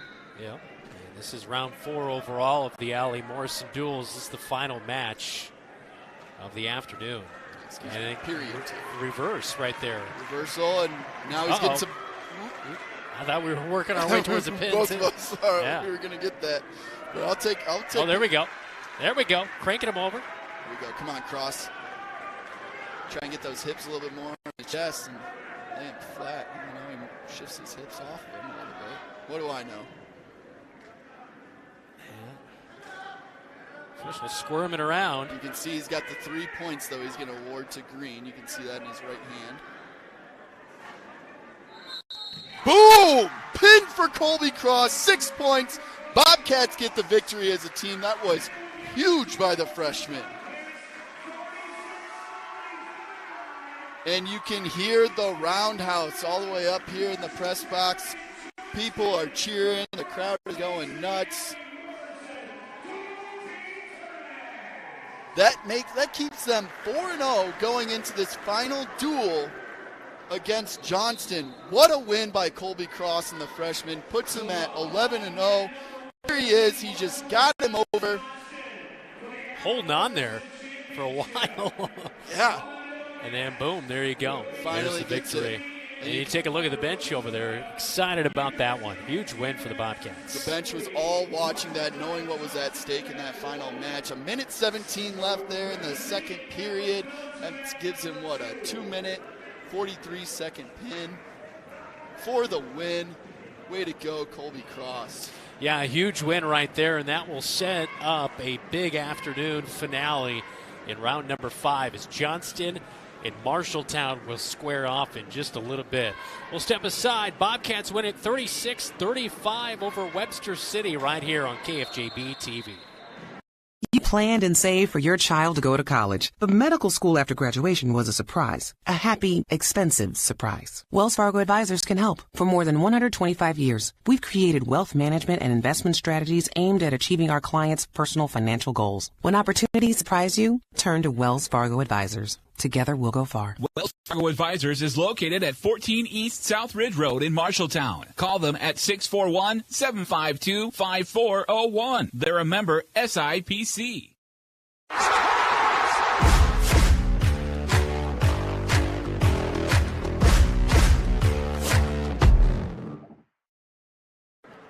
Back inside the roundhouse here at the Allie Morrison duels. I'm Zach Tomesch, joined alongside Brandon Lewis today. We just finished up round 4. It was Bobcats against the Webster City Lynx, and it came down to the final match at 1:20. Colby Cross gets the pin in 2 minutes and 43 seconds over Ridge Burninghouse. That gave the Bobcats a victory, 36-35. That's again, I've been trying to make sure in each round to let you know how these team scores work. That's why, breaking it down, minor decision, major decision, tech fall, and a pin, each one is important. When I look back, actually, it was either a pin or a minor decision throughout that entire duel, other than the forfeits. And you said they're starting at 120 here as we are underway, right? 120 was the middle mat, 132 it looks like for Johnston and the Bobcats. So that's Nick Wise against Owen Gilbert. Nick Wise, sophomores, had a pretty good day so far today. Got a pin. He had a major decision. Looks like he might get another pin here in the first 30 seconds.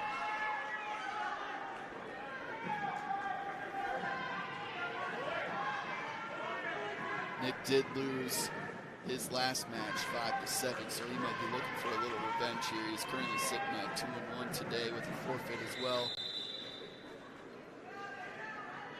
Moves him to 12-4 on the year. He's a sophomore for the Bobcats. Owen Gilbert's a freshman for Johnston. Johnston actually has a couple freshmen here that'll be wrestling for their team. Fairly young team overall. You can see that crossface that Nick has put on him is very uncomfortable for Gilbert.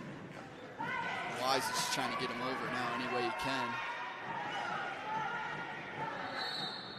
You can see he's got that left arm of Gilbert and is not comfortable. Yeah, a couple more back points there, look like. So you can see him, he's counting there.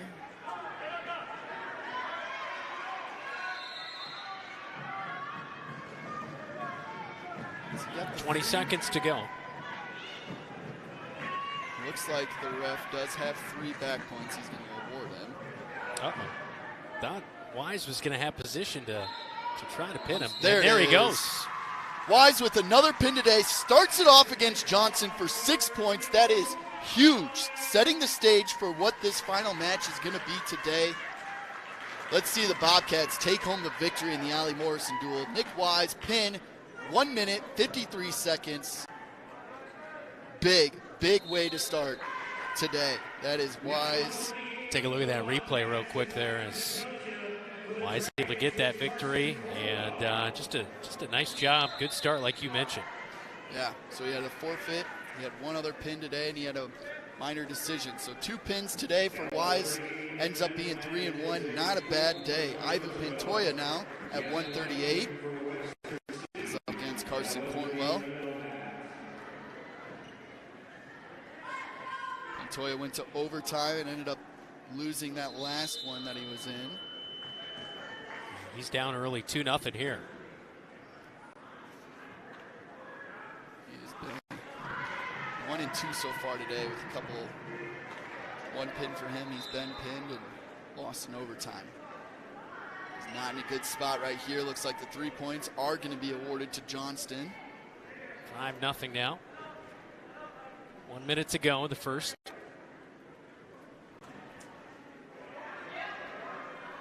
Ivan Pantoya now 5 and 6 on the year, giving up a few more back points here. You can see there with Carson Cornwell, he's got that leg. Let's see if Johnston's one of those legging teams.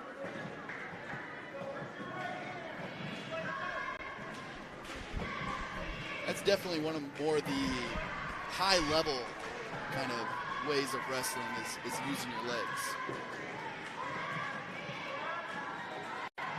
3 more points. Not to be 11-0. 11-0, 20 seconds left here in the first period.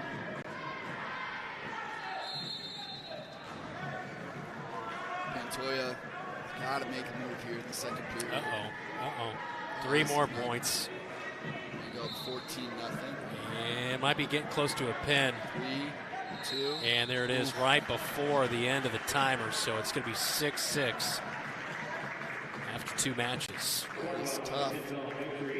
Tough there to not be able to hold that out for the last second. But 153, Nick Wise, the match before, so both of them kind of going down to the end of that first period to start. 144, though. This has been Roberto Almanza all day, and we'll see him again.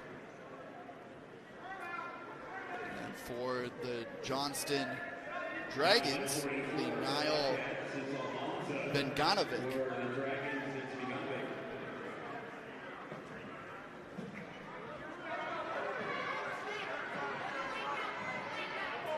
No points awarded so far. You can see Almanza has got that right leg on top, and he's able to roll over. There we go, 2 points to Almanza. It's a big takedown for him. If he could break down that base a little bit, or he'd be able to get the cradle and roll. Out. They gave him the escape there, so they're going to start in neutral now. 2-1. Almanza, he was the one that was poked in the eye in the last round a few times, so I wonder how sensitive he'll be to keep kind of tapping him in the head there.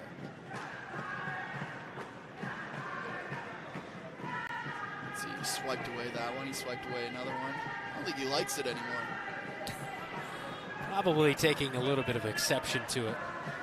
Benganovic, he takes a shot there, doesn't quite get it. They'll go back to neutral here, reset in the middle of the mat.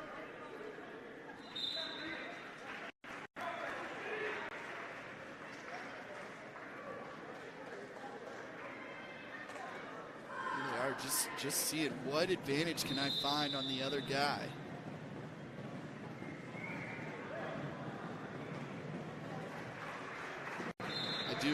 One thing I do love about wrestling, especially these types of duels, you can see our team is up right there in the top right corner, but every other team is standing there watching the mats. Yeah. Seeing what's going on. Here we go. Almanza makes a move here. No point, or 2 points given. 4-1 now. 4-1 in favor of Bobcats. 5 seconds in the first. Is he going to get... no points.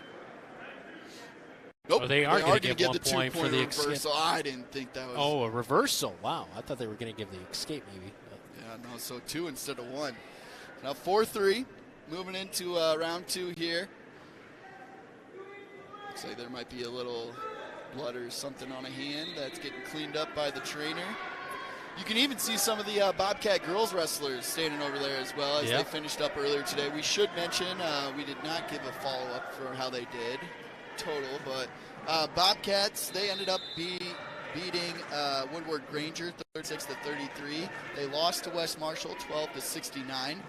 They ended up tying with West Fork, so there you go, 30-30. They tied. That's what they'll end it just like that. And then they actually beat Johnston 48-12. West Marshall, as Brandon said earlier, was the winner of the Allie Morrison duels on the girls' side, so they took home the victory. But Marshalltown had a good showing today. We did have one injury, Maya Roberts, who's kind of been pinning everybody this season for the Bobcats. She ended up taking a pretty hard fall to the mat and ended up getting taken out of here. She lost to West Fork as a medical forfeit, so we are hoping the best for Maya today. 4-3 here as the second period just starts. Almanza. He started on top. That gives up the escape there. Now it's 4-4. Benganovic for Johnston.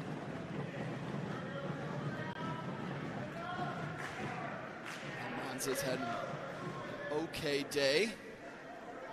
I believe he's been tech-falled a couple times. But bounced back.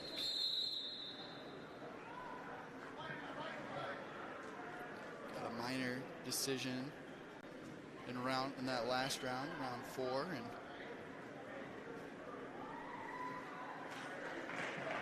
let's see here, and another minor decision in round 3 as well. So he's 2-2 today. Both of those losses were tech falls. 4-4 though here in the second round. Can he get on top for that's takedown 2 points. 6-4, 50 seconds left in the second round for Almanza. You see in the top left corner there, it's 6-6. Dragons and Bobcats, that's your team score on the High V scoreboard. Now Almanza's getting some back points here. Benganovic does not want to give up that leg. You see he's just grabbing onto the right leg of Almanza. Did get 2 back points there for Almanza. It's 8-4 now.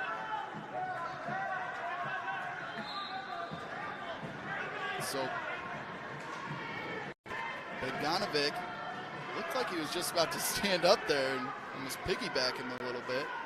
But Almanza's able to work around to the backside. 10 seconds left. You got the towel boy out there. Leg pick, they're going to be out of bounds. One. We'll be heading to round 3. 8-4 here as the ref looks at Almanza. What do you want to do? He starts down. Yeah, this would be more big points for the Bobcats as they're leading, as Almanza with that 8-4 lead on Johnston. One thing I should mention here, 8-4 lead. Minor decision is 7 points or less. That's 3 team points. Major decision is 8-14.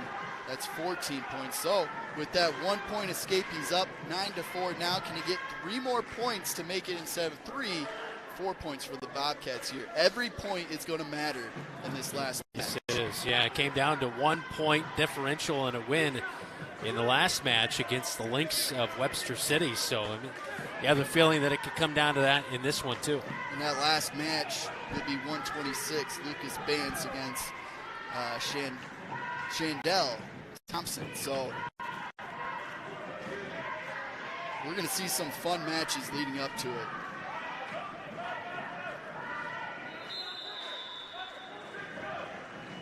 As it's 9-4 here with 1:05 left in the third period. Can Almanza get up to that 8-point lead for that extra team point? Or can he get him pinned for 6? That'd be the best. Almanza's got to break him down and work to the backside there. Hey, worked around. There's 2 more points. That's 11-4. He's now up 7. Get some back points here would be massive. He's got 30 seconds to work. I mean, there is a lot of time, but he does have to get it going here quickly. He's Trying to hold on, make sure there's no escape there. You know, if it was Xavier Anderson, he would have just let him up and taken him down again. You know? Yeah. Saw Xavier do that a little bit earlier today. 7 seconds left. Can he get the back points? Hey, tough battle by Roberto Almanza there. He still gets the victory. He still gets 3 points for his team. Almanza, really 2 tech falls to start the day and then 3 wins to end the day. Yeah. Minor decisions or not, that's 3 wins at the end of the day. That is for sure. Bobcats leading 9-6. We take a quick timeout on KFJB-TV. You should never have to wait after ordering new appliances. At Penn's Appliance, you wouldn't. With an incredible selection in stock and ready to install today. Our friendly team is here to help you pick the perfect set to match your style. And let our professional technicians install and set up your new appliances, often delivering the very next day. Stop in today, see all the new features, and find your new look at Penn's Appliance. For sales and service of everything appliance, go see the Pence team.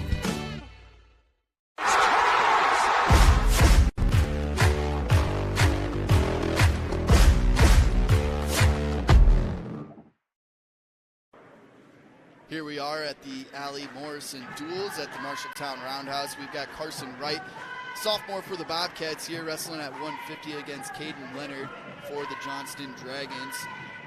Wright's down 2-0. It's just been a takedown so far, but he's had a pretty good day. Wright's got 2 pins under his belt already today. Added that to his win total, as well as he had a forfeit, and then he lost a minor decision. So 2-1 today for Carson Wright.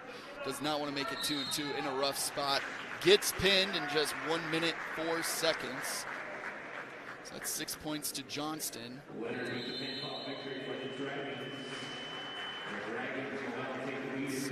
So that gives them 12-9 now for that team score. That's what you see in the top left corner of your screen on the Hy-Vee scoreboard is the team score. We'll give you the individual match scores that's going on here. Xavier Anderson steps up to the batter's box here against Max Kelly. Max Kelly's only a sophomore for Johnston. Xavier's a junior, wrestling at 157. A little bit lower weight for Anderson as we get the growth rule here in Iowa. After January 1st, every wrestler gets an extra 2 pounds. So really all the weight classes, you can add 2 pounds to them. So a little bit easier to cut from 165 down to 159 than it is to 165 to 157.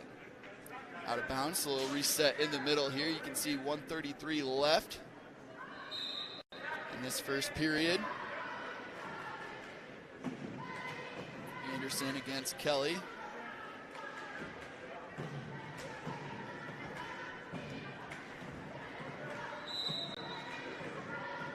See that second ref is a little more sensitive to the out of bounds. So Anderson so far today, though, he's had a forfeit. He had a pin. Another pin. Minor decision. So he is currently 3-0 so far today.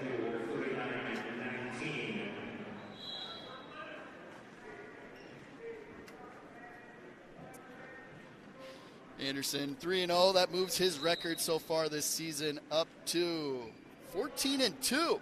As we mentioned, he made it his freshman year to state wrestling. Last year did not quite take that step that he wanted to take, but we did just get a guest up here into the press box. We have Marshalltown Athletic Director Ryan Isgrave. How you doing today? I'm doing good.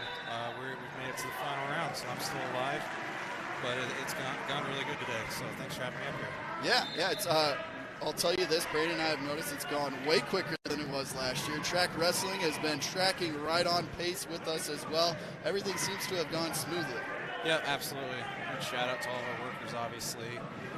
Liz and Jeremy down at the head table, and couldn't do it without an army of help. So, yeah, it's gone really good. Anderson here, Mike, runs out of time in the first period. Does get 2 back points added to his takedown. Now up 4-0 heading into the second period.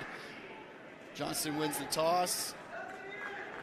Looks like he's going to the scorer's table. He might have a little blood or something on him.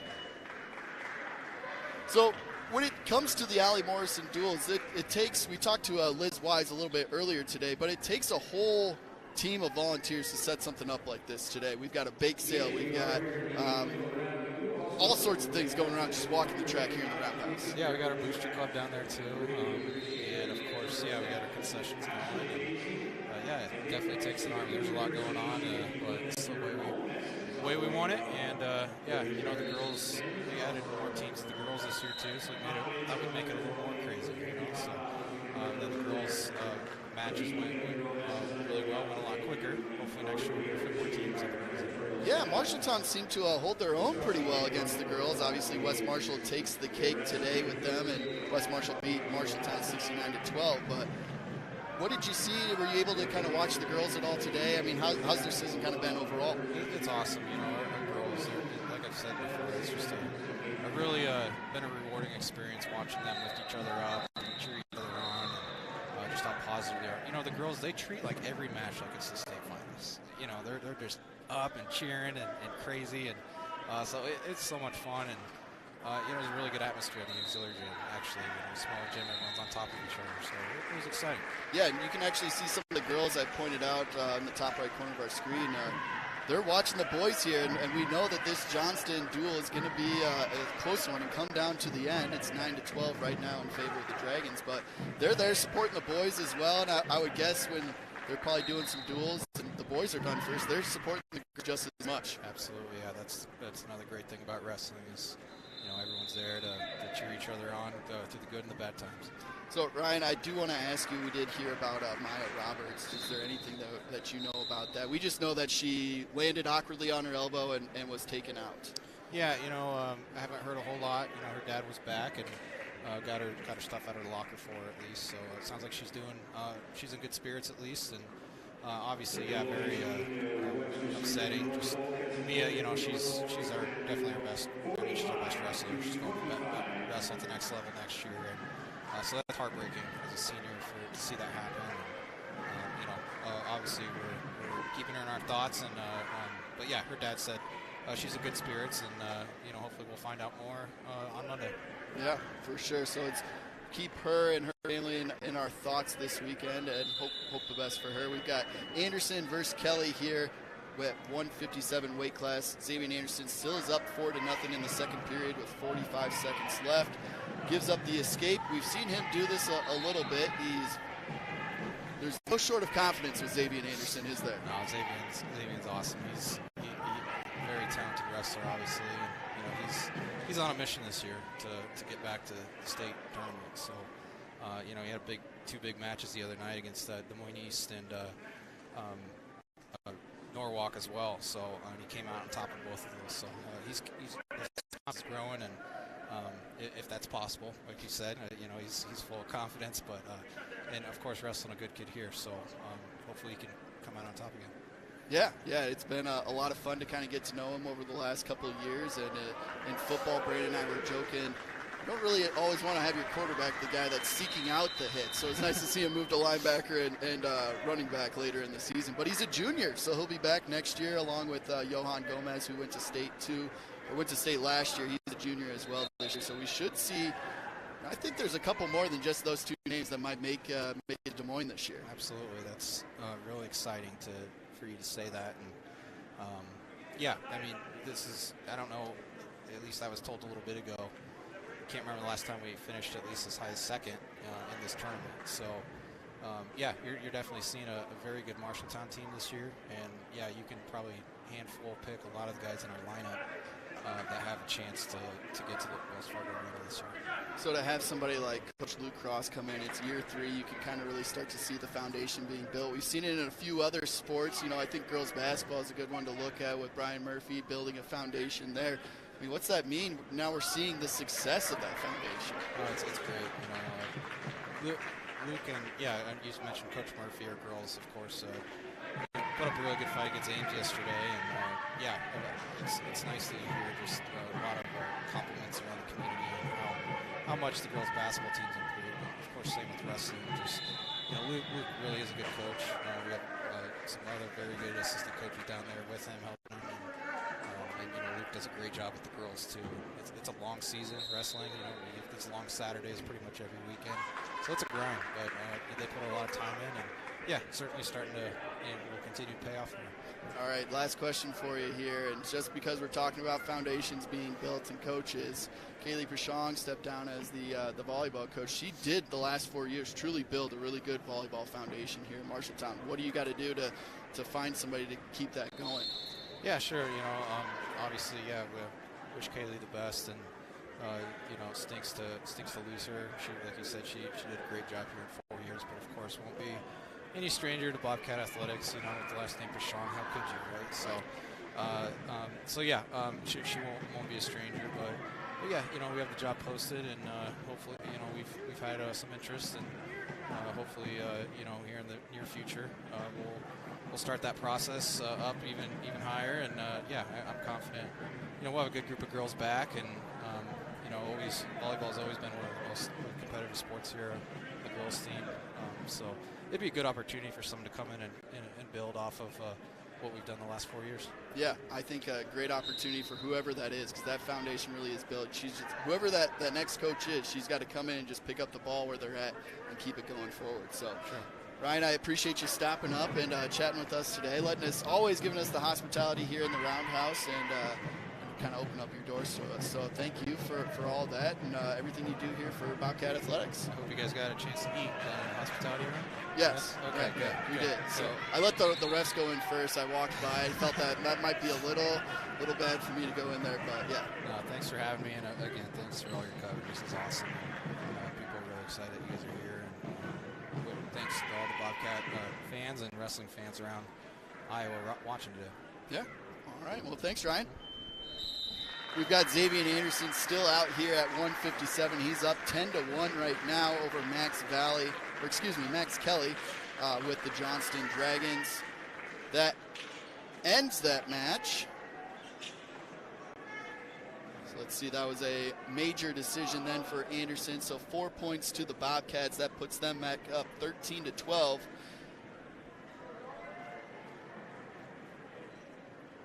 For the team score. Moving on to 165, Dalton Zednicek will be taking on Jacob Hegelson. Zednicek's a sophomore this year. Look at what he's done today. As you see, they're both just trying to battle out here. Find the opening. Zednicek takes a shot, grabs that right or left leg.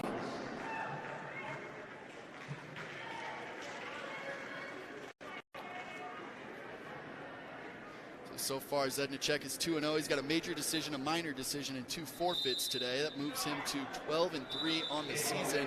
Not in a good spot right here, but ref says they're going back to neutral. A little bit of a lucky break there for Dalton. North Polk took down Cedar Falls 45-25, so big win for North Polk right there. I believe the Webster City Roosevelt one looks like it wrapped up. Webster City 57, Roosevelt 21. Yep, just wrapped up. Yep. Now we can see here Hegelson trying. It looks like he's got the cradle in there. Now he's just trying to get Zednicek over. Is this going to give him his first loss of the day? Zednicek, a sophomore this year, having a good season, 12-3. Able to drop down and wrestle at 165 as Anderson dropped down to 157 today. Zednicek, though, trying to get out of this position. Cradle's not fun position to be in. What you're told on the offensive side is you're trying to put their knee to their nose. And there's the pin. There it is. That's 6 points there to Johnston. 16 seconds left there in the first period. That means the pin was in 1 minute and 44 seconds. Puts the score now to 13-18.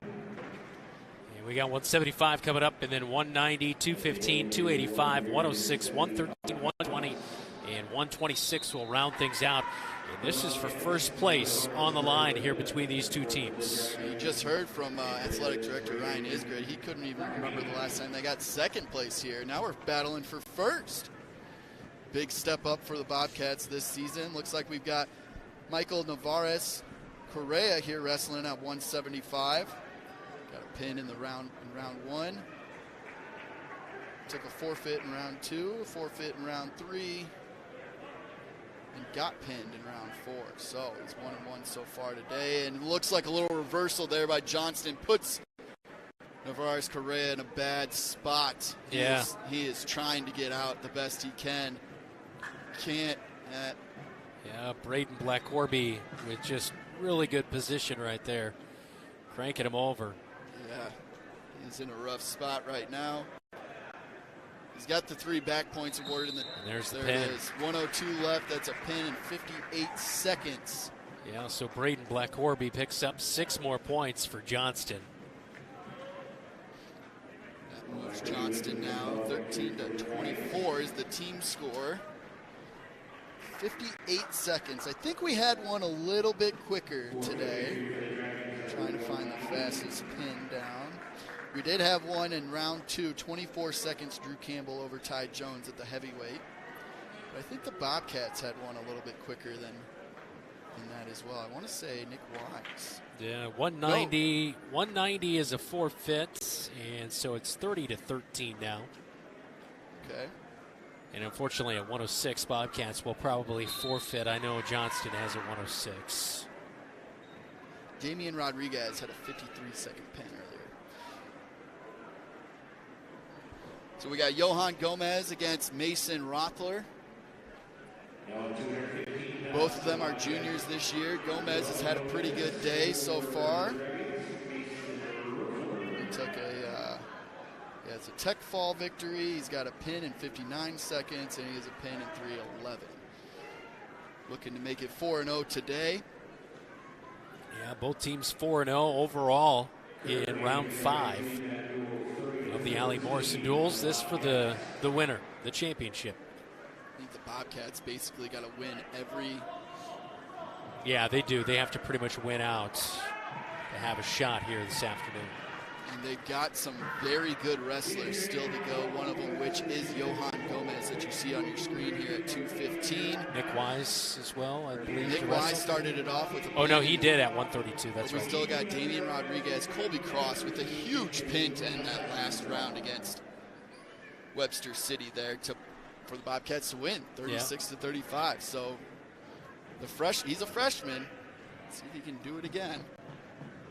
Johan Gomez just tipped his guy over there a couple rounds ago and had a nice pin in just about a minute. It was round 3. You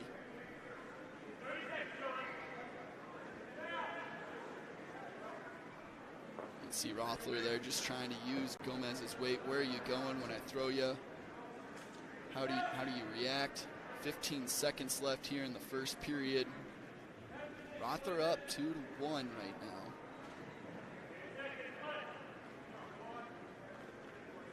Five seconds left here. Either one going to try for something. Does not look like it. So, Red wins the toss. Gomez chooses to defer. Webster City's going to take the down position to start.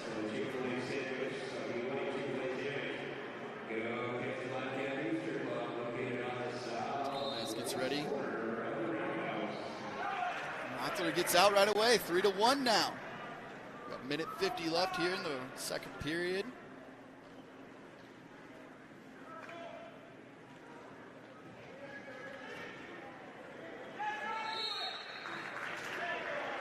These out of bounds, I just feel, has been very inconsistent these last 2 rounds.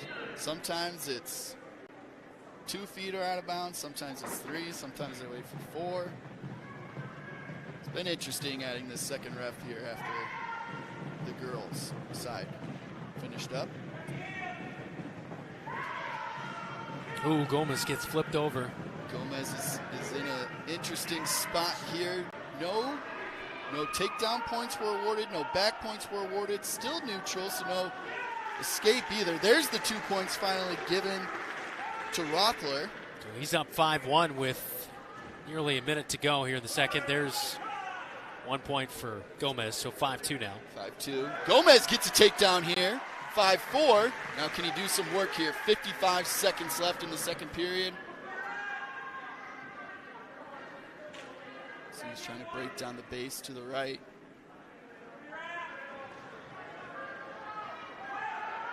There he just kind of powers him over here, gets him on his backside. Gomez in a spot with 40 seconds left. This is not looking good there for Rothler. Would be big 6 points for the Bobcats if he can get the pin. Rothler able to kind of arch his way out of that. 3 points to Gomez, 7-5 now. Gomez in control on top. Can he work him around in his last 20 seconds to get some more back points?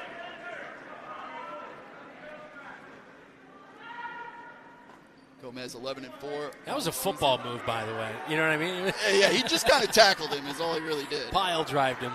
7-6 now as Rothler gets the escape. Now they're out of bounds. And that's the end of the second. We go to the third. See teammates there. They got very close to the edge of the mat. Teammates were over there making sure nobody gets hurt as well. So great job by Johnston protecting both players. It's always good to see that sportsmanship, especially at the high school level. Gomez is going to start down here in period 3. It was his choice. And he's going to just stand up. And there we go. 8-6 now. Gomez is in the lead here. Neutral position now. Minute 50 left in the third. You can see the team score at the top left corner of your screen on the Hy-Vee scoreboard. The Bobcats would love to have all 6 points here if Gomez could get a pin.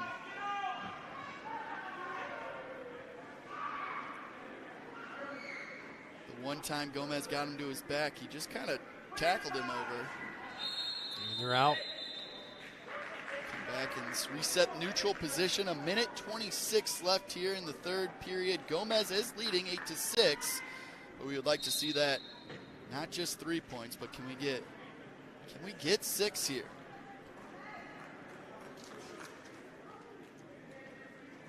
As Rothler shoots in at the legs. Gomez is able to trip him up, get him to his backside. That's 2 points. You can see he's getting some back points as well. Pinned by Gomez there.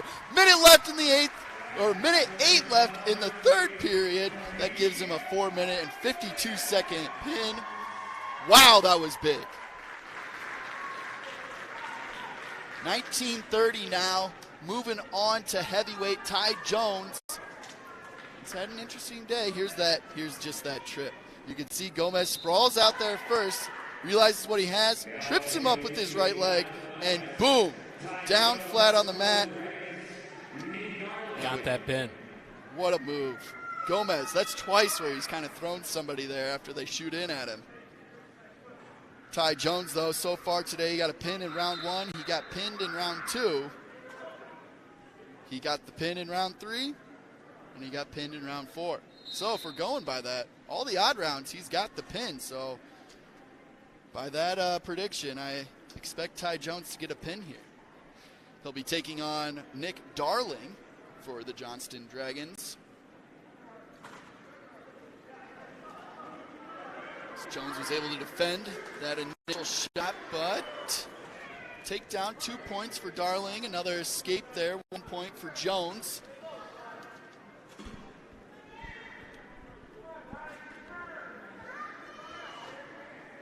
See if we can get another throw here. You can see Darling is pushing into Jones, wanting Jones to push back.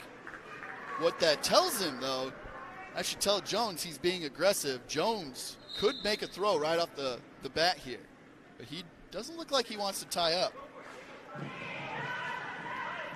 One thing I noticed, all the big guys always fidgeting with everything. I noticed it, Zedek was constantly messing with his hair and his headset. Jones here kind of just stumbles down. Gives up 2 points on the takedown. We got 30 seconds left here in the first period. Darling just seeing if he can get some back points. He keeps throwing that arm bar right in the back of the head of Jones. That is not comfortable. Not only do you have a forearm in the back of your head, but it's also slamming your face into the mat. 10 seconds. 10 seconds. 4-1 is the score here for Darling over Jones. Heavyweight battle.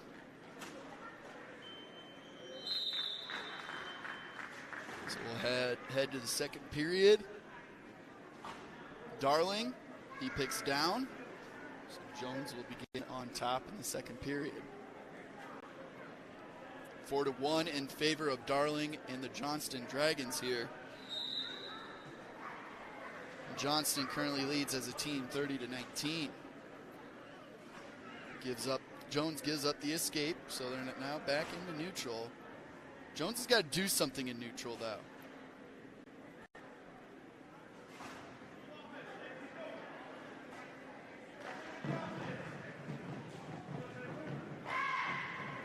North Polk here, I actually was able to watch the North Polk Johnston heavyweight match, and it was a big upset, I believe, with the way that the crowd was cheering for that one.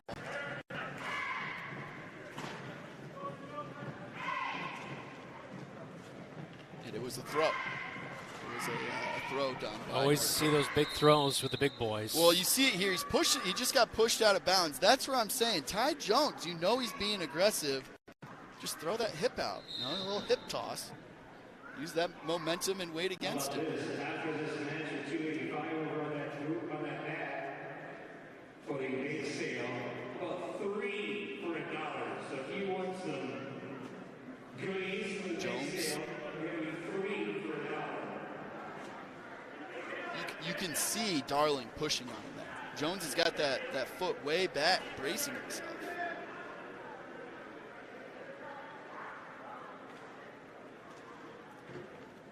Tying up, seeing where that momentum's going.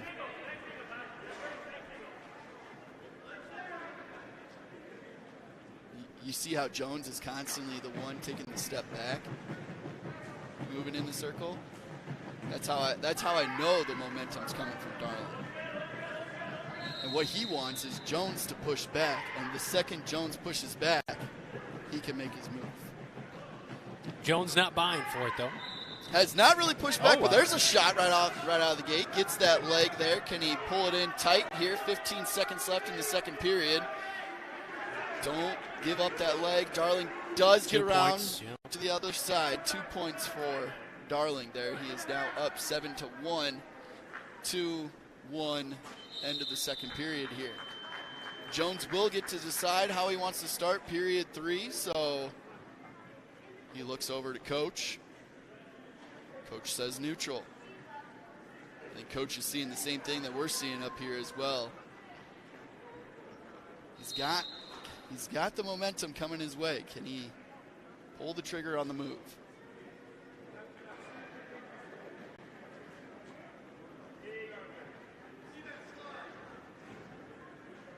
Yeah, you can just see Jones is not the one applying the pressure here. He's the one that's taking it.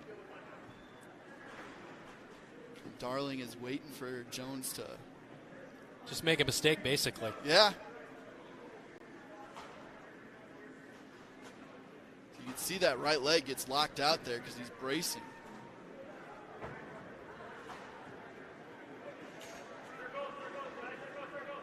Only 4 more matches remaining after this one, and this is for first place this afternoon between these two teams, the Dragons, the Bobcats, in round number 5.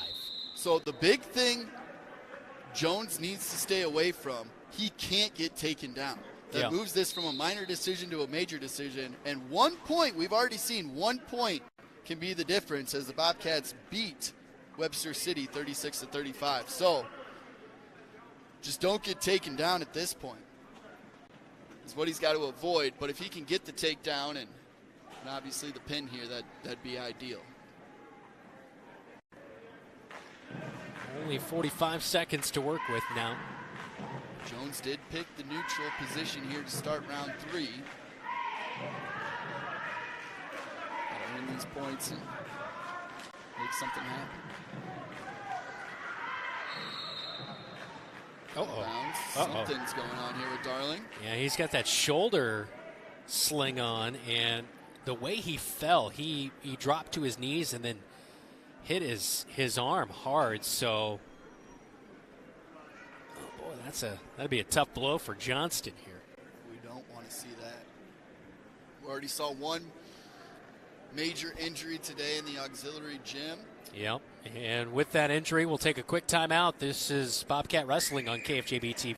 Dairy Queen has so many fantastic treats and delicious food, it's hard to know what to order first. So we're asking Marshalltown Mikey to help us decide. From burgers, baskets, and sides to blizzards, cakes, and more. Both Marshalltown locations are serving up everything you love. Right now, try our chicken strip basket. Also available in Honey Barbecue. Blizzard of the month is Caramel Fudge Cheesecake. I'm gonna need more time. Get Dairy Queen delivered or at both Marshalltown locations.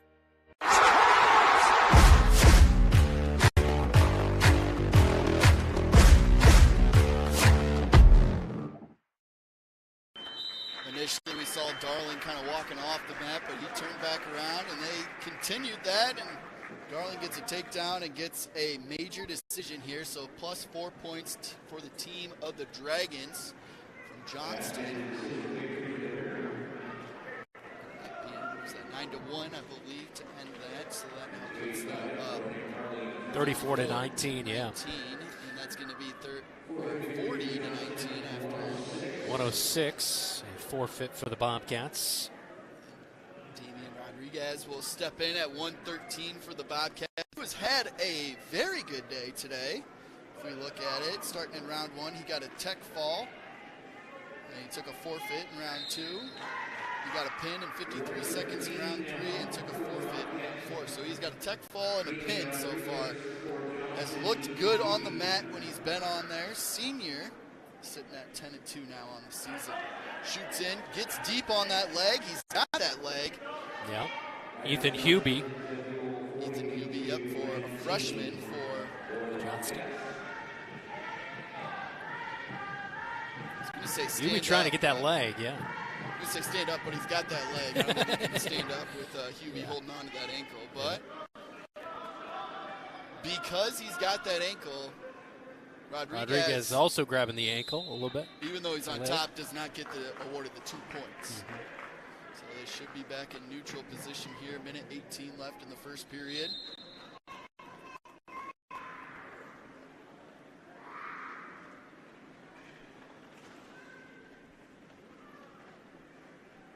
So Rodriguez shoots. Hubie sprawls out. Able to defend it, but Rodriguez is pretty deep in there. He's got arm around both legs. Hubie's trying to get back to that ankle as he had previously in this round. 2 points were just given. Rodriguez. Rodriguez is now his left knee, it looks like he's pointing to. He's riling a little bit. Yeah, his left knee. Coach Cross is over there with the trainer. Something happened. Not quite sure. But right away, trainer came out for the Bobcats. Yeah, there was no hesitation, which is good. That means he knows his players, too. Yeah, but also, unfortunately, he probably knew something was definitely wrong. We've had a very good training staff over the many years here, Marshalltown. You think back to what happened to Jackson Bowie last year with football. They were able to get there right away and able to get the ambulance and get him off the field.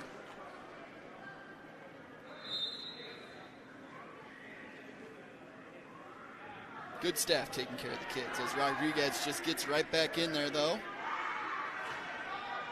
Currently down 2-0 here to Hubie. Hubie only a freshman for Johnston. Rodriguez is a senior.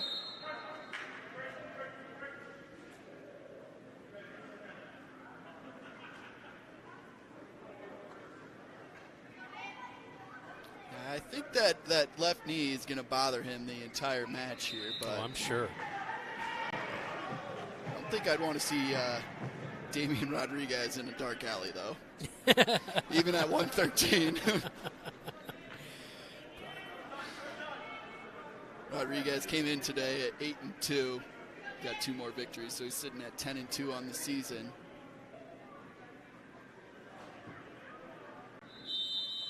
And that'll end the first. That's 2-0, though, in favor of Hubie. So Rodriguez still able to make some moves here. Brandon, I did do the math here with only 3 matches left. Yeah, gonna come up short. No matter what we do here, 37 is the highest we can score. Again, that's where those every point counts. I think overall here, Bobcats have had a lot to hang their hats on. A very good day, going 4-1 on the duel side, but we've got some good battles. I'm excited to see this Colby Cross match here at 120 after getting a big victory in round 4. Damian Rodriguez here ties it up 2-2, lifts him up, brings it back to the mat. See, that's where he brought him back safely. He didn't bring him and slam him down to the mat, but you can lift him up like that and make a show out of it, I guess. Hubie trying to get an escape, just trying to get his hands off of him and get his own wrist control. Rodriguez, you can see, has that left leg locked up of Hubie pretty good. You can see that red shoe kind of poking out of Rodriguez.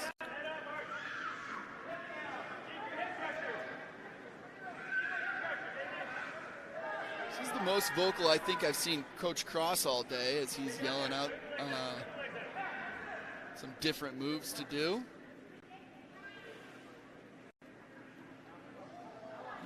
Does not seem to be the most vocal coach during the match, which kind of let your wrestler do their thing, right? I mean, you know, sometimes you can overcoach. Yes.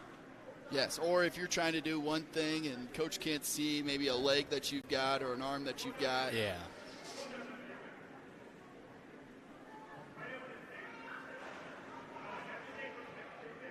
You also got cheerleaders and parents yelling at you and everything else. You don't need, you don't need a fourth person and coach yelling at you. Yeah, they might not even be able to really hear you. You can hear them. You can hear them out there. We'll head into round 3 here. Period 3. Still tied 2-2.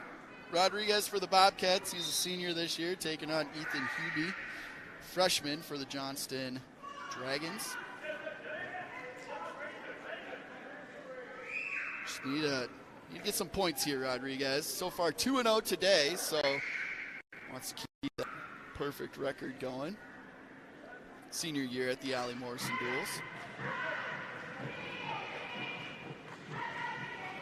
Crossface there, trying to just make him uncomfortable on bottom.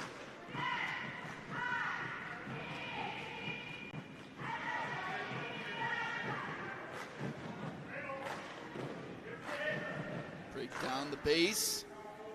Minute 15 left in the third period. Still 2-2. We have seen a couple overtime battles here, which are fun. Sudden death.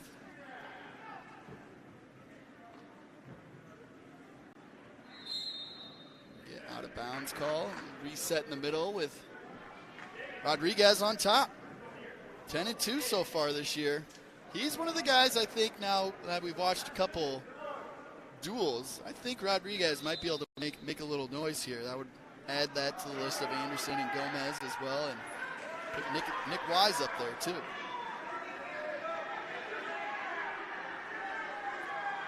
There's an escape done by Hubie.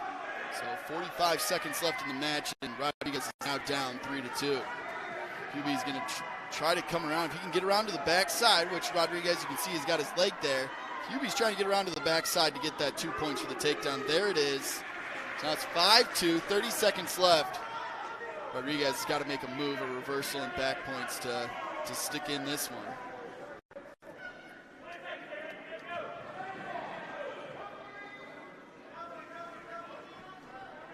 We're going to see another freshman here next for Johnston. They had Had 3 freshmen, 106, 113, 120 right in a row. And it looks like Rodriguez, unfortunately, is going to win a close, tight battle. 5-2. Banged up his knee in the process as well. But 3 points go to the Johnston Dragons there. It's now 43-19. 2 matches left. Yeah, I was going to say, yeah, Hubie will win it 5-2. Correct, yes. Yes. And Rodriguez, that was his first loss today. Bangs up his knee. Tough way to go out this afternoon. But 120, Colby Cross, Isaiah Madison. Both of these guys are freshmen here. And Cross in a tough position here, just 10 seconds into the battle. 2 points awarded to Madison. Cross has had a good day today, though. Started out with a minor decision. Ended up getting pinned. Took a forfeit, but it was in that last round where he did get a pin, making him 2-1 so far today and getting the victory for the Bobcats over Webster City in that final match. Can he make a move and get out of this position? It looks like they got the cradle on him, and he is cranking that over. That looks tight, too. Cross is doing whatever he can. He's got a minute that he's got to survive this. He's got to find a way out here in round 1. Uh-oh. There goes the rollover. Did he get it?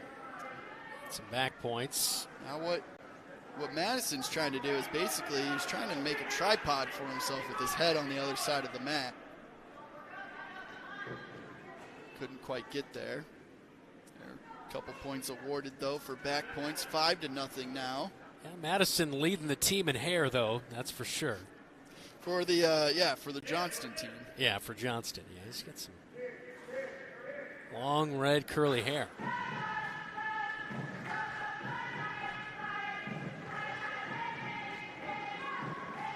Every once in a while, you'll see a long-haired wrestler that'll wear a swim cap. Oh, yeah, I imagine. You don't want it to get pulled. I'm sure it could get trapped on the mat, and that would be There's actually hair length. You can't have your hair X amount or so long in wrestling. So that's one of the things they do during weigh-ins is they also look at things like their hair. And so if your hair's a certain length, they'll ask you to You wear a better swim trim cap. yours. Yours is getting a little too long for regulation. Yeah. We'll have to ask Coach the next time we see him. It's not regulation there, Tomesch. We've got 3 seconds left here in the first period. It'll end 5-0 in the favor of Madison over Colby Cross here. Cross now 11-1 on the season. Came in 9-0 today. So took his first loss. Freshman here for the Bobcats. Only freshman that was wrestling for the Bobcats today. Taking on another freshman, Isaiah Madison, for the Johnston Dragons. Cross, though, starts on top.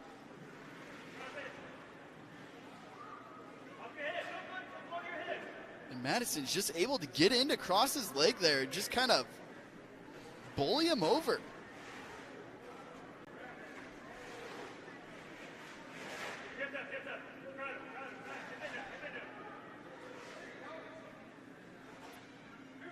That should be a reversal, yep. So 2 points awarded to Johnston. It's now 7-0. Cross. Got to get some points here to at least make it a minor decision or see if he can't just flip the script altogether.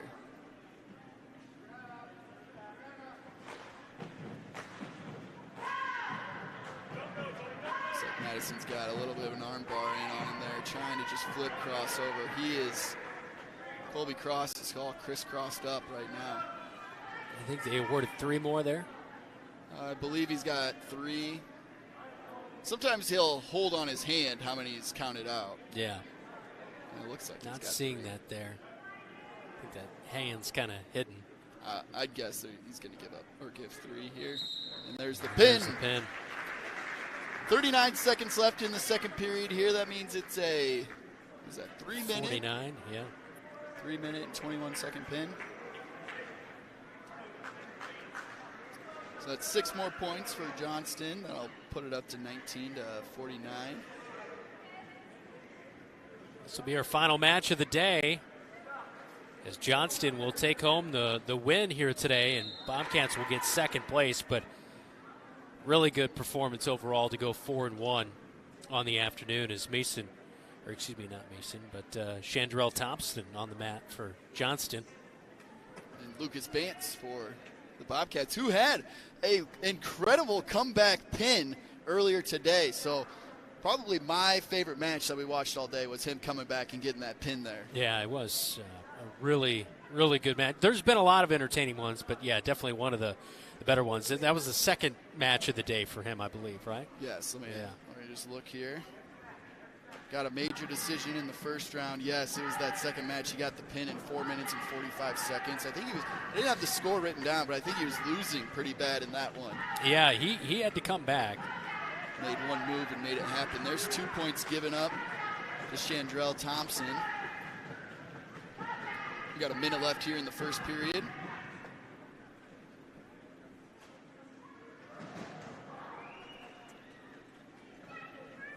Lucas Bance, junior this year, came in at 9-4 so far this season.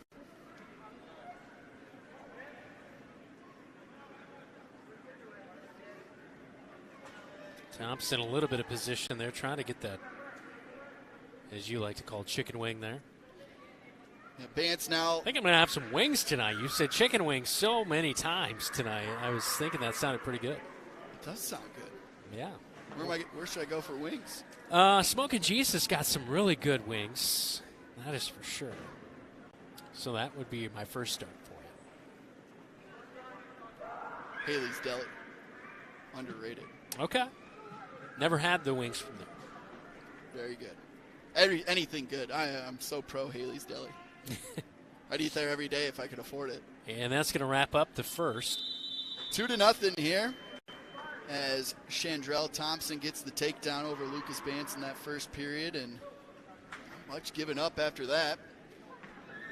Thompson's going to start in the down position.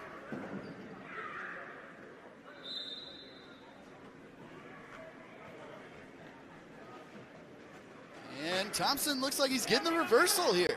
Oh, wow. Oh, wow. And is able to just take control. That's going to be a pin here. There it is. Pin to end it by Chandrell Thompson with 1:45 left in the second period. So it's a 2-minute and 15-second pin to end the day. Johnston now wins 55-19. Bobcats go 4-1 today, end up in second place in the Allie Morrison duels. I believe, if our memory serves us correctly, they were 2-3 last year. Big improvement with the same team showing up again this year for the Bobcats. Big step forward. The girls had a good showing again. That was West Marshall that ended up winning that. The girls tournament, but Marshalltown against Woodward Granger, they win that one 36-33. Marshalltown loses to West Marshall 69-12. They tie with West Fork 30-30, and then they beat Johnston 48-12. West Marshall was those winners on the girls' side, but Marshalltown in second place. Yeah, best match of the day was in the fourth round. Marshalltown came back to win. Last match, they got the pin, got the win 36-35. And take it down to Polk. Secured second place, so Johnston first place today. Marshalltown second. North Polk comes in at third. Webster City finishes fourth. I thought Webster City wrestling up. I think they've got a pretty good team, but they were definitely wrestling against some higher-up opponents here today. Cedar Falls fifth and Roosevelt sixth place as they were shut out. Did not get a victory here, but a really fun day, Zach. And Allie Morrison duels, always a fun time. I'm really happy that, same teams back from last year, and probably see the same teams back last year, some consistency and a little more pride taken in the Allie Morrison duels going forward. And Coach Cross really has the program going in a good direction. I feel like compared to last year, what we saw to this year, this is a much improved wrestling squad. Yes, I think, again... And some guys on missions this year, too. Definitely some guys with the right mentality on a mission to make a statement this year. Just like we said with Athletic Director Ryan Isgrave, I think some of these coaches here in the Marshalltown Community School District is really starting to build a foundation. 3 years into it, year 3 for Coach Cross this year. You're starting to see some of his moves come out, some consistency with moves. Like you said, I said chicken wing more times than we can count today. They like to start on bottom to get that escape. I think the mentality is also turning here for the wrestling program, and it's going to be exciting to see where he can take this. Yeah, our next wrestling match will come up later this month as a meet here in the Roundhouse. Roosevelt will be welcome in. I believe that's the 19th of January. Thursday, January 19th will be our next one as we look forward to bringing you that coverage. For Zach Tomesch, I'm Brandon Lewis. You've been watching the Allie Morrison duels. Again, Marshalltown finishes second right behind Johnston. North Polk third place. This is your home for the Cats, KFJB-TV.